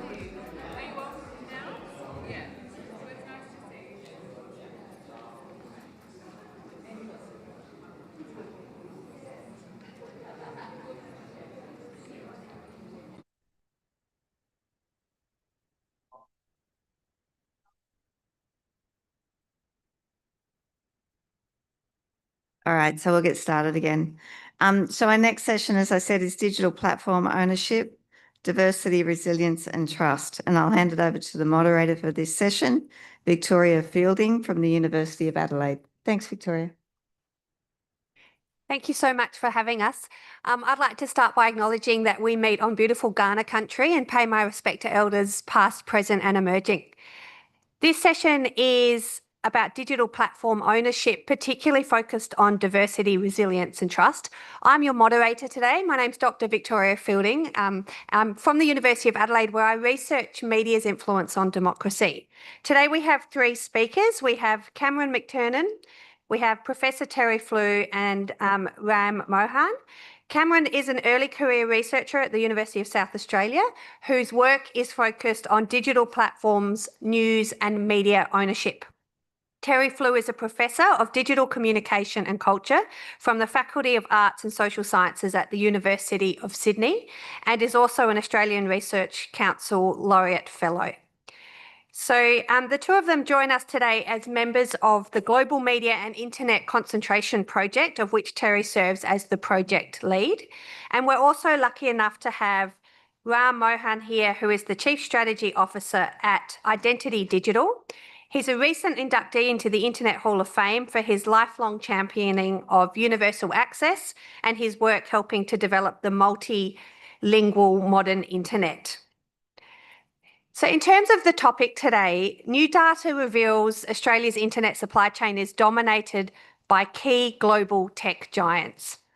Our panellists are going to examine what this concentration means for media diversity, democratic resilience and public trust, and particularly to ask whether the firms are now both too big to fail, but also too big to govern. To begin, I invite Cam McTernan to speak on the Global Media and Internet Concentration Project's Australia data and their findings. Thank you very much, Cam. Thank you, Victoria. Australia has been long known for having one of the most concentrated media and telecommunication systems in the world, with oligopolistic and monopolistic structures being the norm across print and broadcast media. What this means is that many of our media and telecoms markets are dominated by either just one or four major players or somewhere in between, and very little competition beyond that. Examples include having a single player in pay TV, a three-player market in wireless telecom, and increasingly fewer players in television, radio, and print. And this is an issue for a variety of reasons specific to consumer protection and having the opportunity to change providers if you're unhappy with the service, and also democratic issues specific to access to high quality information and unbiased information.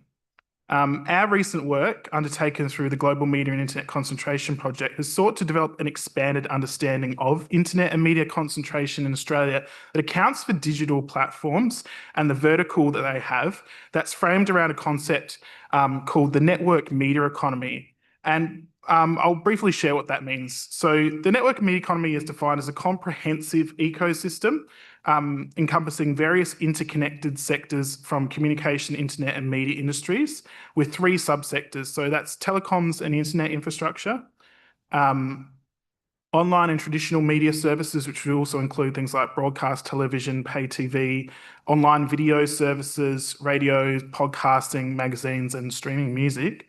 And then the third, which is the main thing that we'll be talking about today, which is core internet applications and sectors, which includes internet advertising, social media, video sharing platforms, consoles, PCs, video games, app stores, operating systems, and browsers, also known as the platform economy.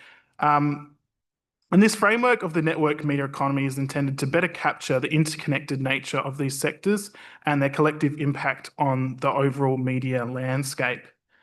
So I'll begin by showing the first of one of our graphs. Is anyone here familiar with the Herfindahl-Hirschman index?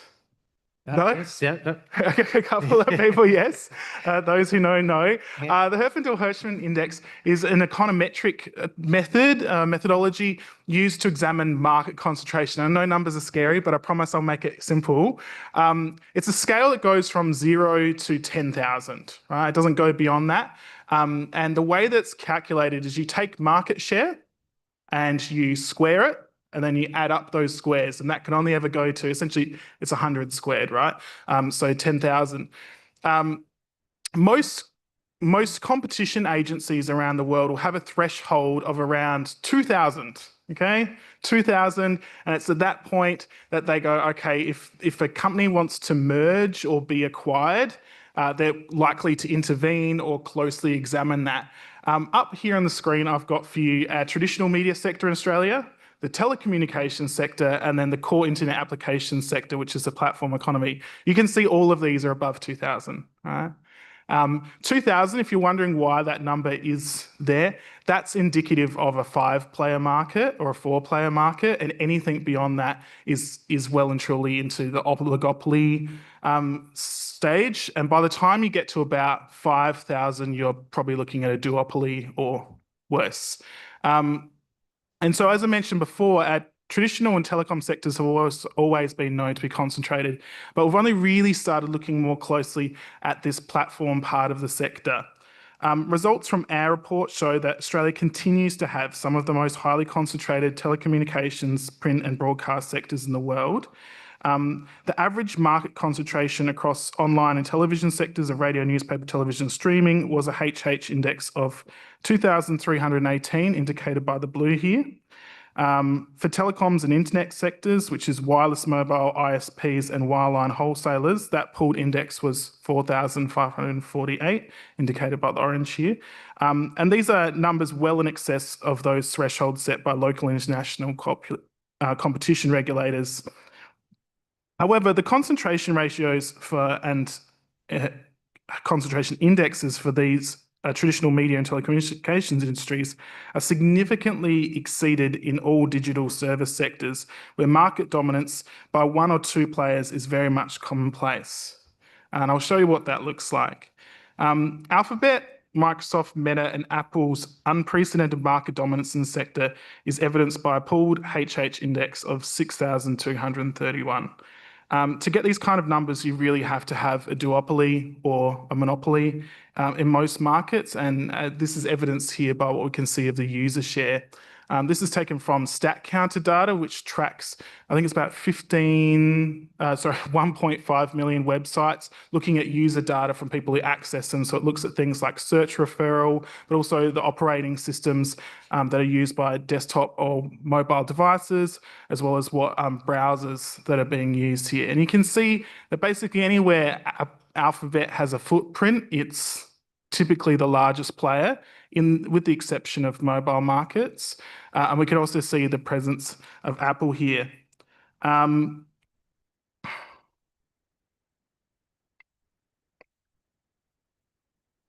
This raises questions for whether the economic power of companies such as Alphabet and Meta now significantly exceeds that of traditional media giants such as News Corporation and Nine Entertainment.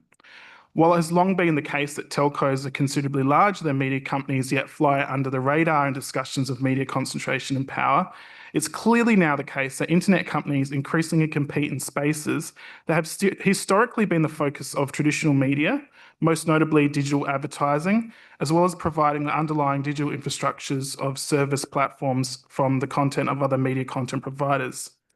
The Australian report for the Global Media Internet Concentration Project sought to quantify this power by drawing upon publicly available data using ASX results and reports and online tracking. And what it shows is that while telecommunication and internet access providers are highly dominant in terms of revenue, the digital service companies, Alphabet is now the second largest company in the Australian network media economy, and larger than traditional network giants such as News Corporation and Nine Entertainment Co. Meta is the 8th largest company and larger than all other media companies than the big telcos, News Corp and Nine. And the revenues of Alphabet and Meta in Australia are derived almost exclusively from digital advertising. Internet advertising was worth $14.7 billion in Australia in 2022, growing from $4 million in 2012 and $10.6 million in 2020. As figure 3 here shows, digital advertising revenue in Australia is larger than television, streaming, print and radio revenues combined. The rise of digital advertising has been monitored by Australia's own regulatory agencies such as the ACCC, and has been observed that internet advertising continues to pull ahead of traditional media sectors at a rapid pace. While the relationship between traditional media and internet companies has long been a frenemy one, news media and broadcasters amplify their produced content through distribution such as YouTube, Facebook, Instagram or TikTok. The platform companies increasingly compete directly with traditional media. This is most apparent in this advertising space, but it's also increasingly a feature of the media content markets. In late 2024, it was estimated that YouTube accounts for over 10% of US television streaming, while Amazon and Apple are major players in the global streaming market. So now dovetailing into what Terry's going to speak about next, this leads to questions about what it means for how we think about communication and market power to conceptualize platform companies as being now dominant in this network to media economy. It has traditionally been assumed that other forms of power, such as political power and communication power, are downstream of economic power, particularly in political economy frameworks like that used by our scholars. This also leaves open the question of power to do what? Historically, we associated concentrated media ownership with a desire for political influence, and this certainly remains relevant for understanding traditional media industries and markets. If we are to move beyond these analyses of media power from simply focusing on bigness as evidence of itself. Sorry, Cameron, I'm very sorry to interrupt you. We've just had a message from the Auslan interpreter, if you wouldn't mind slowing down just slightly to help with the interpretation. Sorry. Sorry about that. Thank you. I'm so sorry. Where was I? If we were to move analyses of media power from simply focusing upon bigness as evidence of itself, of power, noting that media giants of previous eras are now in many cases battling for survival in an age of digital platforms and AI, the question of the ends and means of communication power emerge in new ways. And with that, I'll hand it over to Terry. Okay, thank you very much, Cameron. I should say, if you're feeling slightly daunted by data, we can make the paper, the link to the report available to you. I'm going to pick up on the so what question. I'm going to do something that is somewhat unusual for a conference in 2025, and that is to be the first person to mention the name Donald Trump. And it seems to me it's very interesting to be here as we talk about multilateralism, we talk about multi-stakeholderism, and we talk about the internet economy as something that's different to the media. I think all of those things are somewhat in question. And I note this week's question of whether the Murdochs will acquire the US operations of TikTok as a bit of a reminder that the new era might look somewhat like previous eras have.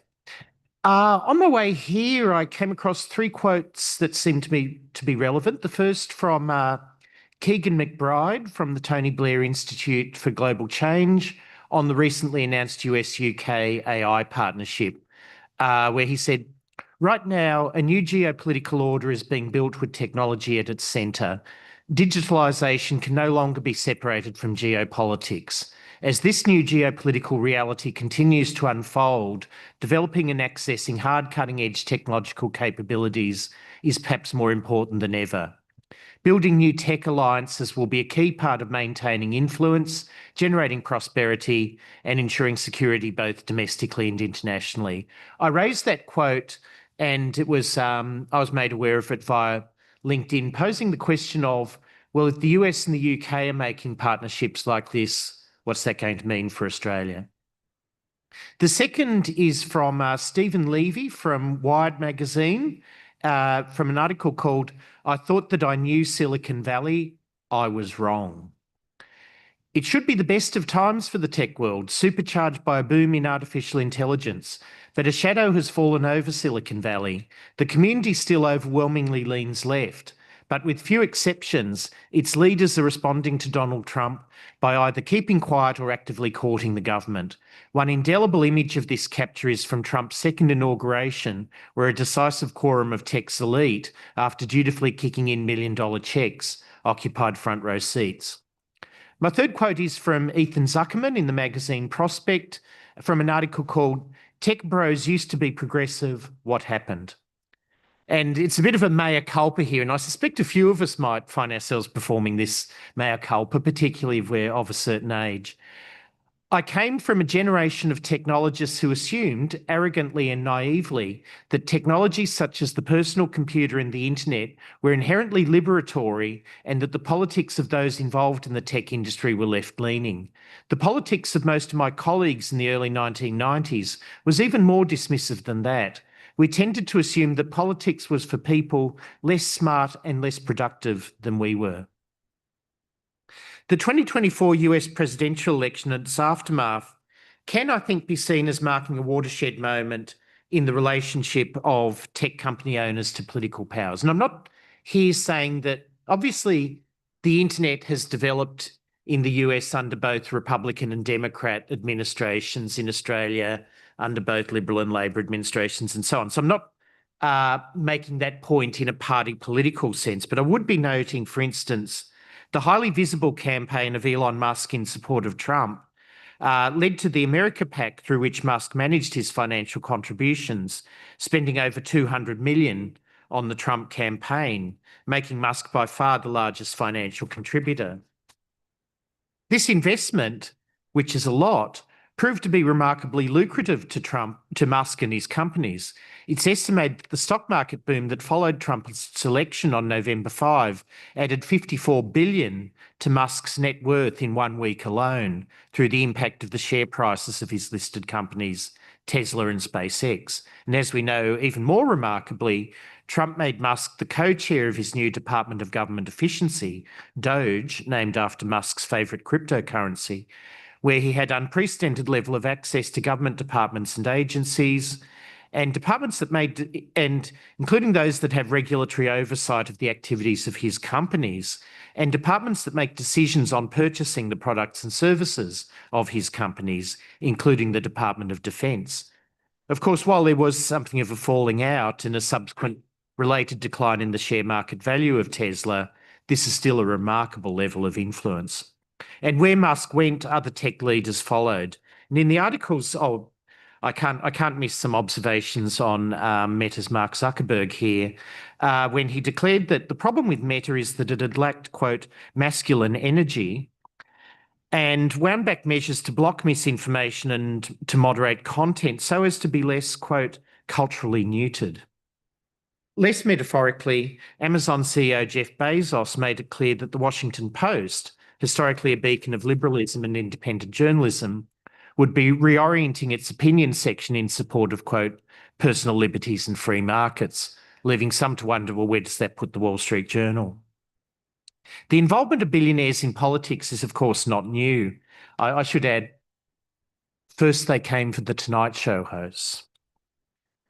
The involvement of billionaires in politics is, of course, not new. Moreover, media owners have long had an inclination to use their news media outlets to intervene in the politics of the day, as I'm sure certainly no Australian needs reminding of. At the same time, there was a sense that the model of power that was implicit in these frameworks of powerful individuals and families appointing people to leadership roles who shared their values, and that such elite networks ensured that media content stayed within particular ideological lines, was, in some sense, in decline. The new media companies would be different to the old media. And of course, there was a view that traditional print and broadcast media companies been facing unprecedented turbulence arising from the impact of the internet and digital technologies. That said, I would really have to note the extent to which the intertwining of the tech sector into media businesses, and indeed the media sector into tech businesses, has been proceeding apace. I think there was also a view that companies such as Alphabet, Amazon, Apple, Microsoft, Meta, and others were primarily technology businesses whose engagement with the media was incidental, contingent, and not at the core of their business models. We have a question about how much does the economic dominance of digital platform companies, as Cameron's presentation has outlined, matter in terms of public policy towards the internet? And I think this is a question we are going to need to revisit, not only because of the increasing centrality of digital revenue streams to traditional media businesses, but also how businesses such as online real estate increasingly fund traditional media giants such as News Corporation and Nine Entertainment. Interesting fact, News Corporation generates more revenue from realestate.com.au than it does from its newspapers. How platforms matter then has started to look a lot like the ways in which media power has long mattered in fields in communication studies. The rise of the global internet has not led to the much anticipated decentralisation of media power and associated decline of powerful media owners. And I leave that open for questions and comment. Thank you. Thanks, Terry. So we're going to throw some panel questions to the three speakers, and then we'll open it up for panel questions for the audience. So the first question, what does internet diversity mean? Ram, presenting? I'm not presenting. Oh, that's the question. And why is it important? And we might start with Ram. So diversity, what is it and why is it important? Okay, thank you. So, look, internet diversity is about ensuring that the internet itself reflects the richness of human society, our languages, our cultures, and perspectives, right? So that means an online world where people can fully participate in their own language and where no community is excluded because of geography or identity or the availability or lack of availability of resources, right?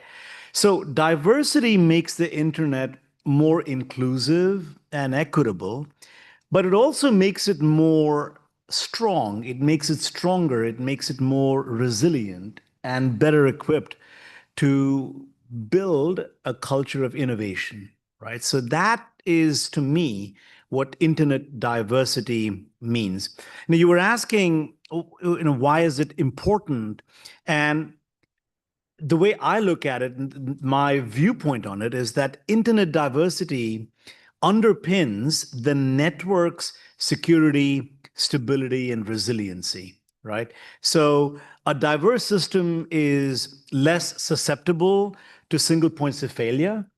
And those single points of failure could be technical vulnerabilities. That's what all people often think about. But it could also be something else, like censorship attempts, or the collapse of a single platform, or the overdependence on a few platforms, some of which were mentioned earlier, right?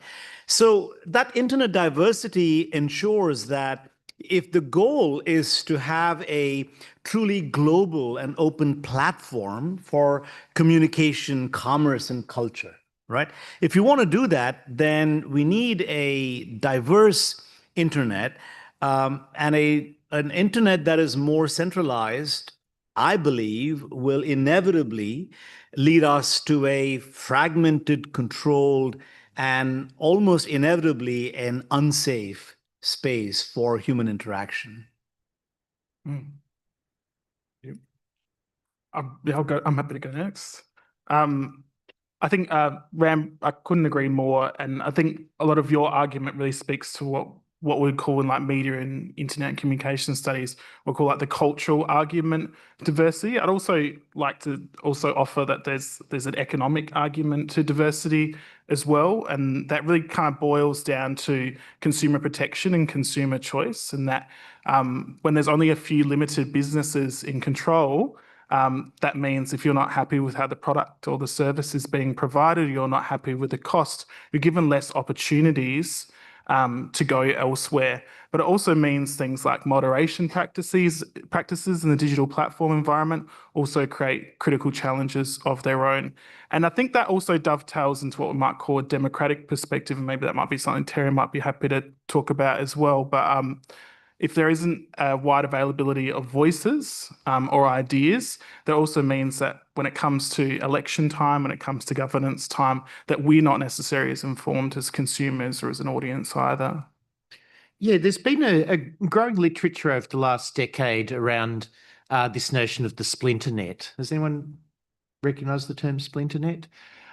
Whether, and I mean, whenever, yeah, the simple version of it would be when you travel to China and find you can't search for things on Google. But this question of whether we're actually going to see a singular global communications infrastructure is, I think there was an assumption we were moving towards that. So, you know, if you'd had this conversation 20 years ago, people would say, well, you know, you said, what about China? And so, well, China's an exception. Well, it's a pretty big exception with 1.7 million people. And I do wonder, you know, we see, you know, we look at, say,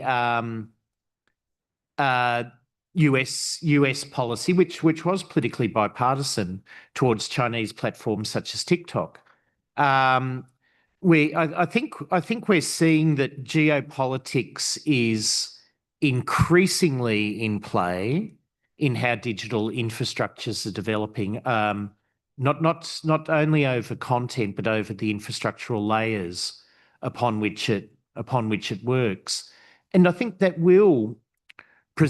is presenting real challenges for multilateralism. And there are those who talk about 4, possibly 5 internets, possibly more. So the open internet, the corporatized internet, Silicon Valley, the Chinese statist internet, the European Union regulated internet. But even within that, we think about policies that are happening at the levels of individual states. So Australia is becoming increasingly active in online regulation. The UK has its own set of rules emerging. I think there's been a real return of the nation state, if you like, although I don't think the nation state was ever absent from these conversations, but I think it has significant implications for how we think about internet governance, not least because there are those who argue that the largest tech companies have themselves become quasi-nation states or sovereign entities. Ian Bremner, the foreign policy analyst, for instance, has been arguing along those lines. I just wanted to jump in with one thought as well, harking back to the accessibility argument from the panel before. One of the things I think is really important to diversity is that we don't pretend that there's this vibrant marketplace of ideas where everyone has equality, because a lot of people come to that marketplace and they get abused. It's actually often almost a form of violence. And I know that some people think of the digital world as being separate from the real world, but actually the things that people say to each other on the internet are often more harmful than what they would be willing to say if they had to put their name to it. And so people are blocked from spaces that were meant to be a way to democratize their voices based on who they are and what their ideas are. And I'm seeing more so with platforms like what used to be Twitter, which I perceived to be a relatively safe space until Elon Musk rolled back a lot of the moderation that was happening there. It's just not a safe place for a lot of people to be anymore. And so I think when we think about diversity, it's not just whether these spaces are accessible, but how you're actually able to participate when you're there. So just to riff off of what you're saying, though, for one of the fundamental strengths of the internet is that for every Twitter that becomes an X, and where you think there is a lack of safety, because we're operating in an environment that is essentially permissionless, there is an opportunity for a counter to be built to an X, right? I'm on Blue Sky. Right. And that's a fundamental power of the diversity that we have built in as part of the infrastructure, the design of the internet. But talking about concentration, I do think that there's a lot of people still at X because it's got the mass there. And the mass is what makes it valuable, because your voice can be heard by more people on X than it can on Blue Sky. And it's a little bit like comparing, say, News Corp, that has a huge number of media outlets, and saying they've got the same amount of influence as maybe The Guardian, that's got one website. You can't compare those two things for power and for reach. And so, yes, we can build competitors, but until those competitors are equally large, the big players just seem to sort of be able to eat up all of the competition. So just to the next question, because I think we've already started talking about that. Why should we be concerned about resilience right now? And what does a resilient internet look like? I'm happy to start on this one. I was actually really inspired by what Simon and Alexa spoke about earlier, about the issue of a countrywide network outage. Was it countrywide? Does anyone know, like, Optus's outage? It was quite significant regardless. And from that, we can be asking ourselves, what are the vulnerabilities that occur from having, a relatively concentrated market and these large centralized spheres of control over our internet systems? Yes, we have the potential for diversity, but potential isn't always necessarily the reality, and I think that's part of the struggle. I would argue that a resilient internet is one that can weather environmental, economic, political, cultural, and kinetic challenges that occur in our world. But also, Australia doesn't have its own internet, has a shared internet, and that also means that we are dependent on what happens in other countries to some degree, or other spheres for our own internet. For the most part, the technical infrastructure usually works pretty well, though occasionally we do have disastrous instances where it doesn't. But we should also be asking ourselves, are we safe from global challenges? I think diversity at every level of the internet's infrastructure, so going beyond just that technical layer, but to the infrastructure layer and to the content layer, is really important to that. But I also argue actually that I think the multi-stakeholder model, I think, is an example of diversity, right? Where you're inviting multiple voices and not just dependent on one sphere of influence or one sphere of knowledge to actually kind of inform policy or governance. And I'll leave it at that. Yeah, it comes down to questions around what we used to call the public sphere. Do we what are the pros and cons of a singular network on which competing voices and contending views coexist, as compared to the example of X and Blue Sky is quite interesting. That to me, this looks a lot like 20th century British newspapers. If you're a Guardian person, you're a different kind of person to if you're a Daily Mail person. And to me, that's not a huge advance, I'm sorry to say. It was, in the traditional media environment, it was kind of overlaid by the fact, everyone had the BBC and paid for it whether they liked it or not. In the internet environment, this question of what's referred to as affective polarization, that's affective polarization, where one not only disagrees, but those who you disagree with are fundamentally wrong or evil or, must be shot or sacked or whatever.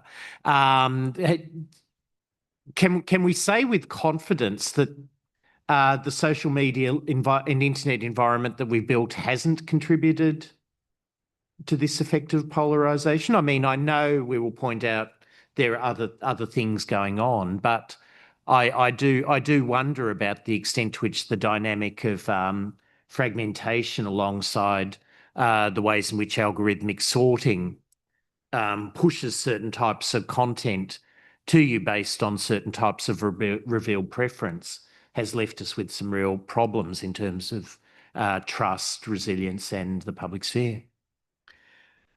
I guess I look at this, to the question, why should we be concerned about resilience? right now, and what does a resilient internet look like? I approach this from I guess less about the platforms and the pieces that ride on top of the internet, but the way I look at it is that there are a few areas that we should be concerned about, right? We need to find a way to bridge technical and political divides, right? There is currently a disconnect between technical operators and government policymakers, right? You'll find that there is an advocacy for, we need to have an advocacy for better dialogue between, those who are operating the internet and those who want to regulate the internet. And that requires a more systematic approach to internet governance. And here is one important thing. Technical operators traditionally have come from the idea that it's going to break and we'll fix it when it breaks, right? So that's kind of a base assumption that technical operators make. But with how crucial the internet is becoming to human society and to all aspects of it, if you're a policymaker, that is no longer an acceptable answer, right? And so there's a divide that is starting to widen between the technical operators and government policymakers. So that's something that the fix it as it happens mentality is no longer viable, right? So we need to find a way to bridge that. The second thing that is central is there is very little funding for preventive measures. And that means that there is a great deal of funding available to fix after an event happens, right? The 000 event happened, and now there is a lot of focus on what do we do and where do we put the money, right? But if you went back 2 years ago, the same questions, had they been asked, the urgency level just does not rise, right? So there's work that needs to be done to raise awareness and to create a compelling case for things that sound simple, but that are crucial. Simple things like good operational practices, proper training. What does proactive security look like, right? These are table stakes, but they don't get funded. The funding happens after a crisis happens. And that's the wrong order of things. The third part is on resilience is the supply chain, right? Very few organizations, governments, institutions actually map their infrastructure supply chain. And because they don't map it, it's hard to identify where the key pieces are that are going to be potential vulnerabilities, right? So some level of visualization, some level of research is required to map that supply chain gap. The last thing is it's evergreen, but it's actually becoming far more important in an era of AI, which is talent development, right? You need to have formal curriculum to train people in internet scale infrastructure operations. And you have to move, the current reliance is on war stories to build expertise, right? You go to Telstra or you go to Optus and they'll tell you war stories, but what is the playbook for building a resilient infrastructure, and how do you educate in academic institutions so that you can say, I have built a system, I have built a network, and I can prove that there is resilience to that network, right? So look, the internet that we have built is not just infrastructure. It is memory, it is identity, and it is culture, right? And it's about representation and identity and belonging, right?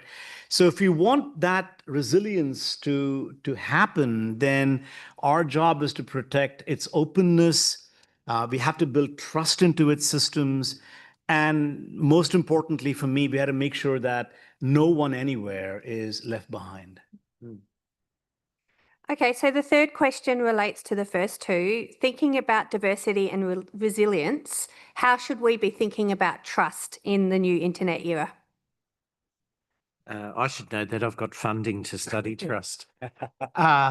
It's been very interesting for me. We've at my university, Sydney University, we've recently established a Centre for AI Trust and Governance, and it's based in the arts and social sciences and law schools. And it's been very interesting to be in conversations with the computer scientists and engineers and to try and think about the different ways in which we conceptualize the trust question. And I think for people looking in from the engineering perspective on the kind of arts and social sciences perspective on trust, they'd see it as being around, I guess, the human factors approach to technology, that you need to win over users to a technology. And some of you may be aware of the recent study done by Nicole Gillespie at Melbourne University with KPMG that found that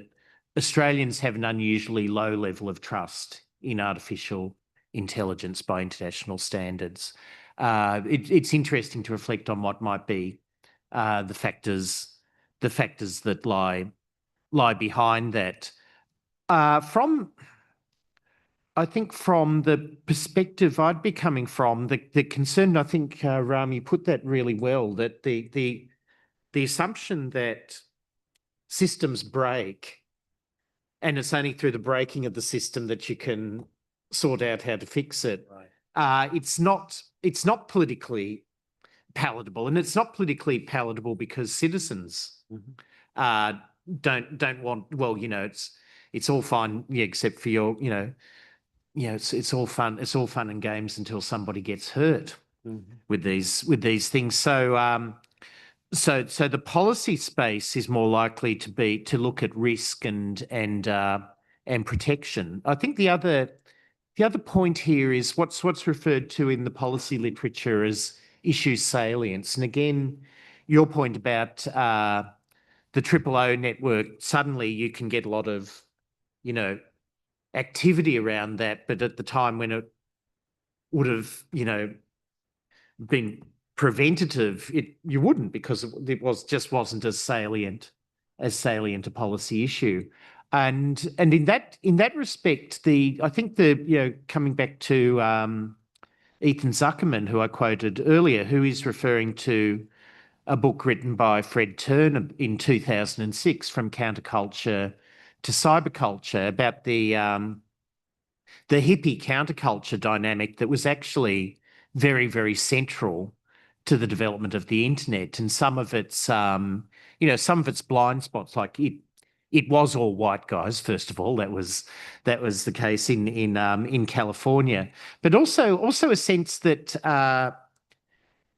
developing technology was an alternative to political engagement, and that's very explicit when you read people like Stuart Brand and others, that rather than getting involved in the messy, compromised world of politics, there was an opportunity to liberate culture through the internet. Turner identified in the mid-2000s some of the limitations of that way of thinking, and I think we're now very aware of them. I think of the recent movie Mountainhead and all that. They have to kill the guy who's the poorest of the billionaires because he's a D-cell. He he has doubts about artificial intelligence, so they have to kill him to give away the plot line. And so this kind of something that is vaguely about technology as liberating, but not in the way that I think it was understood. I don't have too much to say on trust, I'm more interested in what my panelists have to say about it. But I'd say that trust is actually a really tricky concept to pin down.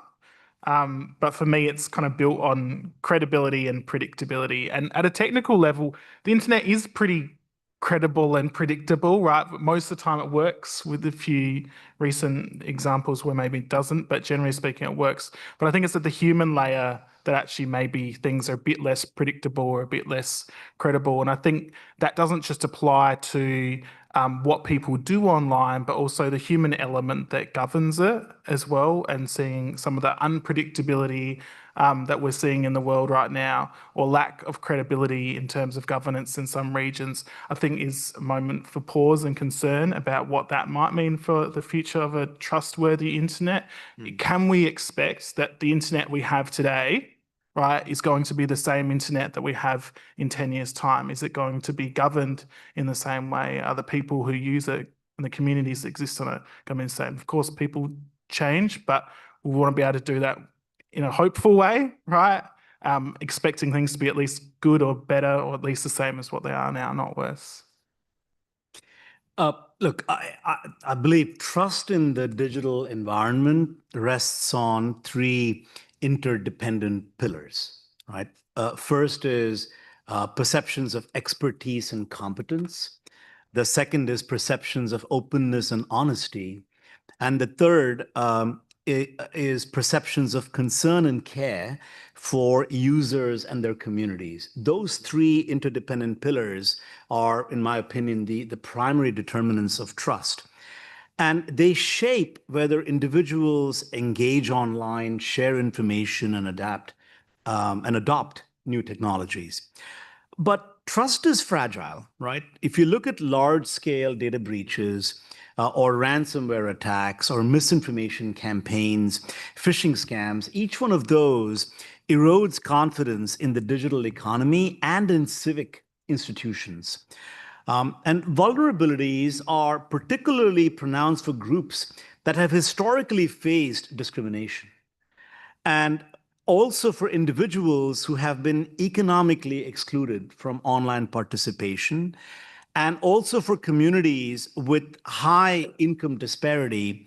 In each of those places, the digital divide amplifies inequities, right? So if you look at that as a basis, then what does a trustworthy internet require, right?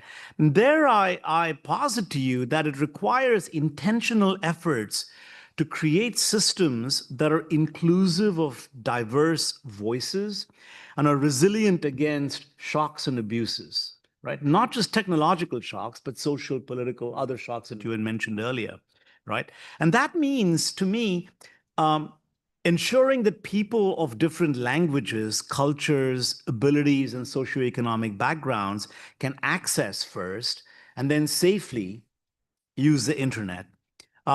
So in this area, initiatives to implement multilingual domain names or internationalized email addresses, right? Those are simple things, but they help break down barriers for non-English speaking users. And that means that you can broaden participation and reduce systemic exclusion, right? And in a similar way, if you think of inclusive design in digital services, that would mean accessible platforms for people with disabilities, right? Blind people have a very hard time accessing and using the internet, and that's one example, right? But there are other pieces to it. Transparent data policies, or even things like using open source software, right? Can help establish openness, in this ecosystem that we're a part of, right? So inside of Australia, you have the Australian Cybersecurity Centre that provides guidance in threat intelligence to organizations, right? That's a positive thing to improve, the perception of transparency, of helping secure critical infrastructure, right? And certainly, and I was speaking to folks outside about NBN and the efforts there to reduce the digital divide, provide more equitable internet participation. That is another way to improve the ecosystem and increase, this perception of trust in the online environment. But we also need, I think, initiatives like multilingual public service information, accessible government portals. These are things where you find areas where lack of access to these government or governance platforms sometimes are dependent on, if you don't know English, then you can't access government services, right? Yet, here is a country that is multicultural, multilingual, right? So we have to really think about the fact that trust, diversity, resilience are mutually reinforcing, right?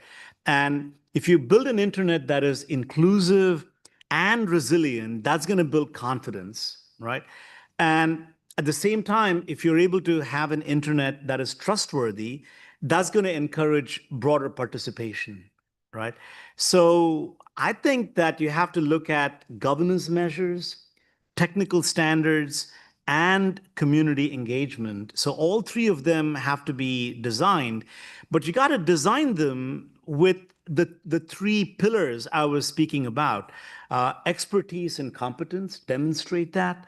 Openness and honesty, build that. And concern and care, show that. Right. So that, I think, is the way we ought to be thinking about trust in the internet era. Okay, thanks very much for that. I will now invite any questions from the audience.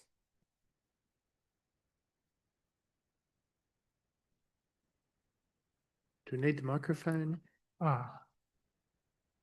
This is going to be comically tall for me. Kia ora. My name's Anna McAllister. I'm from Antony, NZ. I wanted to ask a question about some advice on what we could do, because you all obviously have a very clear background in this. So the face of the internet is changing. People are moving solely to platforms and furthermore generative AI. We're moving from the network of networks to 3 tech bros owning 99% of the platforms 99% of users interact with. So what do we do about the tech bros, either from a legislative, technical, or user perspective?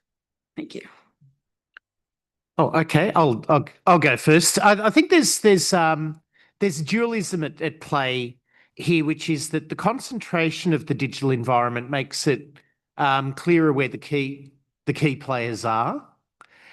So I think that's important in itself. I think what has happened in the last 12 months in particular is that a lot of activity that was happening in and around many of the largest tech companies around corporate social responsibility, social license and so forth has really been derailed.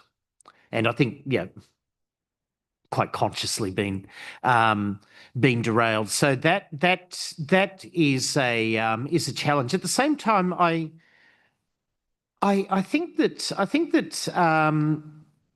I mean, it's an interesting question whether tech people lean progressive, if I was to put that way. In the fun fact, in the 2016 US presidential election, the vote in San Francisco for the Trump-Pence ticket was 3%.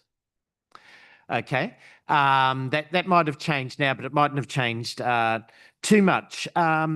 If it's the case that this is not the meal ticket that it once was, because I think the other thing to be aware of is the extent to which AI is eating into tech jobs.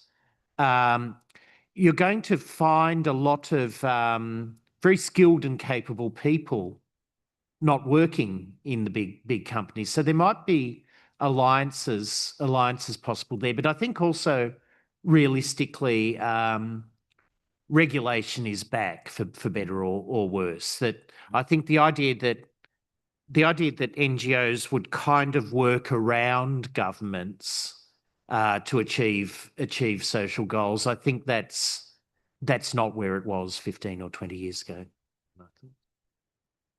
I've got a quick answer to that as well. It's a bit technical, so I hope it's okay. You might remember from my first slide, I showed you that, you know, the traditional media companies in Australia were concentrated, but the least concentrated sector, and then telcos more concentrated than that, and then the platforms super concentrated. I'm not an economist, but I deal in political economy, and typically industries or sectors that are highly concentrated often have really high barriers to entry. So if you want to start up a search engine tomorrow, good luck with that. If you want to start up a social media company tomorrow, good luck with that. You want to develop a new mobile operating system, it's a lot of work. It's a lot of work to do that, and it's very resource intensive. While like traditional media companies, they're still very expensive. You've still got to, you know, buy satellites and whatever, or printing presses, but it's not as expensive. And so there's room there for new entrants. And so I'd be thinking that one of the first places we should be looking at is sort of what can we do to make sure that, you know, a business in Australia can compete with a hyperscaler in the United States? How can we lower the barriers for entry into that market?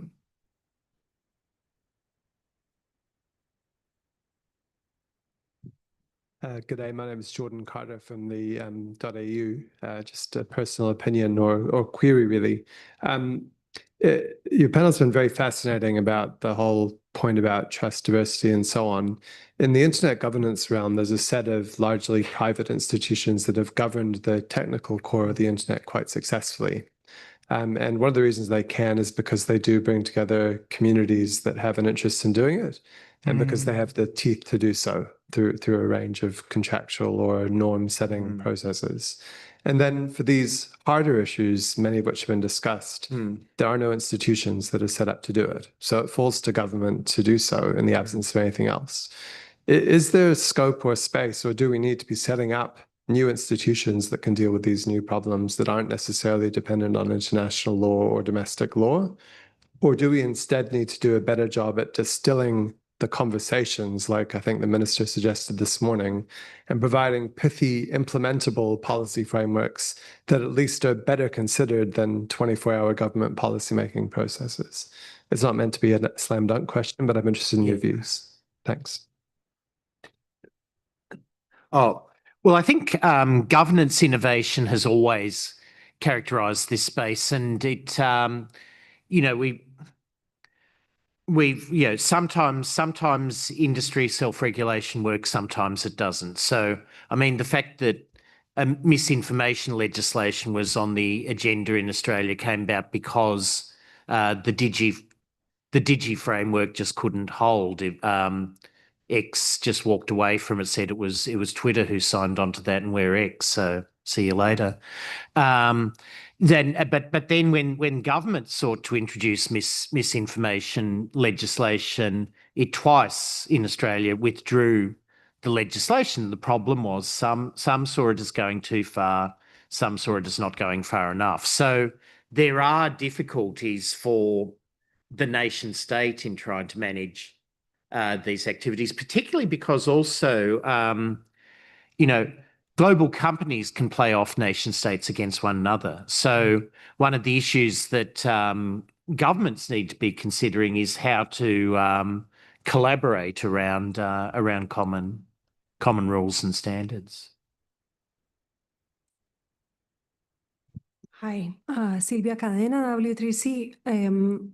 My comment is about some of the analysis or my question about the analysis of the companies and market shares.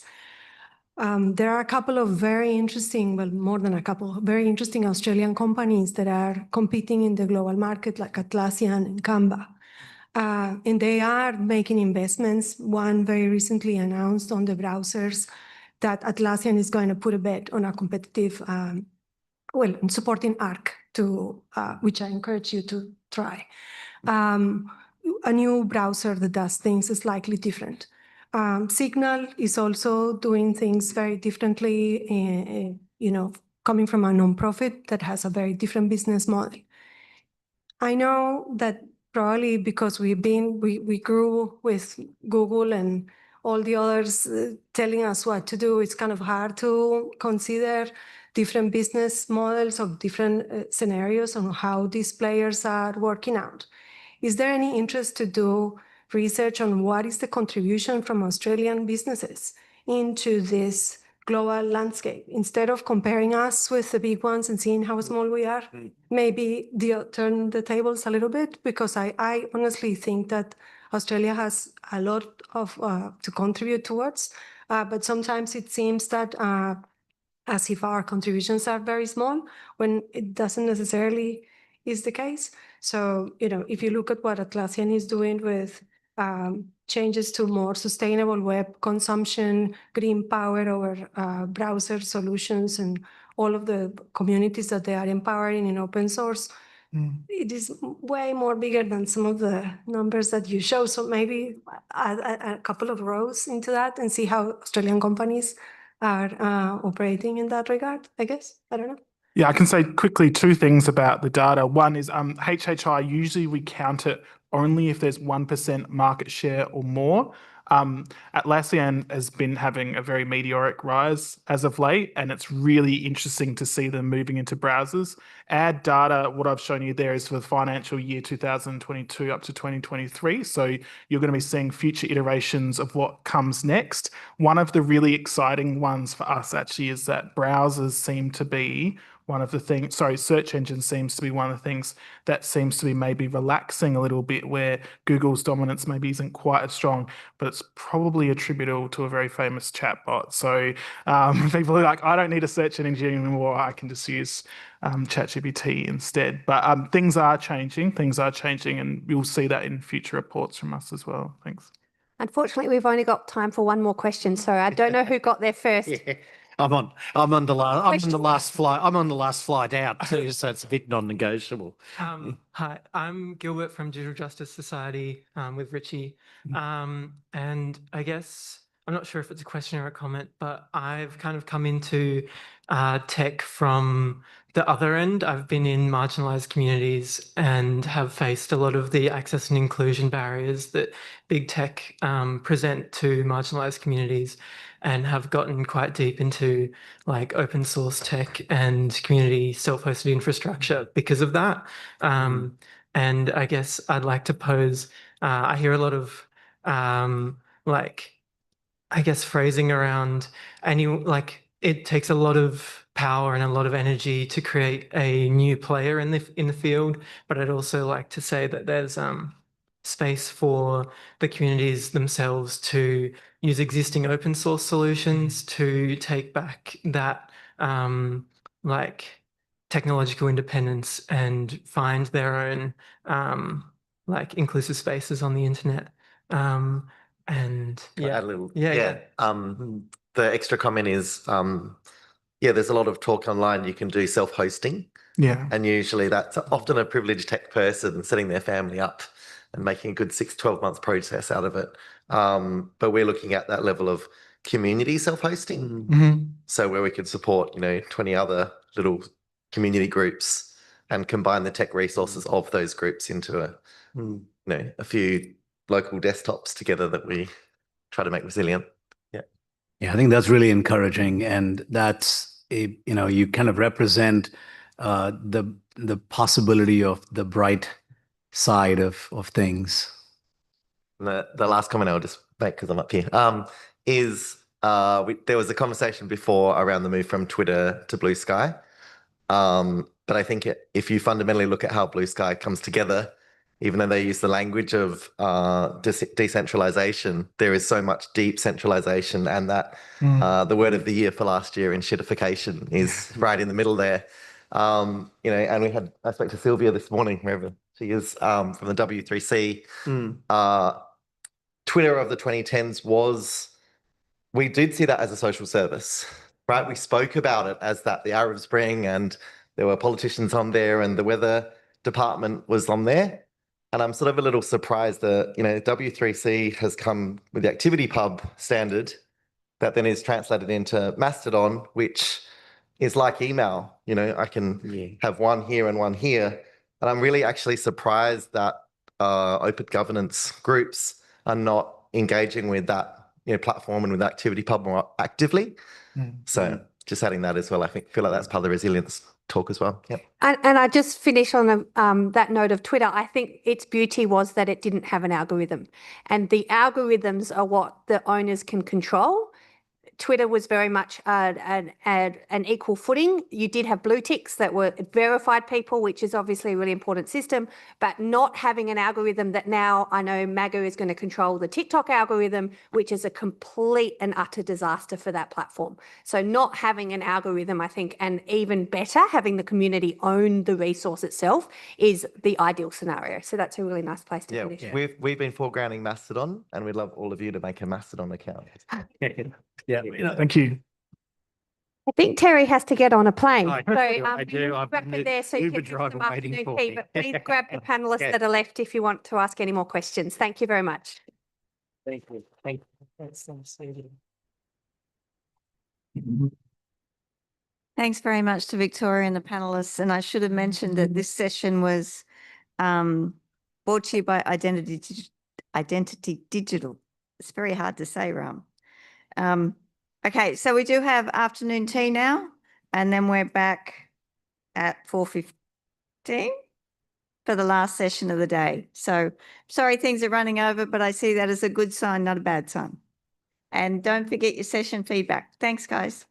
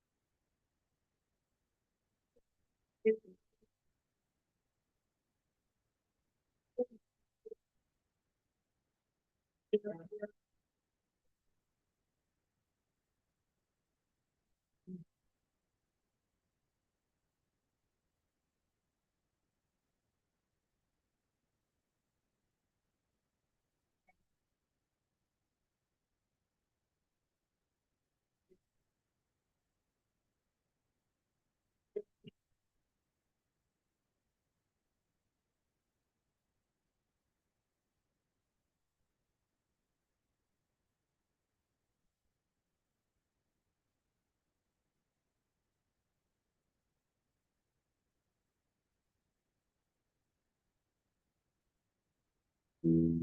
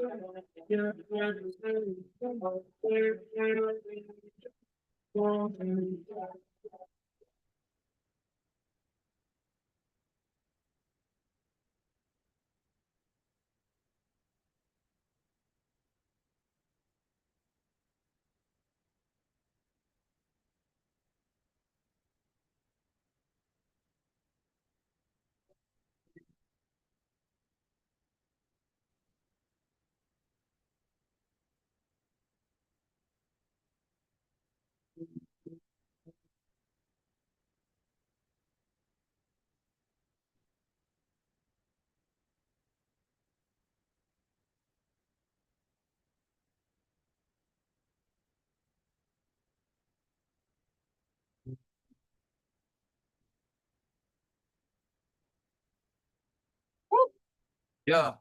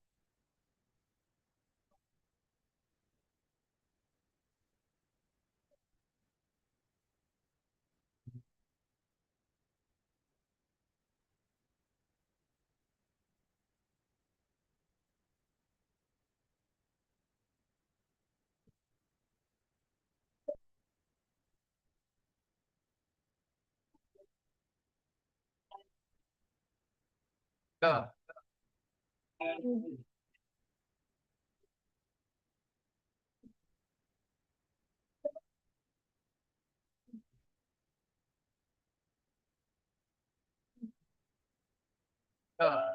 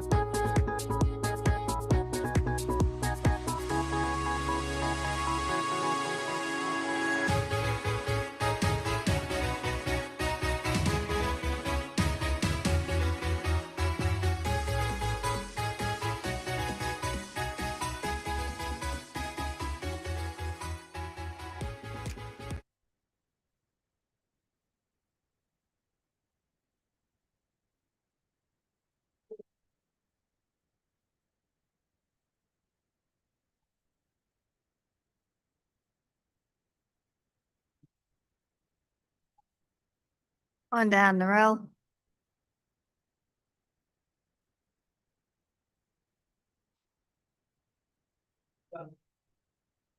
Oh.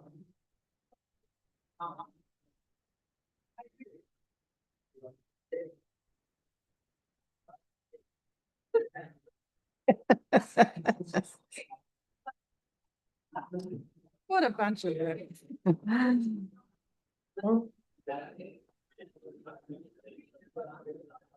Oh, there's Joanna. Excellent, excellent. I went outside, I found your name tag, I was like, right, attach me a person to this. Yeah, but it's doing my team. Oh, Bruce. Who else are you waiting for? Is this kind of it? Oh, we've got fresh water. There's that. Yeah.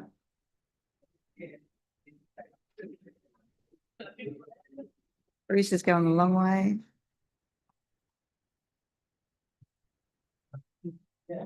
Thanks, everyone. If you could take your seats and we'll kick off the last session of the day.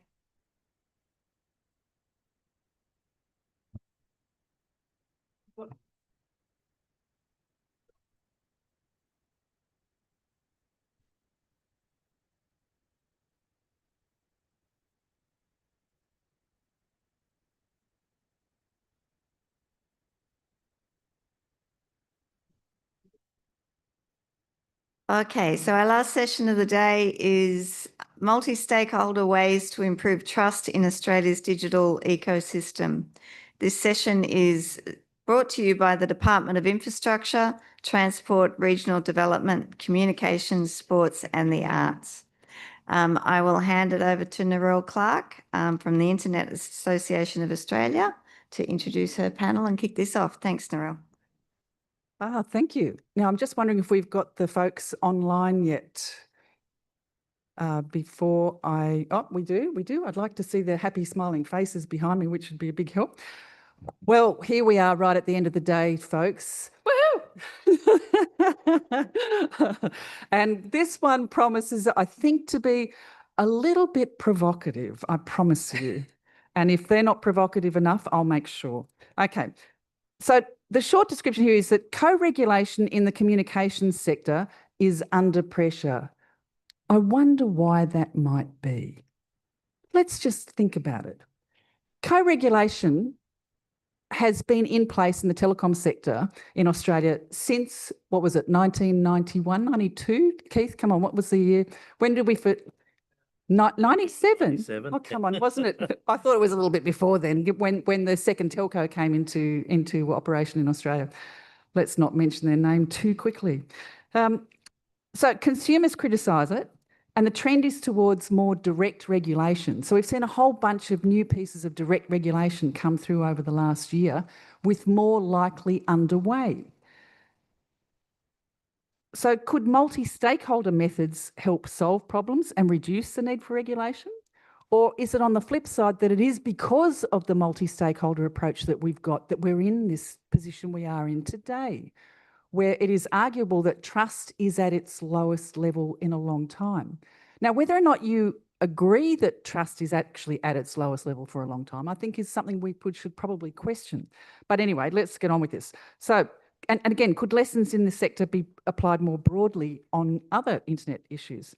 So let's come back here. Let me introduce the wonderful team I've got here to discuss this with us. Look, I'll start with those of us who are here in the room. We've got Bruce Tonkin, who is a wonderful human being, who's now the CEO of AUDA, the Australian Domain Authority, and I'm sure many of you are familiar with that. The folks who, is it Domain Authority? Domain Administration, I should know better. Administration. So they run .au. And Bruce was its technical person for a number of years before that, and has had a long history in the operation of the names and naming space in Australia. Then we've also got Johanna Weaver, who is with the Tech Policy Design Institute. That's right. Who's in the academic sector and has also made some great contributions to policy and technology over the years. And we've had some fun times working over the last year or so on, what was the name of that big fat document? Yeah, the telco resilience profile. Telco resilience somewhat topical issue today. Yeah, funny that it seems to keep coming up, this question of resilience. So let's then head on to online.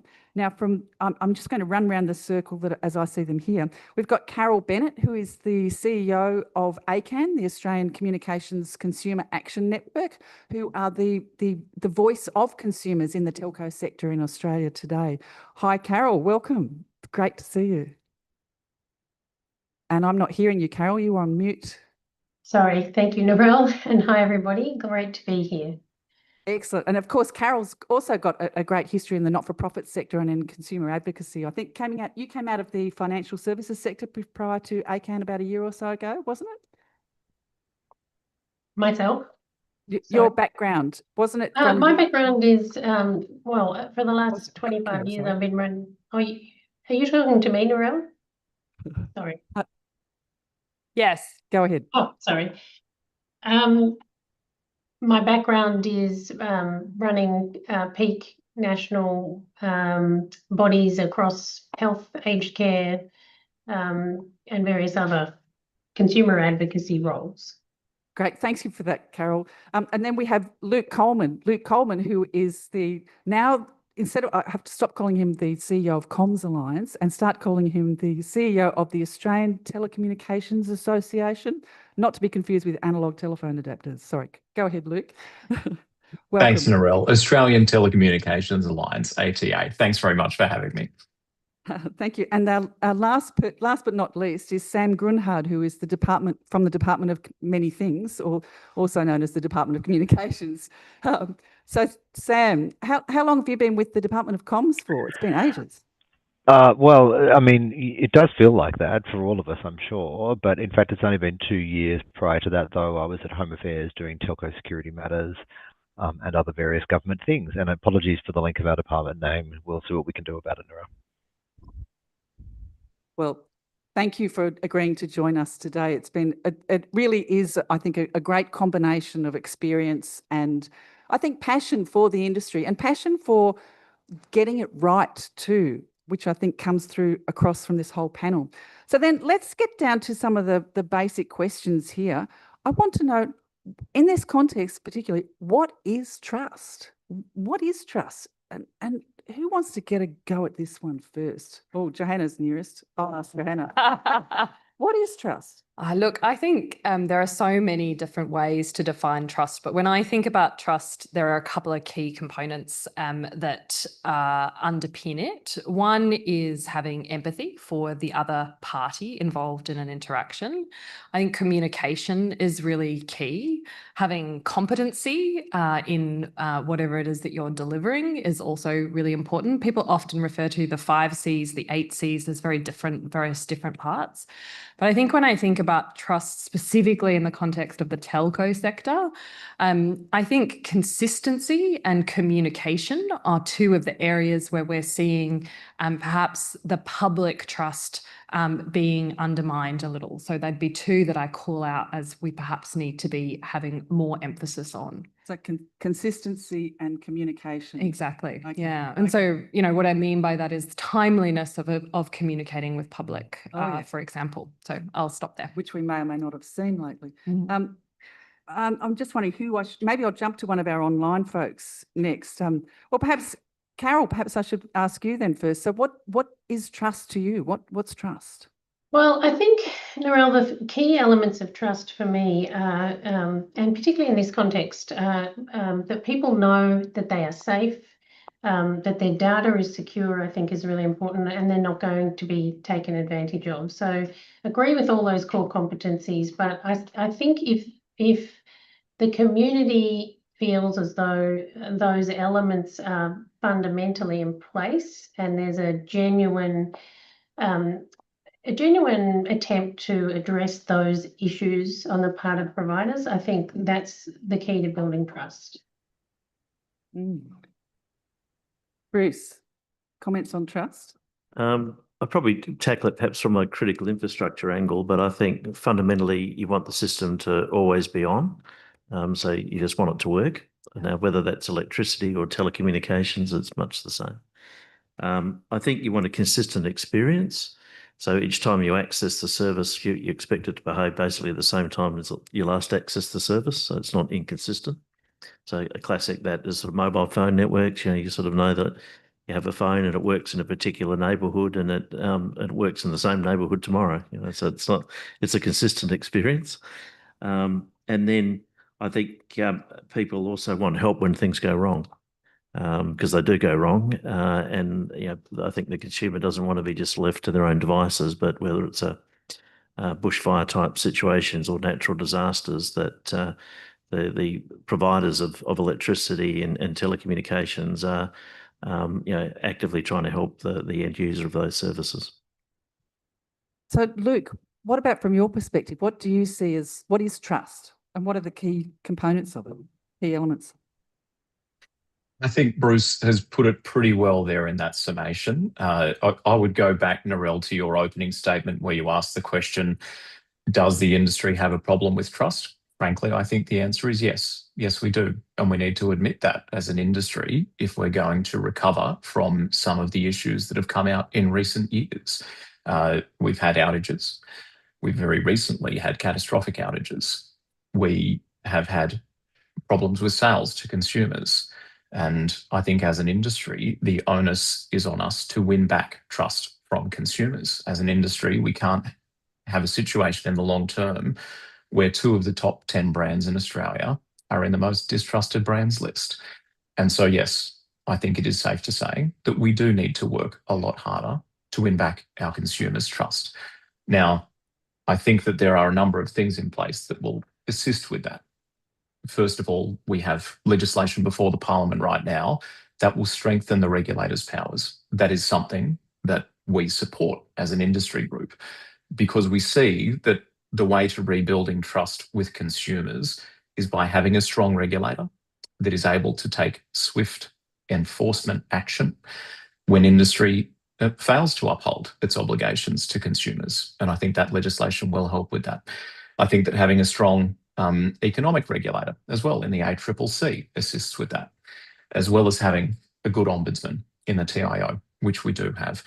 And I think that industry is heading in the right direction when it comes to, say, the increased obligations under the new TCP code, which is currently with the ACMA for its consideration, which are a substantial uplift compared to the previous code, and that trust with consumers can be done in a co-regulatory environment, given that that's the topic of today's panel.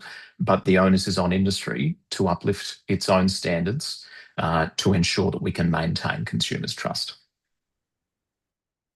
Thanks, Luke. And of course, you're talking about the Enhancing Consumer Safeguards Act that's currently before Parliament. That's correct. Yeah. Yep. So, Sam, what are your views on trust? What do you think from the department's position? What is trust? What do you need to do? What do we need to do?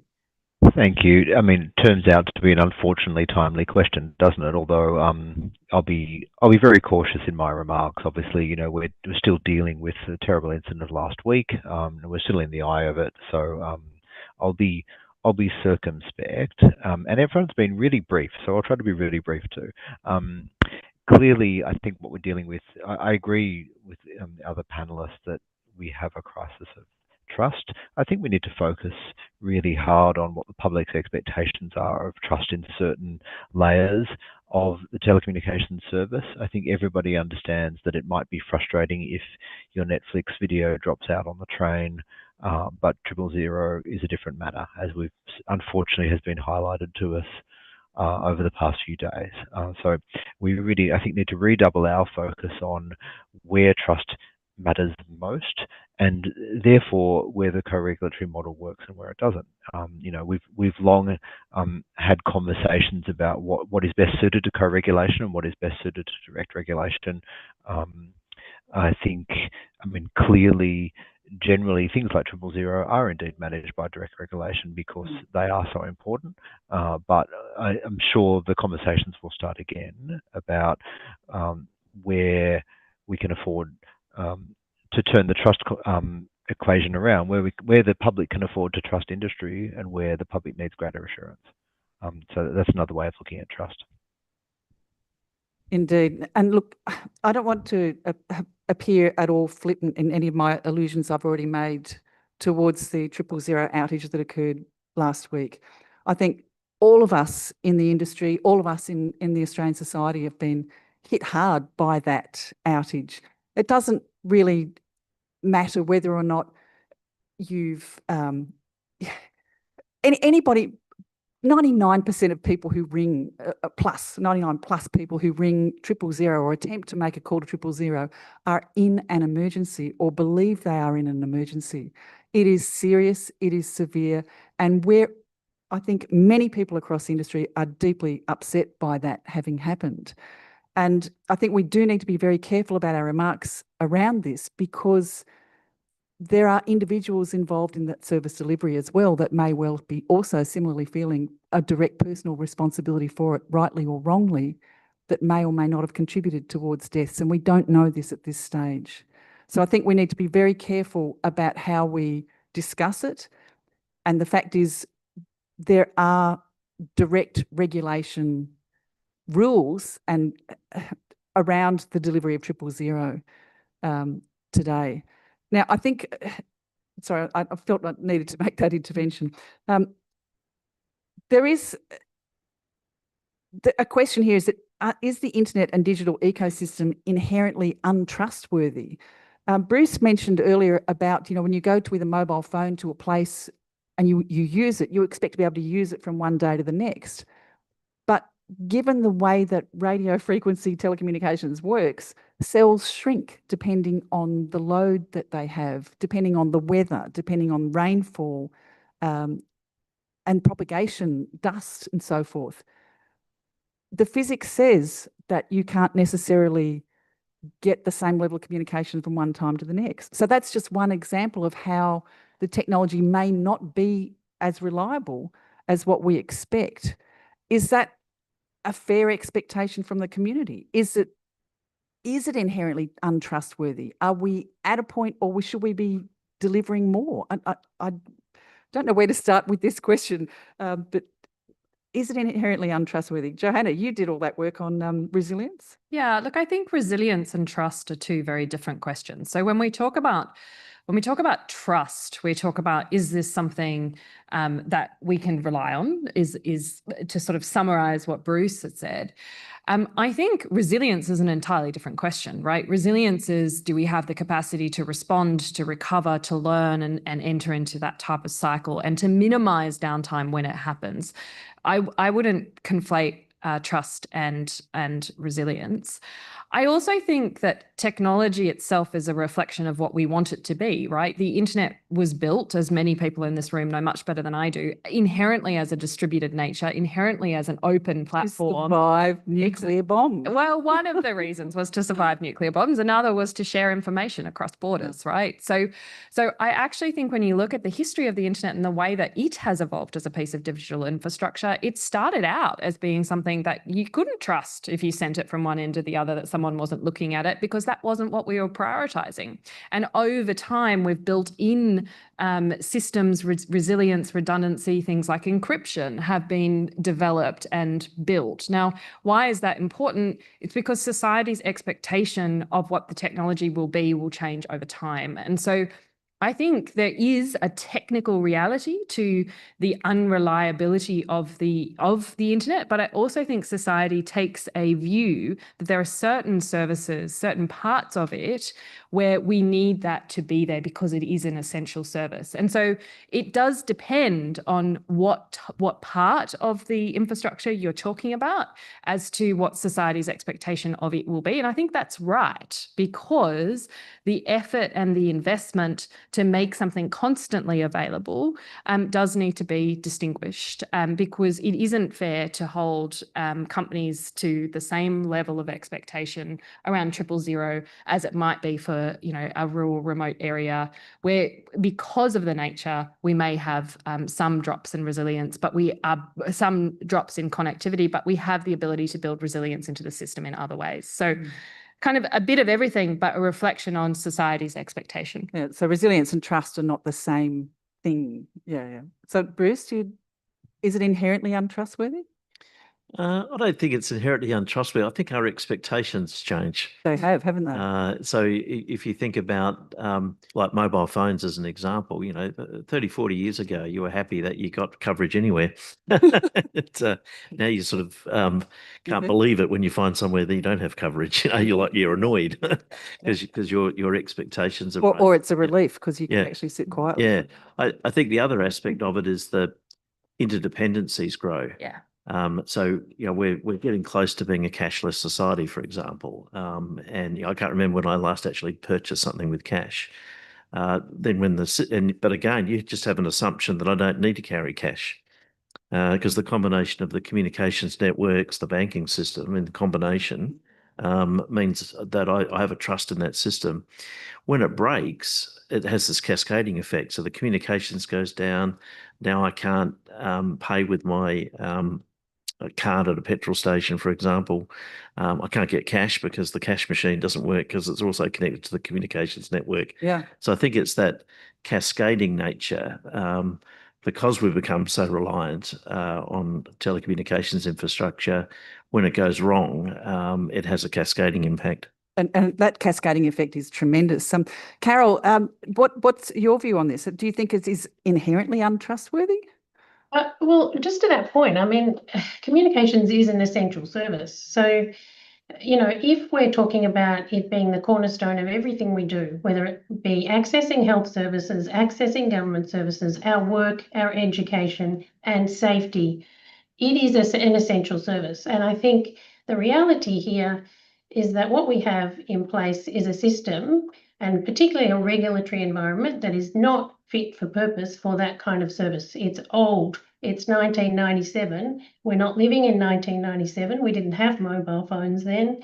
The reality is that people do rely on it. They do expect it to work, and particularly when it comes to public safety. It is not good enough to just say, well, the community shouldn't expect so much. The community will expect that these things will work, and they should work. And just as other essential services like energy, water, banking, these are essential services to how we function as a society today. We have to regulate this sector in the same way that we expect these services to serve the community. And the community expects that these services will be not only reliable, but will meet their needs. And to be trustworthy, the community, I think, expect that this system will be delivered in a way that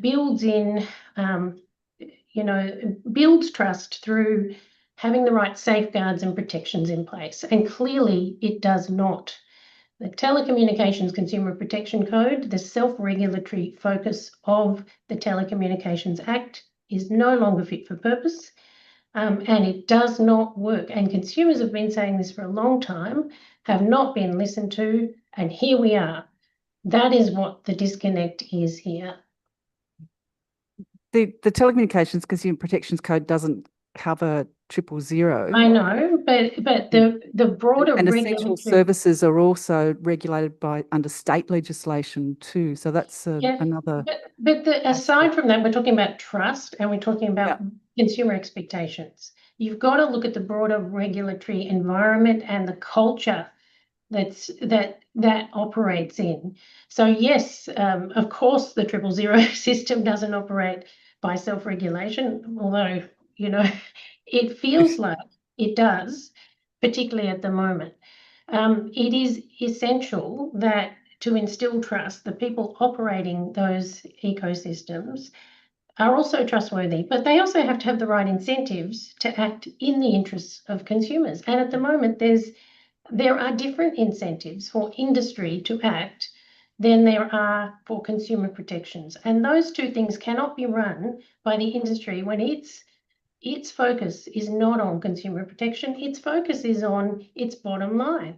And we shouldn't expect that it's going to act in the public interest when that's not the driver. It's not the incentive for industry. And that's why self-regulation does not work. That sounds like your cue, Luke. Is that Is it an inherently untrustworthy system that's totally focused on the bottom line and nothing else? Thanks, Narelle. Look, I think there is a flaw in the argument that says direct regulation is the silver bullet to all of our problems, when, as you rightly said a moment ago, the 000 service is already subject to direct regulation and always has been established through legislation. And so it is clear that direct regulation does not necessarily mean that things do not still go wrong. And it was a terrible thing that went wrong, but it is a flaw to believe that direct regulation can necessarily solve each and every problem. Now, on the issue of essential services, I think it is fair to say that Australians would consider telecommunications an essential service. They use it every day. But unlike other essential services, you do not get to choose your electricity transmission network provider. It is typically either owned by a state government agency, perhaps it's been privatised and is heavily regulated under state government law. You do not get to choose your gas network transmission provider. You get to choose your electricity retailer. You get to choose your gas retailer. You do not get to choose your water network provider. But in the telecommunications sector, you have a choice of 3 separate mobile network providers. You have a choice of a LEO satellite provider. You have a choice of the NBN for your fixed line services. Consumers benefit overwhelmingly from a competitive market. And if I were to show you a chart of consumer price index increases over the last 10 years, everything will have gone up a lot, with very few exceptions. But one of those exceptions, of course, is telecommunications services, where prices have actually gone down over the last decade. That is absolutely not the case for other essential services. And one quick look at your own energy bill or your own gas bill will quickly remind you of that fact. So I think it is still the case that consumers benefit from a vibrant, competitive market that we have in telecommunications. CPI data will make that very evident for you. And so telecommunications is a different kind of essential service. And I think in that context, consumers do continue to benefit from the co-regulatory environment. Now, it's important to remember the TCP code is a safety net above a safety net. Australians continue to benefit from the general consumer protection laws that are enforced by the ACCC. Remember, we have 2 regulators in this sector. We have the ACCC and we have the ACMA, and telcos are subject to both of them, and telcos have been fined by both of them. And so the TCP code provides an additional layer of industry-specific protections for consumers above and beyond the general Australian consumer law. It is not self-regulated, it is co-regulated, it is not voluntary, it is enforceable, and it is mandatory, as any telco that has breached the code has quickly realised. And it is another reason why the industry supports the Enhancing Consumer Safeguards Bill, which is currently before Parliament. That will give ACMA faster enforcement powers to act against telcos found to be in breach of any industry codes, and it will increase the penalties that are available for ACMA to fine telcos for non-compliance. So I think that we need to look at that broader context of the co-regulatory environment to see why telco can at one and the same time be an essential service for Australians, but it can also be a competitive essential service, and that delivers benefits for Australians, which we do not see in other essential service sectors. I might actually take this opportunity to refer you back to an auIGF of a couple of years ago, where I ran a session on what is an essential service and what might that mean for the Australian telecommunications sector. But at the risk of digressing, I might also point out too that, Luke, you mentioned 2 regulators there, the ACCC and the ACMA. The Department of Communications have also got a role as a regulator here, not to mention also the Department of Home Affairs and the privacy, the various privacy officers throughout the country. And of course, there are other state-based regulations and legislation that apply to the sector as well. So, Sam, as the representative of all of these forms of regulation, do you feel that that this? Yeah, do you have any further comments to add on this piece? You've just given me a lot of power there that I don't think I have, Narelle, but thank you. Look, Chatham House, I will not be quoted as speaking on behalf of even my own department, but certainly not all of those agencies. I agree. Again, it goes to the point about Carol's point about the differential between what should be directly regulated and what should be left to self-regulation. I am prepared to concede, though, you can't regulate for perfection. I think that's true of every regulatory system. There will be failures, and to strike a bit of a different note, rather than repeating what others have said, I think government and industry also do have a role in thinking about how we communicate to people the fact that occasionally things just won't work. We've tried to do some work as a department on communication for communities, including in a whole range of languages and Auslan, about the fact that there are times, particularly during natural disasters, where things won't work, and no matter how heavily regulated they are, and people do need to think about redundancy as part of the resilience picture, because we know no system is perfect. And I agree that we've increasingly pushed people into reliance on their mobile phones, including as a government, without maybe communicating to them clearly enough that there will be occasions where they won't work because of the laws of physics and a whole range of other problems. Now, that doesn't mean we shouldn't have a long, hard look at our regulation. We absolutely should, and we certainly will be. But I do think we do also have a role explaining to people regulation won't create a situation where you have 100% uptime, and resilience doesn't mean nothing ever goes wrong. Yeah, I just realised I've neglected to mention the Department of Treasury and Attorney General's Department, as well as having another piece in the whole regulation space here. So then that sort of sounds to me like a multi-stakeholder government approach to regulation. Anyway, so can multi-stakeholder alternatives to direct government regulation resolve the concerns in the telecommunications industry, say to address competition or look at the difference between the old traditional telco versus the over-the-top platforms and the local versus global jurisdictional issues that we were discussing earlier? I mean, certainly in the traditional telco land, when you rang 000, then you had a circuit that ran from your house to the nearby telephone exchange that then went from the switches to a bunch of other switches directly to the 000 emergency call centre. And that was switched all the way through. Now, if it didn't work, well, it didn't work and you didn't expect it to. Now we're at that point where people are expecting it to work absolutely everywhere all the time. So can multi-stakeholder approaches fix this? So look, I am very conscious that in a previous life I was a professor of technology policy, and I can talk to you about co-regulation, self-regulation, all of the different types of regulation. But I think actually the most important point with this, right, is it's effective regulation. That's what we want. We want regulation. So what's effective? Yeah, we want regulation that actually achieves the outcome, which is that we have availability, and on 000 that we have that much higher standard than we might on others. But I think it's good that we don't just focus on that specific case. So when we're looking and describing multi-stakeholder regulation, to be honest, my reaction to that is deep concern and skepticism. And I realize saying that in a room full of people who are really committed to the multi-stakeholder process that you might look at me and go, why? And that's because I've seen the term multi-stakeholder be co-opted as a way to sort of add voices to a conversation, dilute the conversation, have us have a long conversation that goes round and round, but actually doesn't really do anything.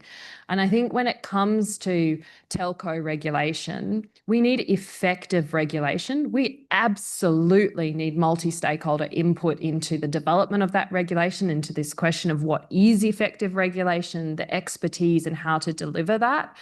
But I think the idea of multi-stakeholder regulation itself, first of all, I don't really know what that is. I think it's a term that until I heard this panel, I hadn't heard of that term before.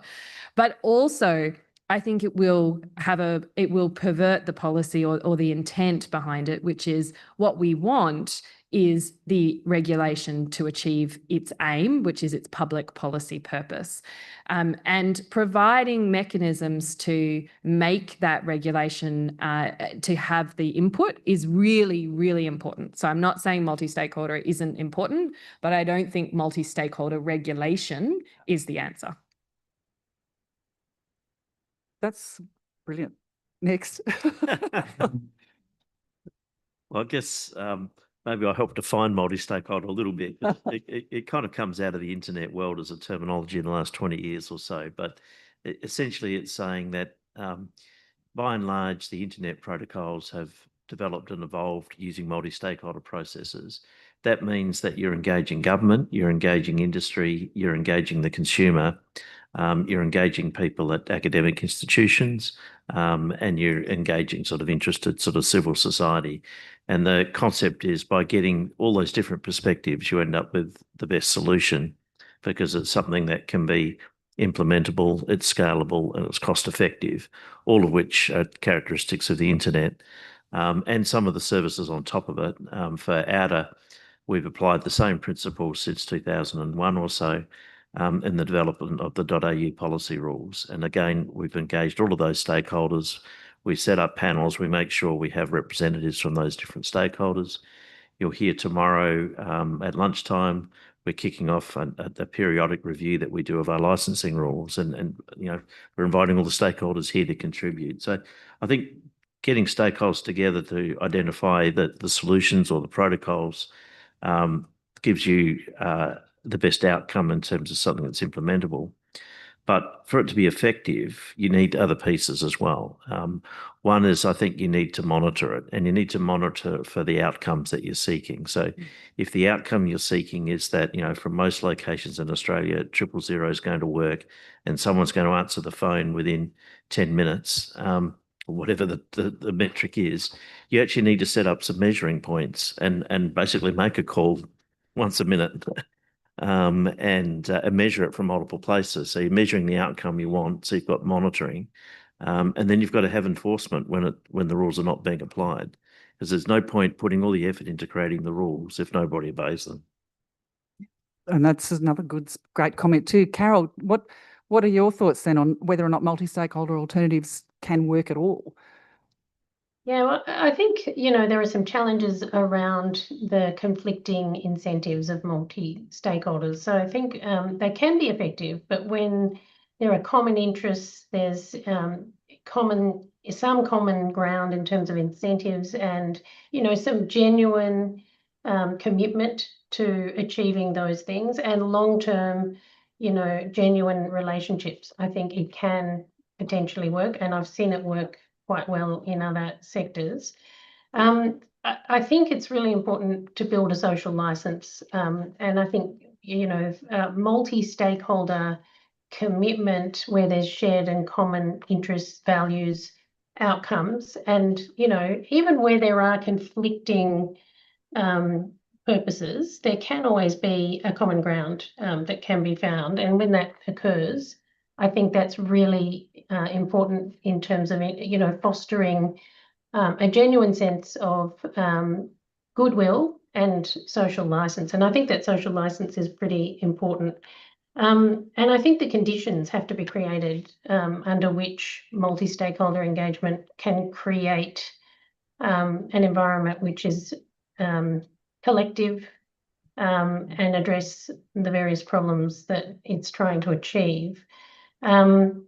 So I think it can be done, but it has to be a genuine commitment to a long-term investment in shared common values and purpose. And it needs to be acknowledging some of the barriers and the incentives that face different sectors and coming to the table with a genuine will to you know, to achieve an outcome. And the outcome has to be for consumers, because none of these industries would exist if there wasn't a consumer. So at the end of the day, the end user has to be the focus of these systems. And if they're not, well, we see what happens when they don't work, and it can be disastrous. Yeah, products need to meet what consumers want. Yeah, and that gives you the best outcomes. But on the regulatory perspective, we're really talking about, what is it that's about outcomes as outcomes and monitoring, as Johanna and Bruce mentioned. Luke, what are your thoughts then on multi-stakeholder alternatives to direct government regulation? I think in many ways we have a system that already takes into account the views of multiple stakeholders. If you look at our regulatory environment, some regulations are delivered through a ministerial direction to the regulator. Others are instigated by industry itself through various codes or technical standards. Some people don't realise that the Australian Telecommunications Alliance, as well as developing industry codes, is also an accredited standards development organisation recognised by Standards Australia. And so in the process of developing technical standards, it is a requirement on the ATA, and we are audited against this requirement by Standards Australia, that we bring in the views of a broad range of stakeholders, all of which have an interest in the development of that standards, whether they are telcos, whether they are equipment suppliers, cabling providers, a whole range of different stakeholders. And of course, during a code development process, we will often have the regulator or the department participate in the development of that code, and we have a requirement established in legislation under the Act that we must consult with a range of stakeholders, including the Ombudsman, including consumer representative bodies, before we can submit that code for the ACMA to consider for registration. Now, consulting does not necessarily mean that everybody involved in that consultation process will get their way. That is the nature of these consultation processes, but we always attempt to proceed on the basis where, well, we certainly take into account all feedback. It is a requirement that all feedback is taken into account, and we cannot simply neglect that requirement. That is part of the code development process. So I think that the environment that we have today does often strike the right balance in that it is not only industry-led, nor is it entirely led by government or regulators, but there are a range of stakeholders that are involved in the development of regulation in our sector. So, Sam, what are your thoughts then on multi-stakeholder alternatives and whether or not it works, and the aims of regulation? Thank you. It's a term we do more commonly use in the internet governance space, and it's true that we don't really talk about it in the telco space. Funnily enough, I think I agree with Luke that actually we do have elements of a multi-stakeholder approach in the way we currently govern and regulate telco in Australia. Whether that's a good thing is a different question. I think it would be accurate to say some of the structures we have in place do resemble something like multi-stakeholderism that we have in internet governance. It can be very valuable in getting a range of perspectives. It can also result in the lowest common denominator, as has been the criticism at times of the industry code process. That's one of the challenges of managing multi-stakeholderism. I think in something like the telecommunications sector and the telecommunications network, ultimately government bears a heavy responsibility for deciding in the end what the rules of the game have to be. Multi-stakeholderism is an important part of, well, it's in part of the rule of law in a democratic country. But in the end, there are some elements that we just won't be able to leave to a multi-stakeholder approach. That's quite different to the way the internet is governed for the historical reasons you outlined, Narelle. So, Johanna, you wanted to make a response? Yeah, just to pull a few of those different threads together, I think there's a really big difference between a multi-stakeholder approach and having multi-stakeholder inputs, which is incredibly important, and this concept, which is a bit amorphous and I don't think actually exists, called multi-stakeholder regulation. So to go to the incentives point, and Luke, the graph that you would have about costs in the telco sector and those costs not going up. Frankly, I think that's another perversion of a policy intent, right? So if the costs have actually increased, the telco sectors are having to increasingly, or the telco operators are having to increasingly prioritize where they're spending their money, but they're not able to increase the spend, and they are ultimately responsible to shareholders. Well, actually, there is a problem with the way that we're regulating, that the incentives for them to be spending money and where they're spending money is not driving in the direction where we actually need it for a society with a service that has become more and more an essential service.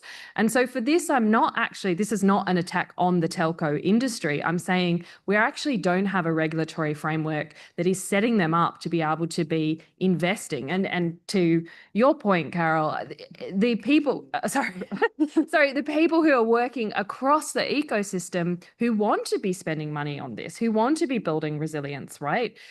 But there are commercial incentives and commercial imperatives that are at play. Yeah, we've heard a lot of complaints, well, particularly from Optus over the last couple of years or so, about the return on investment declining and declining and declining, and that being a massive barrier to them investing in their next generation of networks and upgrades and resilience and so forth. Sorry, Narelle, I had a momentary failure on your name. I apologise. You can call me almost anything and I'll respond. So then I'm cognizant of the time here, and we've not really had much input from the rest of the forums here. And I think there have been a few questions come in online. So if people do want to participate in this discussion, I think it's important that you do feel empowered to do so. This is not an oracle spouting facts. This is the Internet Governance Forum is meant to be a forum by which people all participate in informing the regulatory processes, and the debate and discussion. So bring it on, folks. Oh, now there's somebody I recognise. Hi, Narelle. Sorry, just to the side, we do have an online question that came in just a little bit. We'll take this one first and then the next. Sorry, could you just introduce yourself? I'm going brain dead over your name. It's Tool. My name is Lizzie O'Shea. I'm one of the founders and the chair of Digital Rights Watch. I did just want to raise one concern that I've got about multi-stakeholder approaches, is that there's often an assumption of equivalence between these various parties, which the material reality does not reflect. I'm a tiny organisation and I'm up against some of the largest businesses that humanity has ever seen, that are the most well-resourced. And that's not necessarily people in the telco sector, I'm not suggesting that, but telcos have their own size and weight as a result of their history, their reliance on state-funded infrastructure. I don't think it's reasonable to just say that we're going to consult with all these different groups and expect that our job is done. We actually need to properly resource the sector so that the community voice can be heard. And I'm not just talking about me, I'm talking all different organisations, Carol's of course, but different organisations that have different perspectives, represent different kinds of communities. They need to be brought into the conversation and properly resourced so that it can be a meaningful exercise rather than something that starts to look like window dressing. So I wonder if anybody wanted to comment on that power differential and how we can manage the centralisation of power that comes with major industries. Maybe I should actually get Carol to make a comment there, because under Section 593 of the Telecommunications Act, that's how that's how Carol's organisation is funded, and it is funded specifically to provide that consumer voice, an essential voice in this whole discussion. Yeah, so that's a really good point, Lizzie. And look, I think going back to the intent of this, it's one thing to say we've consulted, it's another thing to hear and to listen and genuinely take that on board. Now, Luke talks about consumers being consulted and being part of the process. We don't feel like we're part of that process at all. In fact, back in 2014, I know that the Department of Communications itself actually said that the TCP process was protracted, costly and fraught. That we would all say, and there's 22 organisations, consumer organisations in the Fair Call campaign, all opposed to the TCP code in its current form being approved by ACMA. Make no mistake, this has been going on for years. We may be consulted, we may be ticked off as being part of the process, but we have not been heard in this process. And that's regardless of resourcing or input or anything we say. It just doesn't seem to matter. What we end up with is a substandard, self-regulated code that does not meet consumer protection standards at all. And really, you'd be hard pressed to find any consumer organisation anywhere that would say that it is. So let's be really clear about that. I think if to be workable, multi-stakeholder systems or regulation or whatever you want to call it has to be genuine. It has to be about engagement, not just tick. We've talked to you, but we don't agree, so therefore we're going to do what we're going to do anyway, even if it's not in consumer interest, but it's in our interests and we're industry. That's absolutely wrong, and that's why we have the cultural systemic issues that we have, in our sector, I think. I think on a full disclosure there, I have to admit that I was employed by ACAN at the time when that 2014 report came out, and was sitting on the TCP code review at the time, and I'd have to agree completely. It was tortuous. It was long. It was drawn out. But I need to, I think, give Luke right of reply there on that one. Thanks, Narelle. Look, interestingly, the protracted process we're talking about here was done at the request of consumer groups who had previously provided the feedback that they weren't given enough opportunity through various rounds of consultation. So the process, which ran for more than 2 years, was designed specifically to address feedback from ACAN historically. If we're now complaining that it goes too long, perhaps we need to go back to the previous model. I would simply point out that every single item of feedback from every group involved in the TCP code process was responded to publicly. You can go on our website, you can review those documents now. Carol, I understand that you feel that you weren't heard, but every single issue that was put forward by both ACAN and every other group as part of the consultation was responded to. If it wasn't to your favour or to your liking, a reason was given as to why it was potentially unworkable or incompatible with other elements of the code. It is the nature of multi-stakeholder processes that not everybody gets what they want. And for every bit of feedback we had saying that the code didn't go far enough, I can guarantee you we had just as much feedback on the other end saying this has gone too far. These new regulatory burdens are so great that they have the potential to squeeze smaller providers out of the market who will not be able to wear the regulatory burden. Now, something that people often forget is it is often the larger providers that are best placed to wear greater regulatory burden. They have got teams of people working in compliance, in legal, in their regulatory divisions to bear the cost of more red tape. But we also know it's often the smaller end of town, those smaller and more innovative providers that provide innovative pricing, products and services, that when we increase the amount of red tape, we are actually squeezing them out of the market. That is the concern that we need to balance, and that is the concern that we sought to address throughout the development of the code.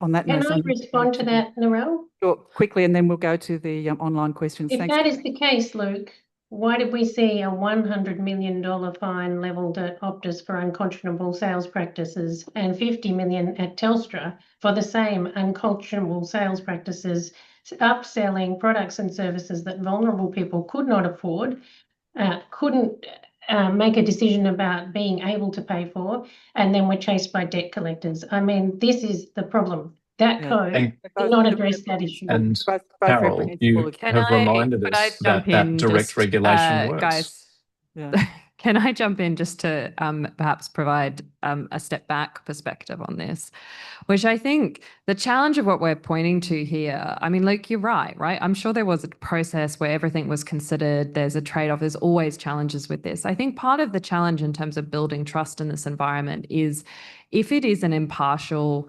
body that is providing that assessment, it's easier for the public to trust. And the outcome might actually be the same, but it's a trust building exercise that I think is perhaps what is missing here. And I'm not an expert in telco regulation, but I am an expert when I look at regulation across the economy.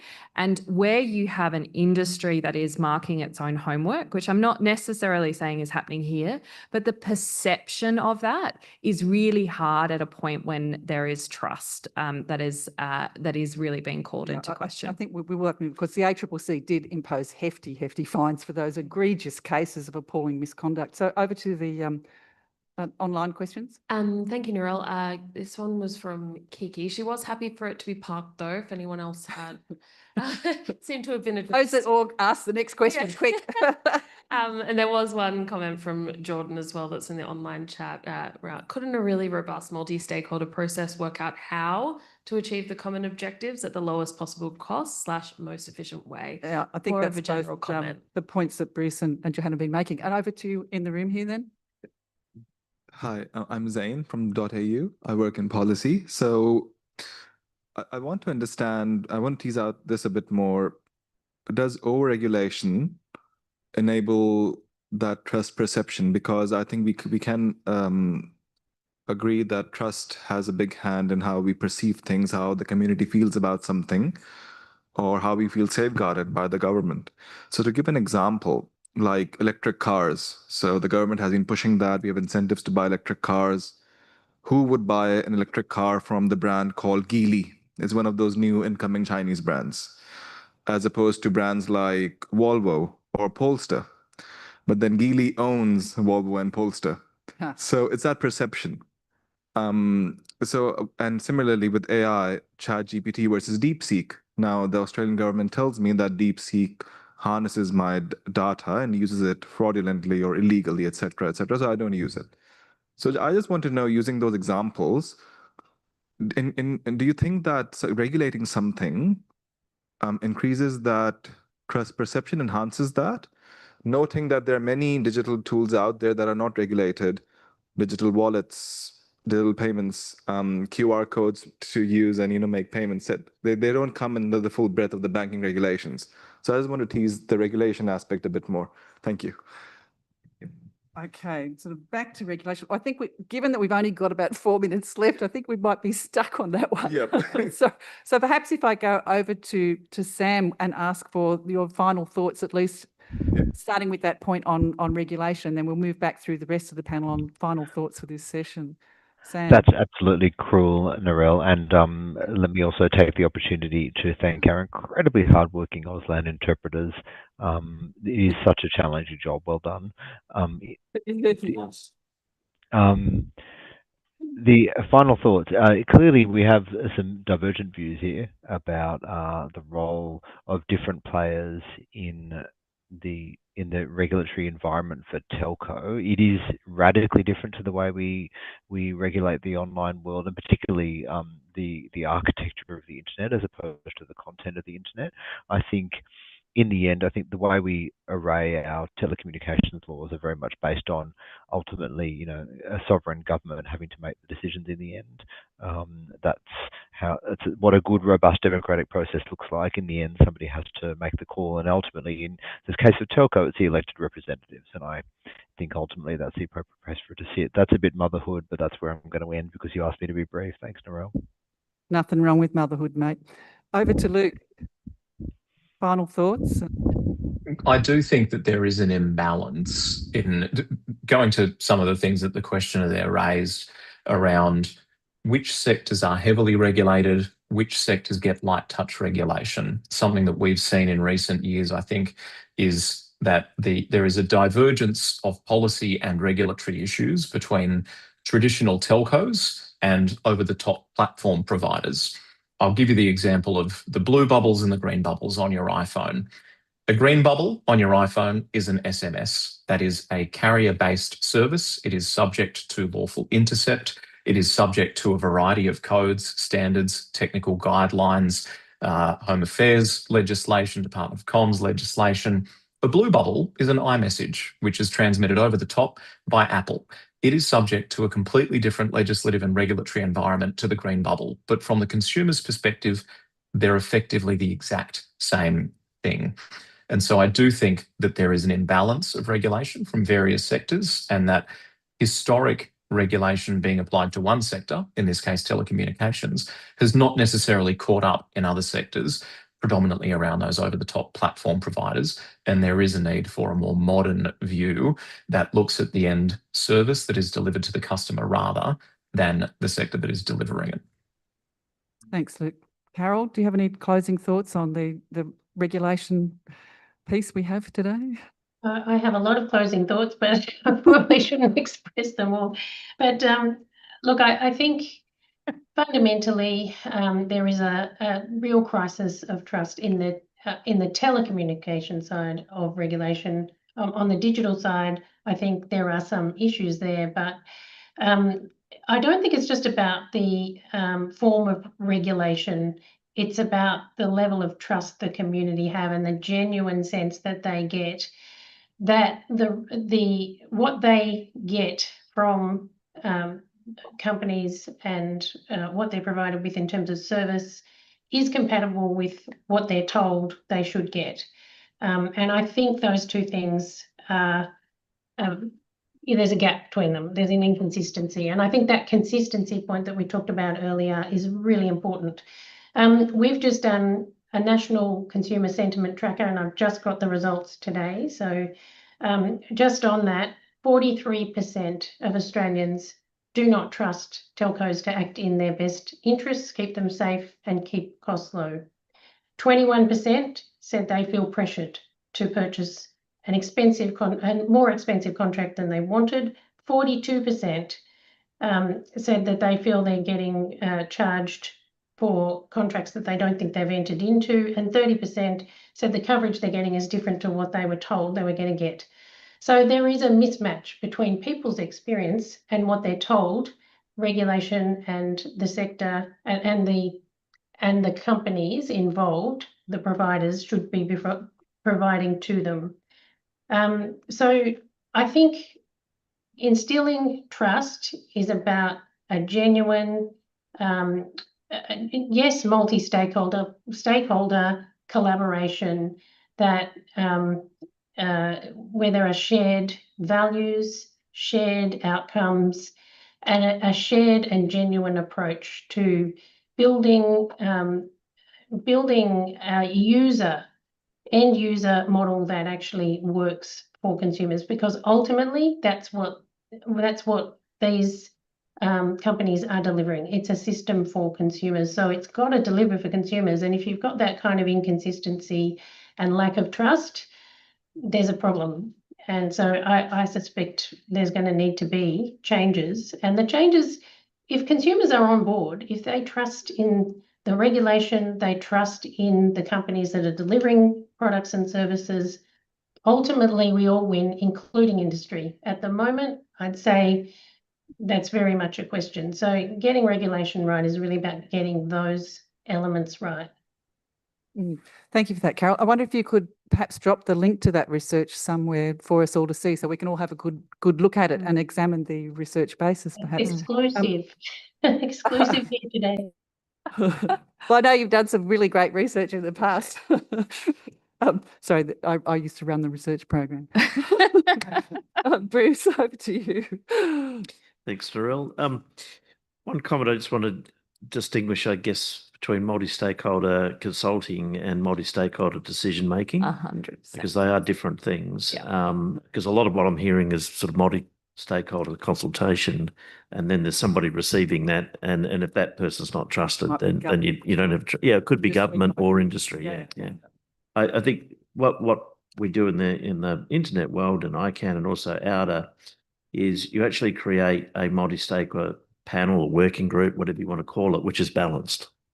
And in the case of ICANN, all those panel members are paid to attend physical meetings. We do the same in Australia with .au, and we also pay all the members of those panel for their time on the panel. So that partly addresses that imbalance between the consumer and the industry. They're treated the same. And the key is to make sure that the panel is balanced. so that you don't have, 10 people from industry and one consumer rep, or 10 people from government and one person from industry. So you need to have a balanced panel.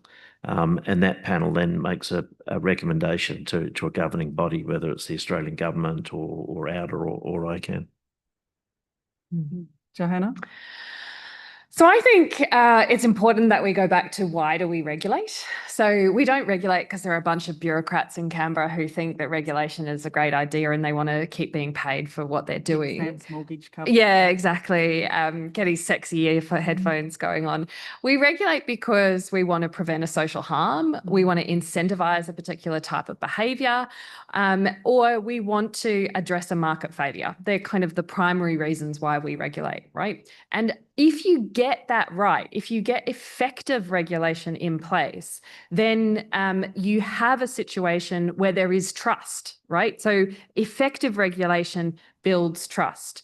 So I would say the fact that we're all sort of dancing around and even addressing, and Luke, I really applaud the way that you acknowledge that there is a trust issue here. I think it also means that we don't have an effective regulatory regime here.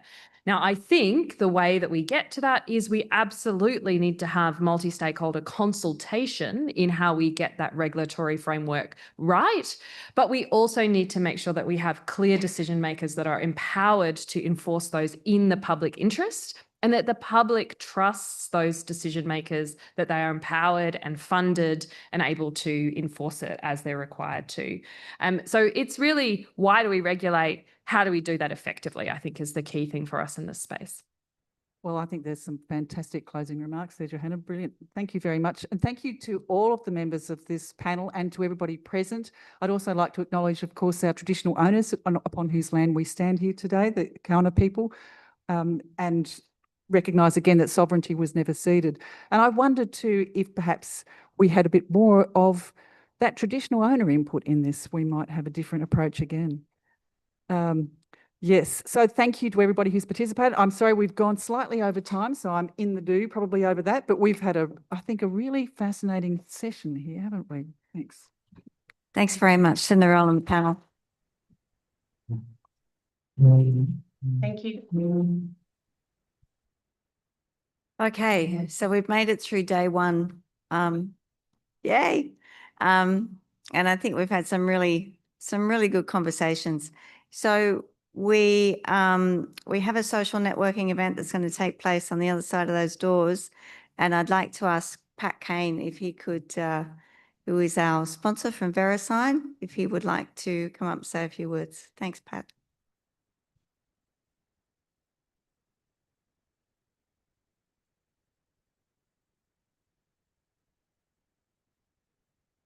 Thanks, Donna. So I was asked as a sponsor of the networking event this afternoon or early this evening to say a few words, and I wasn't going to, but after the third time I got asked, I thought I would. So as Donna said, my name is Pat Kane. I'm with VeriSign. I'm in our Washington, D.C. office. I'd also like to introduce Mario West, who is also with VeriSign, and he leads our Melbourne office. And I'm always impressed, at least the last several years when I've participated in an event here in Australia, how you recognize the indigenous people who occupied this land before we meet today. And we don't have that concept in the U.S., of course, although where I grew up, we knew that the land was occupied by tribes of the Comanche and the Kiowa, because we would always go out to the fields in the back of our homes and look for arrowheads, and we found a lot of them. So I'm always impressed with that when I participate here in Australia. So this morning, when Uncle Mickey was talking, I tried to listen very closely to what he was saying, and I wrote down a couple of questions that ended up being thematic really for the day. The first one was, are we in harmony? And while we're not yet in harmony, I think we all want to be in harmony when it comes to this democratizing tool called the internet. What do we want it to be? What should it be? What is it that we're trying to do with it? And the second question was, who do we serve? And when I thought about who we serve, every session that we had today, it didn't come right out and say who it was, but we were always talking about who depended upon the services, who depended upon the things that we were talking about. and what were we doing from that standpoint as to who we serve. And so it's not, and you put those two together, and I thought, it's not about the internet we have, and it's not about the internet that we want. And Carol Bennett actually said this a little bit in what she said, which was, it's about the internet that the people that we serve expect. And I think at the end of the day, that's what we're trying to do within the Internet Governance Forum, either here, other ones that I participate in. And I'm looking forward to day 2 and see how that theme continues to roll through. So I look forward to introducing myself to you all this afternoon in the networking event. And thank you very much. Thanks.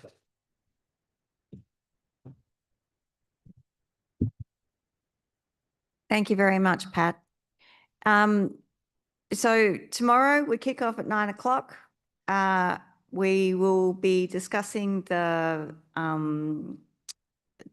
social contract idea and also the paper that was developed last year on WIS's 2024, and if we're okay with the update. So really important to get your input on that.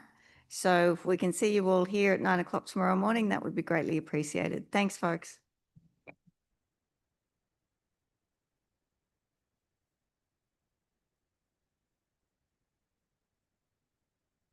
Oh, and I think I've lost my mobile phone. So if anyone sees a mini iPhone 12 green, please let me know.